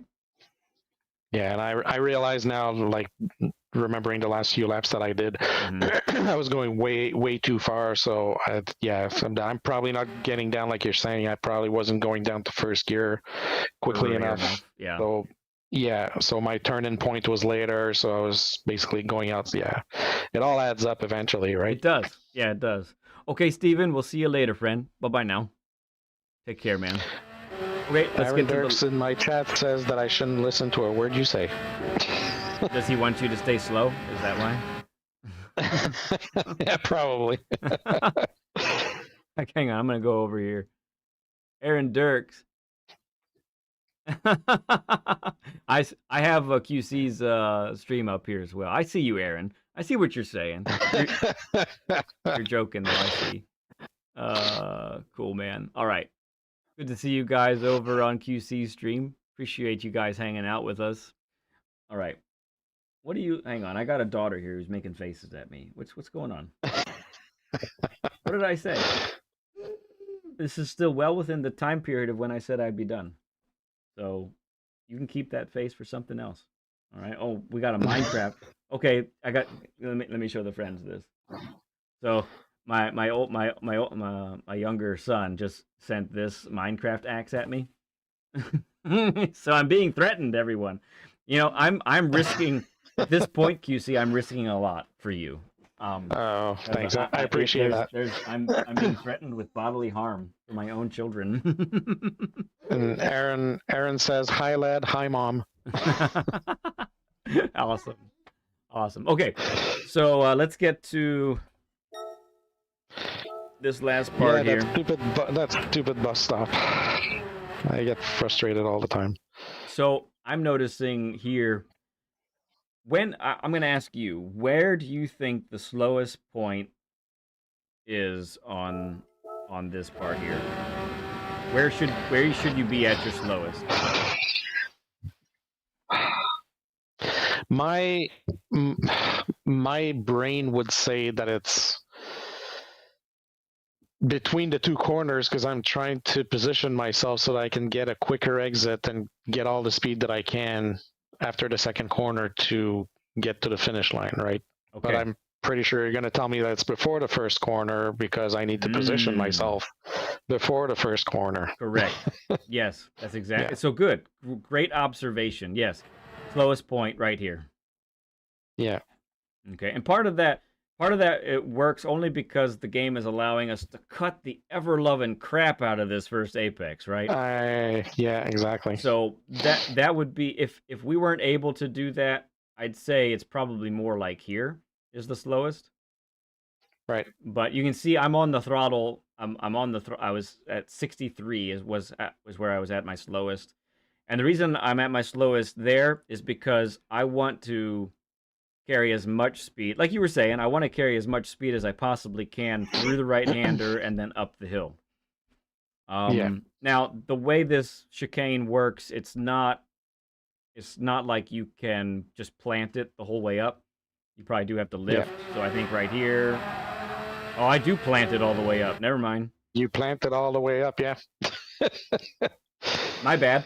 Sorry about that. I was because there's a very, and I know this for having seen a few other like quick guys and watching their replays, and Sammy is one of them. Absolutely. That you can in the middle. It's your entry point in the first corner will definitely dictate how much you're going to be able to take the second one because you can go full throttle from like midpoint between the two corners and be able to keep it on. It's very, very tight. You have to be at your slowest at the right spot in order to do that. Exactly. And the car has to be far enough to the left to make that happen, right? Yeah. Right. So what I've seen you do here on the regular is you are about half a car width over to the right from where I am right now. Yeah. And you carry, no joke, 70 to 72 miles per hour to right here. Oh, really? Yes. And you're again still about now you're a full car width over to the right from me. Yeah. And you're taking that much speed, but so that feels fast, right? But it sets you up so poorly for this right-hander, both in speed and in position, that you have to lift when you get here. You have no choice to, otherwise you're not going to make the corner, right? Yeah, exactly. Okay. All right. So, all that to say, you, my friend, are in the category. So I have three, and I mentioned this with Berube. I have 3 videos on cornering, right? And those 3 videos directly are related to coaching folks, because it's from what I've seen over and over and over again now. So, where I told Berube he needs to start from the beginning. He's not been doing this for very long yet. You, my friend, are right. You are right at the 3rd video of your skill level and what needs to happen. So on that video, I talk about where most people are losing the most time, and where you are losing the most time is habitually 10 to 30 to 50 meters before the apex. Right. Because you either you're fluctuating between being too slow too soon, like in turn 1 of this track, or yes, yeah. or you're never slow enough actually, and it makes you end up going wide or having to lift on exit, like this particular part of the track that we're on right now. Okay. Yeah. So yeah, and I say 10 to 30 to 50 because it depends on how long the corner is, really. But the other way you could put it is from the turn-in point to the apex. That's where you're losing your time. Yeah. Okay. All right. So with all that said, how do we correct that? How do we? That's the key, right? We can know it. Mm-hmm. We can know it, but how do we end up correcting it? So you're still doing the share screen here, so that's going to work. We'll give you still a little bit more of a break here. Oh, I know, Aaron. We love you, man. I know it's all good fun. Appreciate you, bud. Aaron says he's glad he's not the only one struggling with the new downshift physics. Yeah, it's been frustrating for me because I feel like sometimes it happens. It doesn't happen as much here on this track because I know the track and I kind of know the car as well. But there's other tracks. I can't pinpoint one right now, but it's just so frustrating because you're carrying so much speed and you need to slow down. And sometimes I count on engine braking and it just doesn't work. I'm like, oh my god, seriously. So let me give you a little hint. Have you ever with this new downshift regulation, we'll call it. So it's an interesting thing. I don't know if you've noticed this, but have you noticed that sometimes there is a delay in the downshift? Yeah, definitely. So what's happening? What I've found is I will be, instead of like a really quick flick of the downshift when I'm downshifting, I will actually like slowly press it and slowly release. Okay. And what that's doing is, I think there's a little bit of forgiveness with this regulation, that if you are at least close enough, it will do it for you. It just might be a slight delay. Okay. Right. So so maybe play around a little bit with just slowly depressing the paddle while you downshift, and I've noticed that's helped me out at least a little bit. Okay. So how do we do this? So I think we need a little bit of a reframing of the mentality here, okay? So when we enter a corner, I don't want us to think about, we're going to put it this way, okay, QC? I don't want us to think about getting to the apex as fast as possible. Okay, I want us to think about how you're doing a share screen, right, with me right now, so you can see. Yeah, I can see your screen. Yeah. You can see that I have the driving markers up, right? Yep. Okay, so you see the one that suggests the turn-in point. You see the one that suggests the apex, and way in the distance you can see the one that suggests the exit point. You see that over there? Oh yeah, I can see that on the right. Yeah, Yep. I didn't notice that. Yeah, I can see it. Way over there. I want us to say, okay? I want us to say, when we're talking about a corner, how do I get from the turn-in point to that exit as fast as possible? That's the objective. Okay? Yeah. For every single corner. Every single one.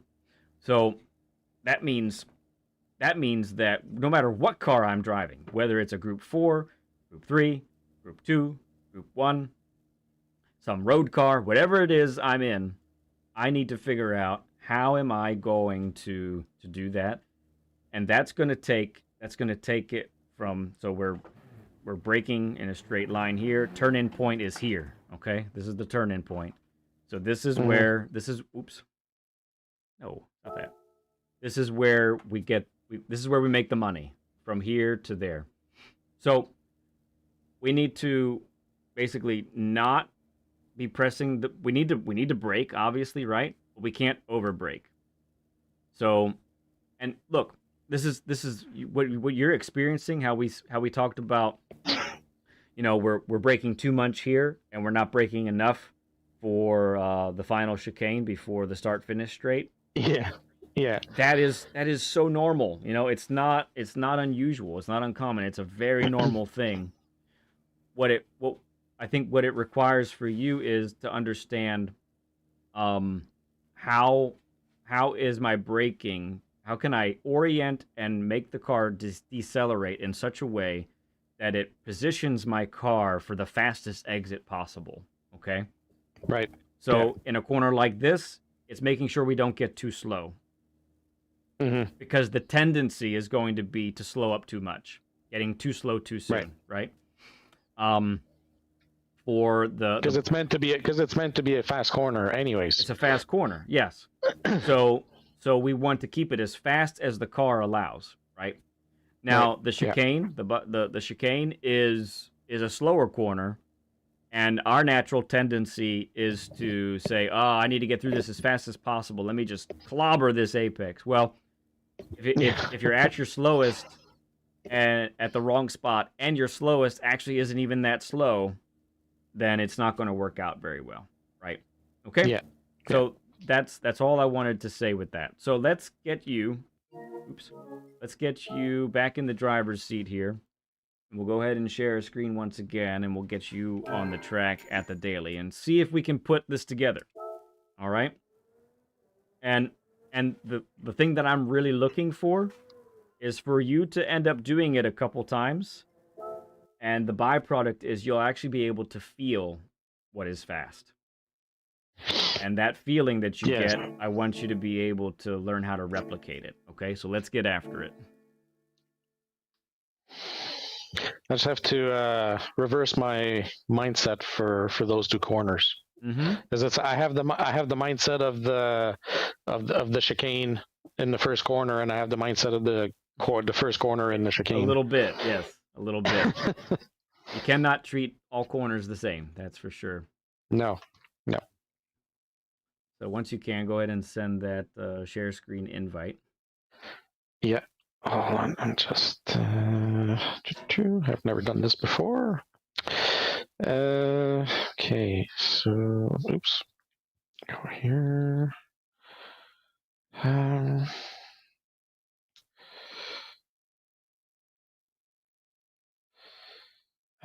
So I have to join. This microphone is muted. You want me to share my screen, right? Yeah, so you go to the game base, and then to our party, and that's how you do that. Yeah. Yeah, Doc is super right there.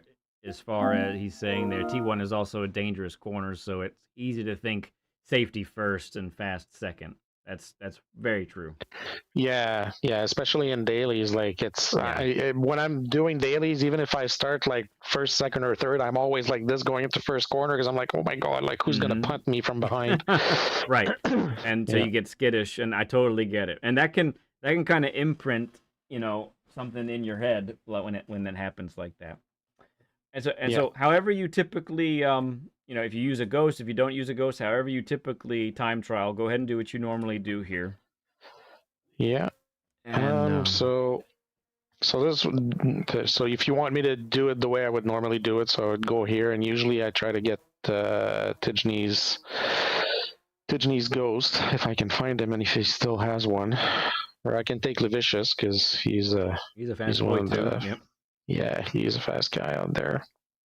Where's Sammy in there? He must be like right up there. But anyways, so 116.8. So right now my time on this account is a 118.4, which is 1/10 slower than my secondary account. I'm just gonna put my sound light back on. Can you talk just for a second? I want to see if your voice is coming into the. Talking. I am talking. Oh, can anyone hear me? So that's good. No, it's just because I don't want the sound to come out, your voice come out of my PlayStation and have you doubled in my ear at the same time. So, all right. Oh yeah, Aaron makes a good point there with the first lap. Yeah, with the cold tires and all that. Yeah, turn 1 is Sketch City. Oh, turn 1. Yeah. And also if you start on, well, that's the thing I've noticed. Like when you do quali for dailies, your first lap is never going to be good unless you're really lucky because the tires are always cold. Yeah. So you never get 100% of what you can do. Exactly.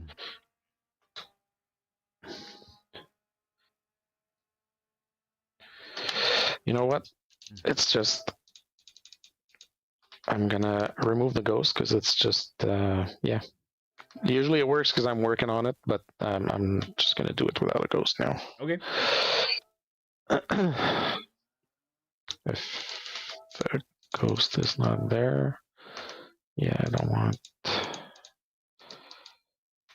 Okay. Because I want to concentrate on what I'm supposed to do instead of concentrating on the ghost. Okay, that's fair.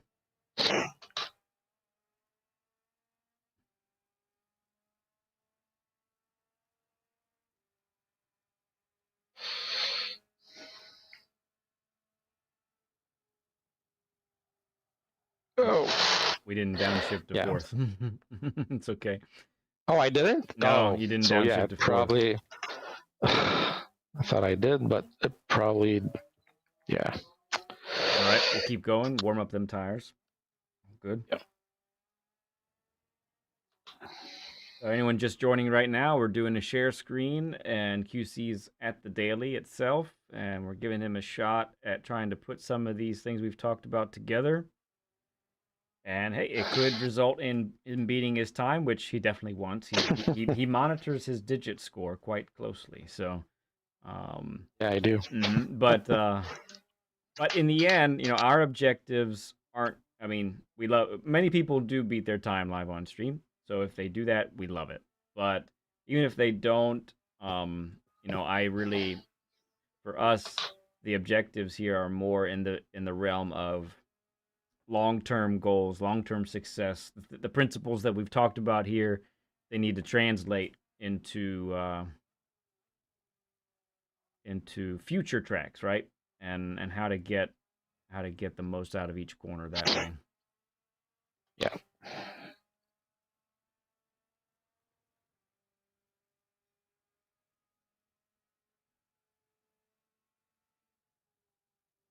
Oh, this is my fear every time. You also, you didn't downshift to fourth there again. I thought I did. I am. So I must be like I don't know, carrying too much speed or not braking enough because it's not letting me downshift to fourth. Right. It's negating it. Okay. let's keep trying. Yeah.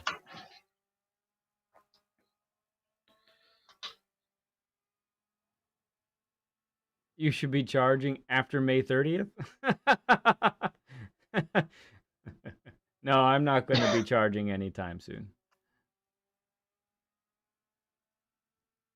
We keep this free on purpose. I mentioned a while back, if someone wanted to treat lessons like this like a weekly basis, then, you know, I would consider charging for that, because then it's a weekly regular thing that someone's trying to improve that way. But yeah, I got it. I got it, Alan Brown. So yeah, if anybody didn't get the joke, it's because that's the date that Alan Brown has right now for his session.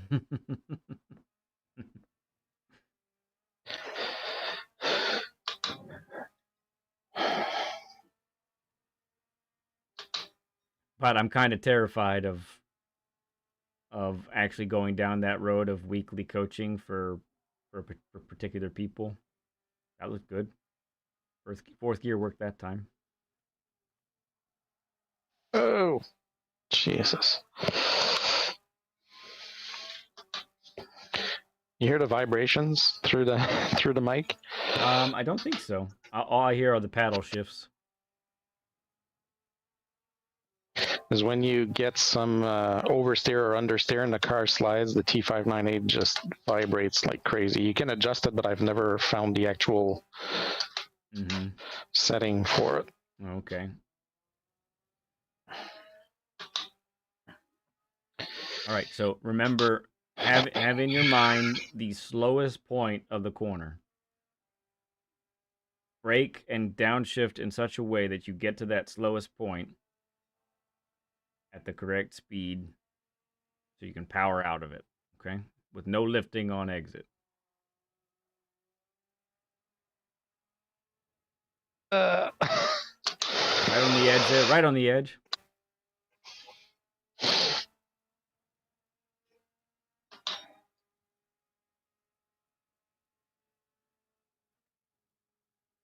Why am I scared of it? Because I don't know if I actually have the time for that type of offering. Would be a big commitment. Yeah, even if I had 2 people,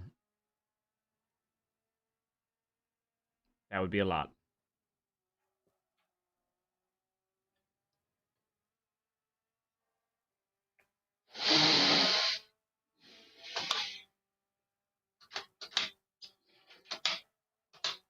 Okay, Chris, appreciate you, friend.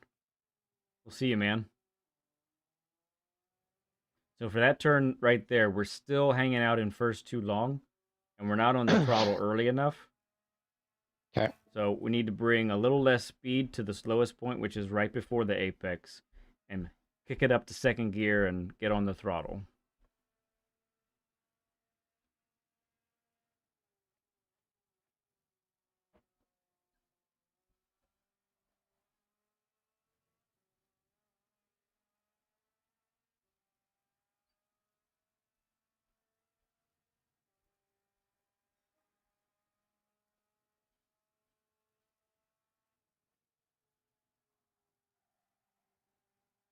Good. Still maybe a little too much brake, but you yeah, got I'm on. Just trying to. You got on the. Oh, seriously! I hate that curb. It does it. I was gonna say you got on the throttle nice and early, and you went full throttle. You committed to it, and it was fine. It was great. That's good.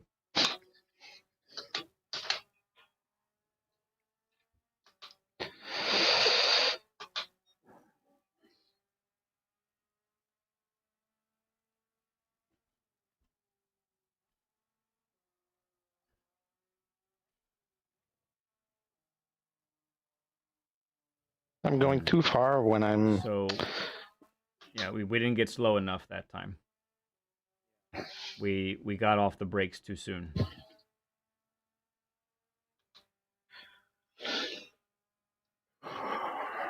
Yeah, I've thought about that, Ghost Metal. I've thought about like teaming up with somebody, but um, my thought, my concern with that is, well, what what if someone really wants to have me and they don't get me because I don't have the time, they don't have that time slot or whatever. And the other thing is too, who is another coach that wants to do that, and how do I know they're actually going to do a good job, right? So it's tough stuff to balance there. I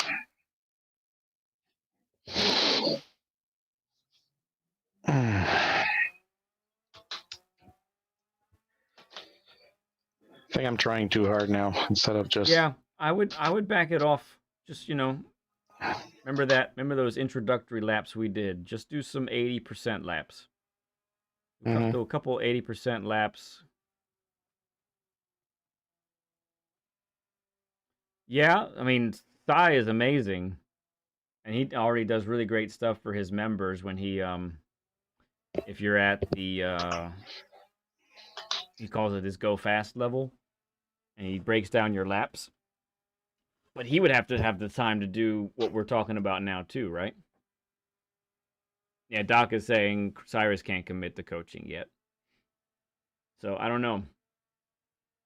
And then the other thing is, I think if I were to do it, I'd probably have to sacrifice a stream in the week because I couldn't stream 3 times a week and coach on top of that, I don't think. The mic just hopped on. Hold on. Okay. Oh yeah, I hear the echo, I think. You got the feedback, yeah. That was exciting. Yeah. Sorry about that. Oh, is that right, Doc? He took it down. Wow. It's muted. I don't know why it's doing that. A dream team. My microphone's muted. Yeah, that'd be something. Oops. I don't know if some of you noticed, but Sai and I think we have a bromance going. Like, it's pretty significant. Don't tell my wife. That's an excellent entrance.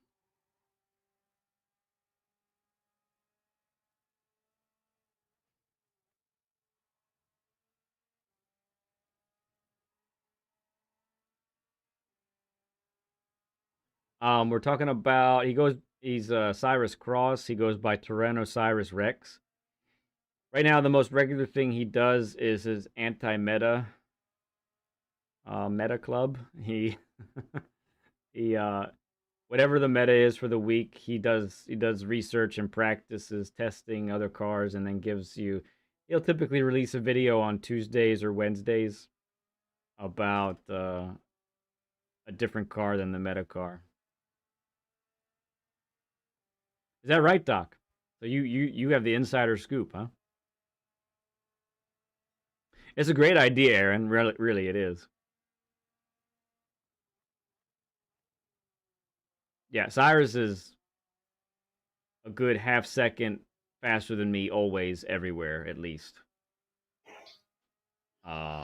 He's a super quick dude.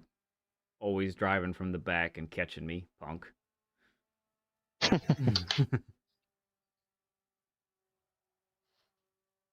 I still brake too much and going into turn 1. I can hear it. Like, way too much. I can hear it because when you're down in 4th, the I don't even have I'm seeing kilometers, but I can hear it. 4th isn't screaming at me like I know it should. Yeah.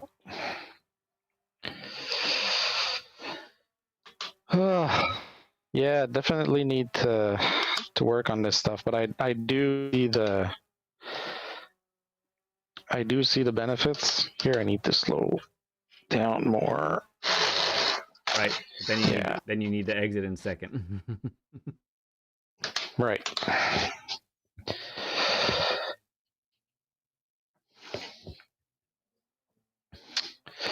It doesn't look like I'll be able to beat my time, but I am going to go back and work on it. Yeah. Definitely. Yeah, I think that there's a measure of you've been going at it for a while, and so Yeah. sometimes a coffee or an energy drink or a dinner or something, and a reset of some sort, and then coming back to it can definitely really be beneficial. And it's a lot of Yeah. new feelings. So, but I think you're on the cusp. I really do think you're on the cusp. Yeah. Yeah, and like I said, it's just a switch that's gonna flick on eventually. And see again, I know it. I know that I'm braking too much, and I can't get my brain to can't undo it. brake less. No, because I'm too scared of that stupid corner. Yeah. So I'm like, oh, if I don't brake enough, I'm gonna end up in the grass, and then I'm gonna mess it up. But you see, every time you have the space on the left side of the track, right? Every time you have plenty of room. Yeah. Which is showing That you and that you can.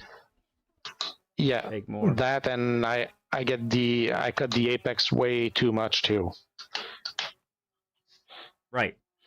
And that's so it's carrying more speed with a very similar turn-in point will just make you clip that apex instead of covering it like that. Yeah. Yeah. Nice DK.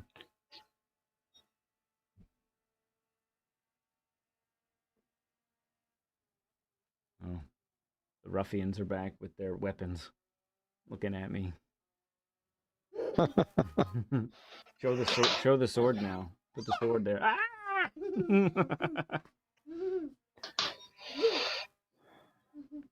I know. I had it. That was really close. I had it. Yeah, that was so close. Try again. It was screaming right there. Yep, it was exactly. It was screaming. And I don't know if you saw, before you clipped the grass, you were up a 10th immediately. Yeah. Yeah. I want you to feel it at least just one time. I want you to feel it one time. Yeah. I almost had it, and then I saw my life flash before my eyes. Right. And for everyone watching, like, that's the tricky part with the fast corners like that. Your margin for error has just shrunk so much compared to a gradual long corner, for example. That's slower. Yeah. It's you apex at 40 to 50 miles per hour, for example. Yeah, this track is like the total opposite of like Barcelona. Yes. Right, Barcelona, lots of long corners, lots of big braking zones where you brake in a straight line for quite a while, then you trail brake in.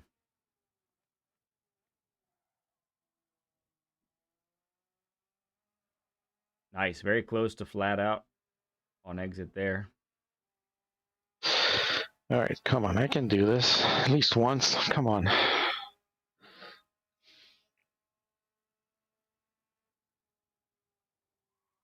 Why didn't it go down?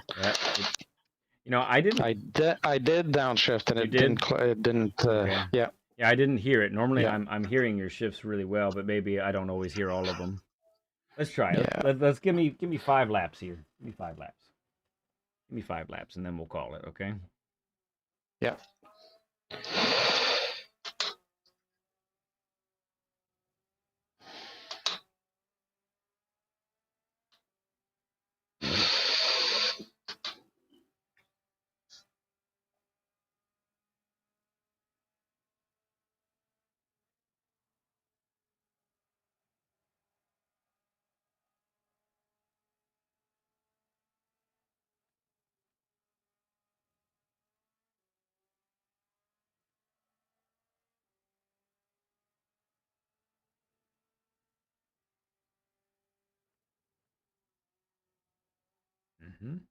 Very nice.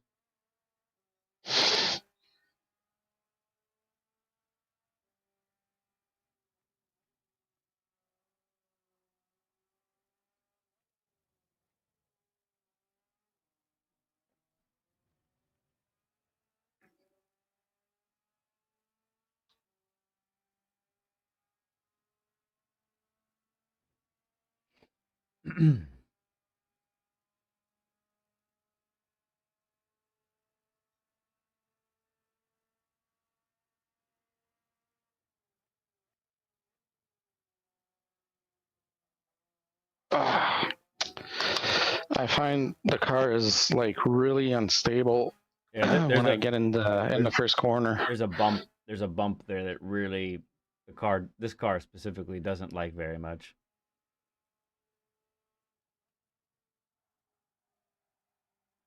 Good. It's close. It wasn't perfect, but Yeah. I liked the sound that I heard a lot better that time.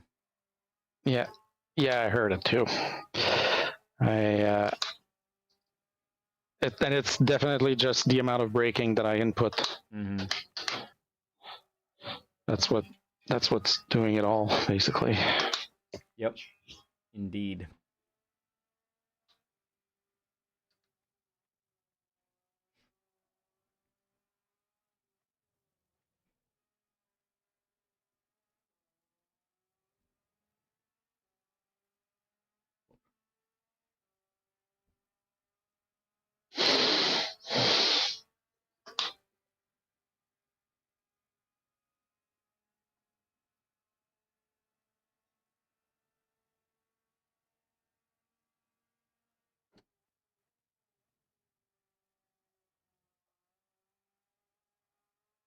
Oh, come on.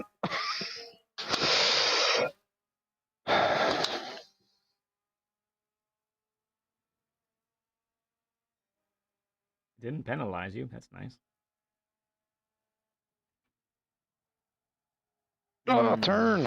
I think you might have gotten dirty tires from going off there. That might have. Yeah, maybe. I think that's why, because that looked clean. That entrance.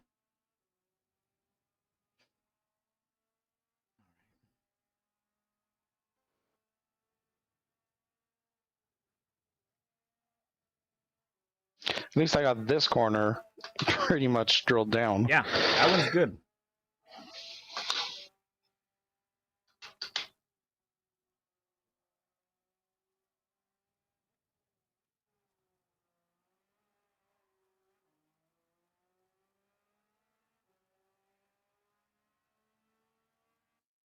Oops.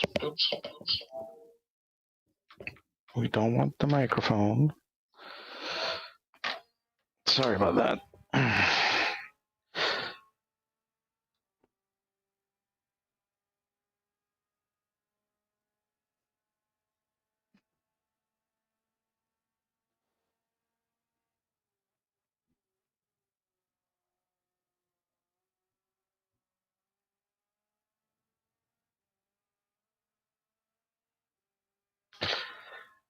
I think I might still be a little bit too fast going in the first corner in the chicane there. A little bit.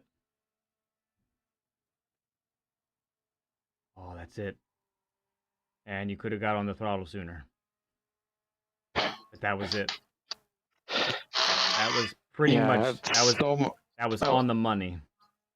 Yeah, I had so much room still on the left side. Mm-hmm. You see how the weight. It's really how the weight shifted.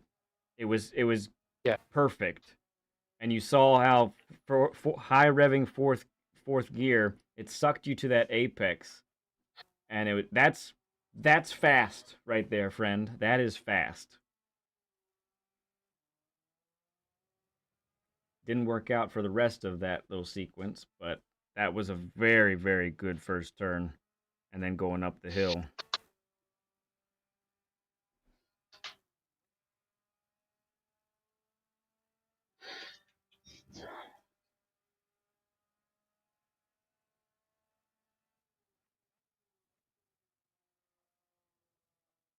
All right, let's see if we can replicate it a little bit here.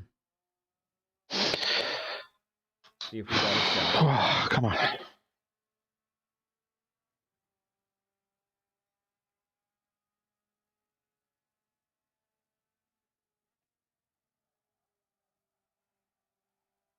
Yeah, so you're a little later on the turn in that time.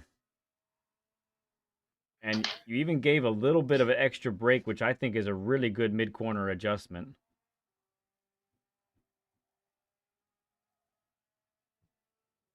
Andy V, good to see you. Slow, good to see you as well.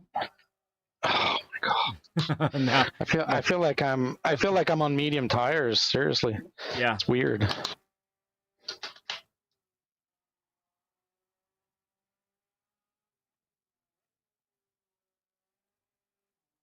one more lap. Here we go. One more lap.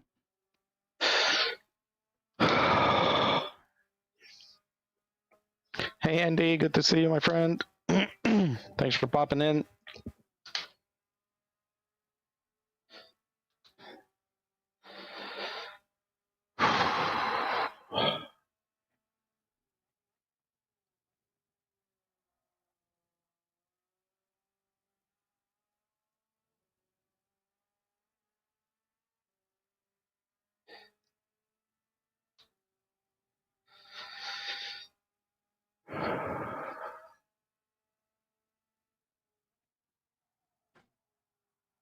Oh, it's so close. Oh my goodness. I know. It's so close. You're really, it's just right on the cusp. Incredible. I think I need like 2% break, a little bit more. Possibly. I feel like I'm just missing just a little tiny bit of break, and now I can't do this corner anymore. Yeah. Concentrating too much on the other one. Oh, that's a bad time, Slow. I'm really sorry to hear that, man. You take care of yourself. That's not fun. Oh. Yeah, ultra not good. BL says there. All right. Well, you've given it a fantastic run here, but really have. Yeah. This has been great. I've got some Thank great. you for your patience. Oh, it's my pleasure, man. This is what we do. So I got 3 really big takeaways for you, okay? Yeah. So let me know when you're ready to take these down. Hold on. I'm gonna type those down on my computer so I remember.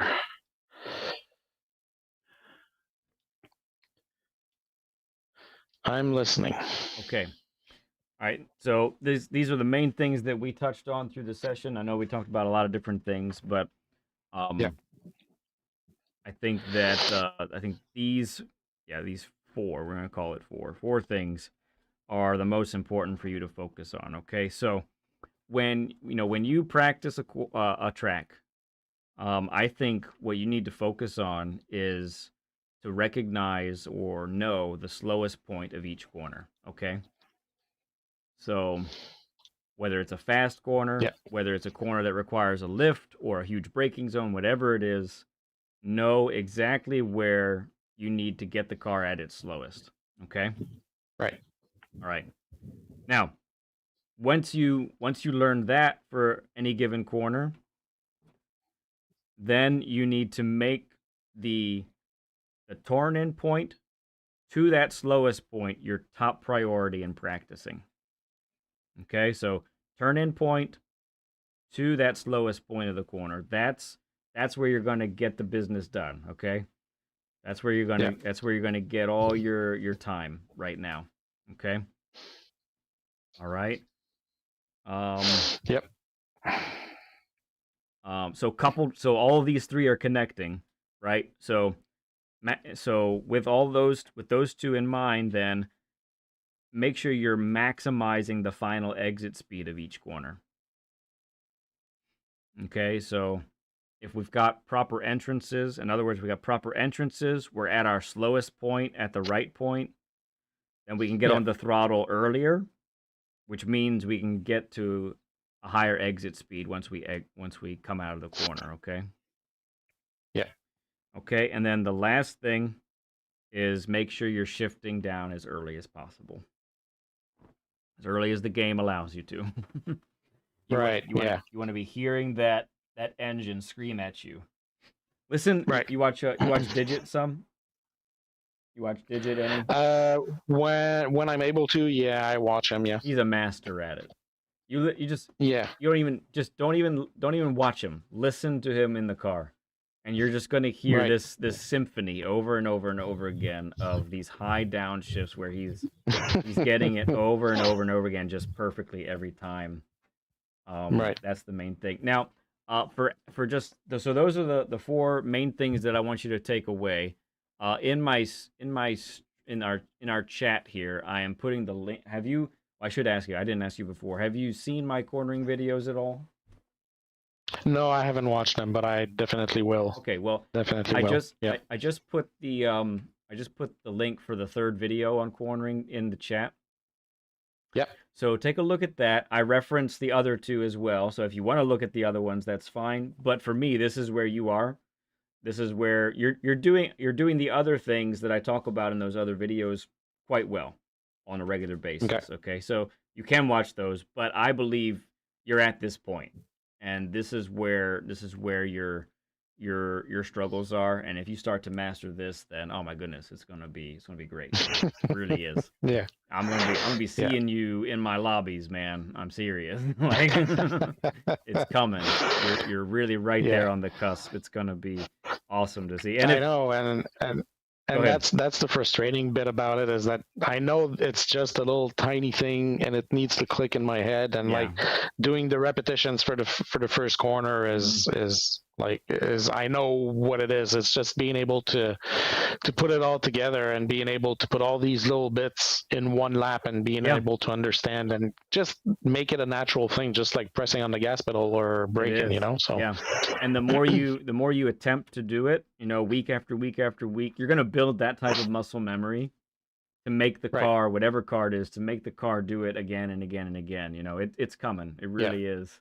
Yeah. I think it's gonna be great. Okay, so we just gave you access to the Learn with Lead bumper stickers in our Discord. Awesome. So those are available to you to throw on any car that you'd like. I definitely will. Believe here comes the trophy from BL. And before we check on the trophy, just a reminder for anyone watching: if you're not subbed up to QC yet, fix this immediately, please. Like, what are you doing? You just passed 500 subscribers not too long ago, right? I did. I actually got a few today. I think I got 3 during the stream, so that's awesome. Oh, wonderful. Yeah, it's great. And so yeah, it's awesome that you hit 500. It's a great milestone. We're see you get to 1,000 here not too long from now, I'm sure. Let's check out the trophy, everybody. Here we go. Oh, very nice. Check that out. That is so cool. There it is. QC2PE. You got the map. You got the map in the background. There it is. Kind of tracing your journey there, I see. Oh yeah, that's nice. That's awesome. So fun. Yeah. And there's the Wira on the car there. That's so fun. Thank you, BL. Well done, as always. Excellent. Thank you. Okay, my friend. Well, I'm definitely done. I feel like I did some work today, I think. So I think I'm gonna be all done now. But it's great to hang with you. It's awesome to hang with you on track again. Felt like old times. Definitely. You know what I mean? Felt like old times.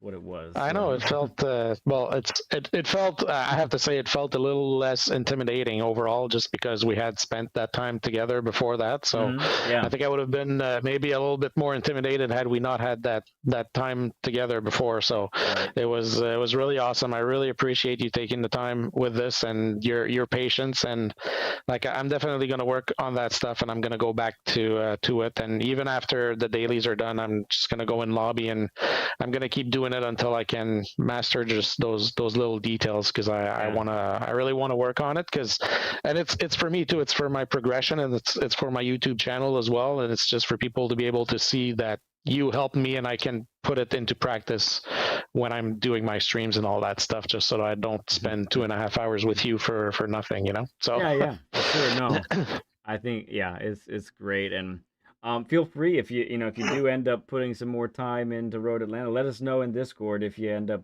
beating your time. That'd be great to see there. Definitely will. Cool, man. Yeah, all right. Definitely will. Well, that's gonna be it, my bud. But I'm sure we'll see you in a chat or a track very soon, for sure. For sure. Thank you very much again, and thank you for your time, and thanks for what you're doing for the racing community, because it's really awesome what you're doing. Thank you so much. Thank you, bud. Thank you so much. All right. We'll see you soon. Bye-bye. All right. Sounds good. All right, friends. Man, that is some awesome stuff. Really, really is. Enjoy. Today was a full day, but I have a mutiny on my hands. I got kids with weapons on me here. They're show them all the weapons now. We've doubled the weapons. Ah! Oh! There's another one, and then there's one more. I have to leave. I'm gonna die, everybody. I'm gonna perish. Okay, let me say goodbye like I normally do. All right, thank you. Good job. All right, my friends. Well, that's gonna do it for me. Just a reminder, next week is our final week of streaming before we go on vacation next Saturday. No Learn with Lead next Saturday. Actually, no Learn with Lead for 3 Saturdays because we're out of here pretty soon. So gonna enjoy some family time. I'll be saying this again, but I do have at least 7 videos planned to release while we're on vacation, so you get to see some lead pencil racing action even while we're gone. Don't worry, I got you covered. I'm taking care of y'all, okay? Taking care of y'all. I got you. I got you on this. Thank you for the 70 plus likes. Thank you for your support today, and making this such a grand event today. You made it all very, very special. I love you all like crazy. Not a thing you can do to change my mind. I'll see y'all real soon. Bye.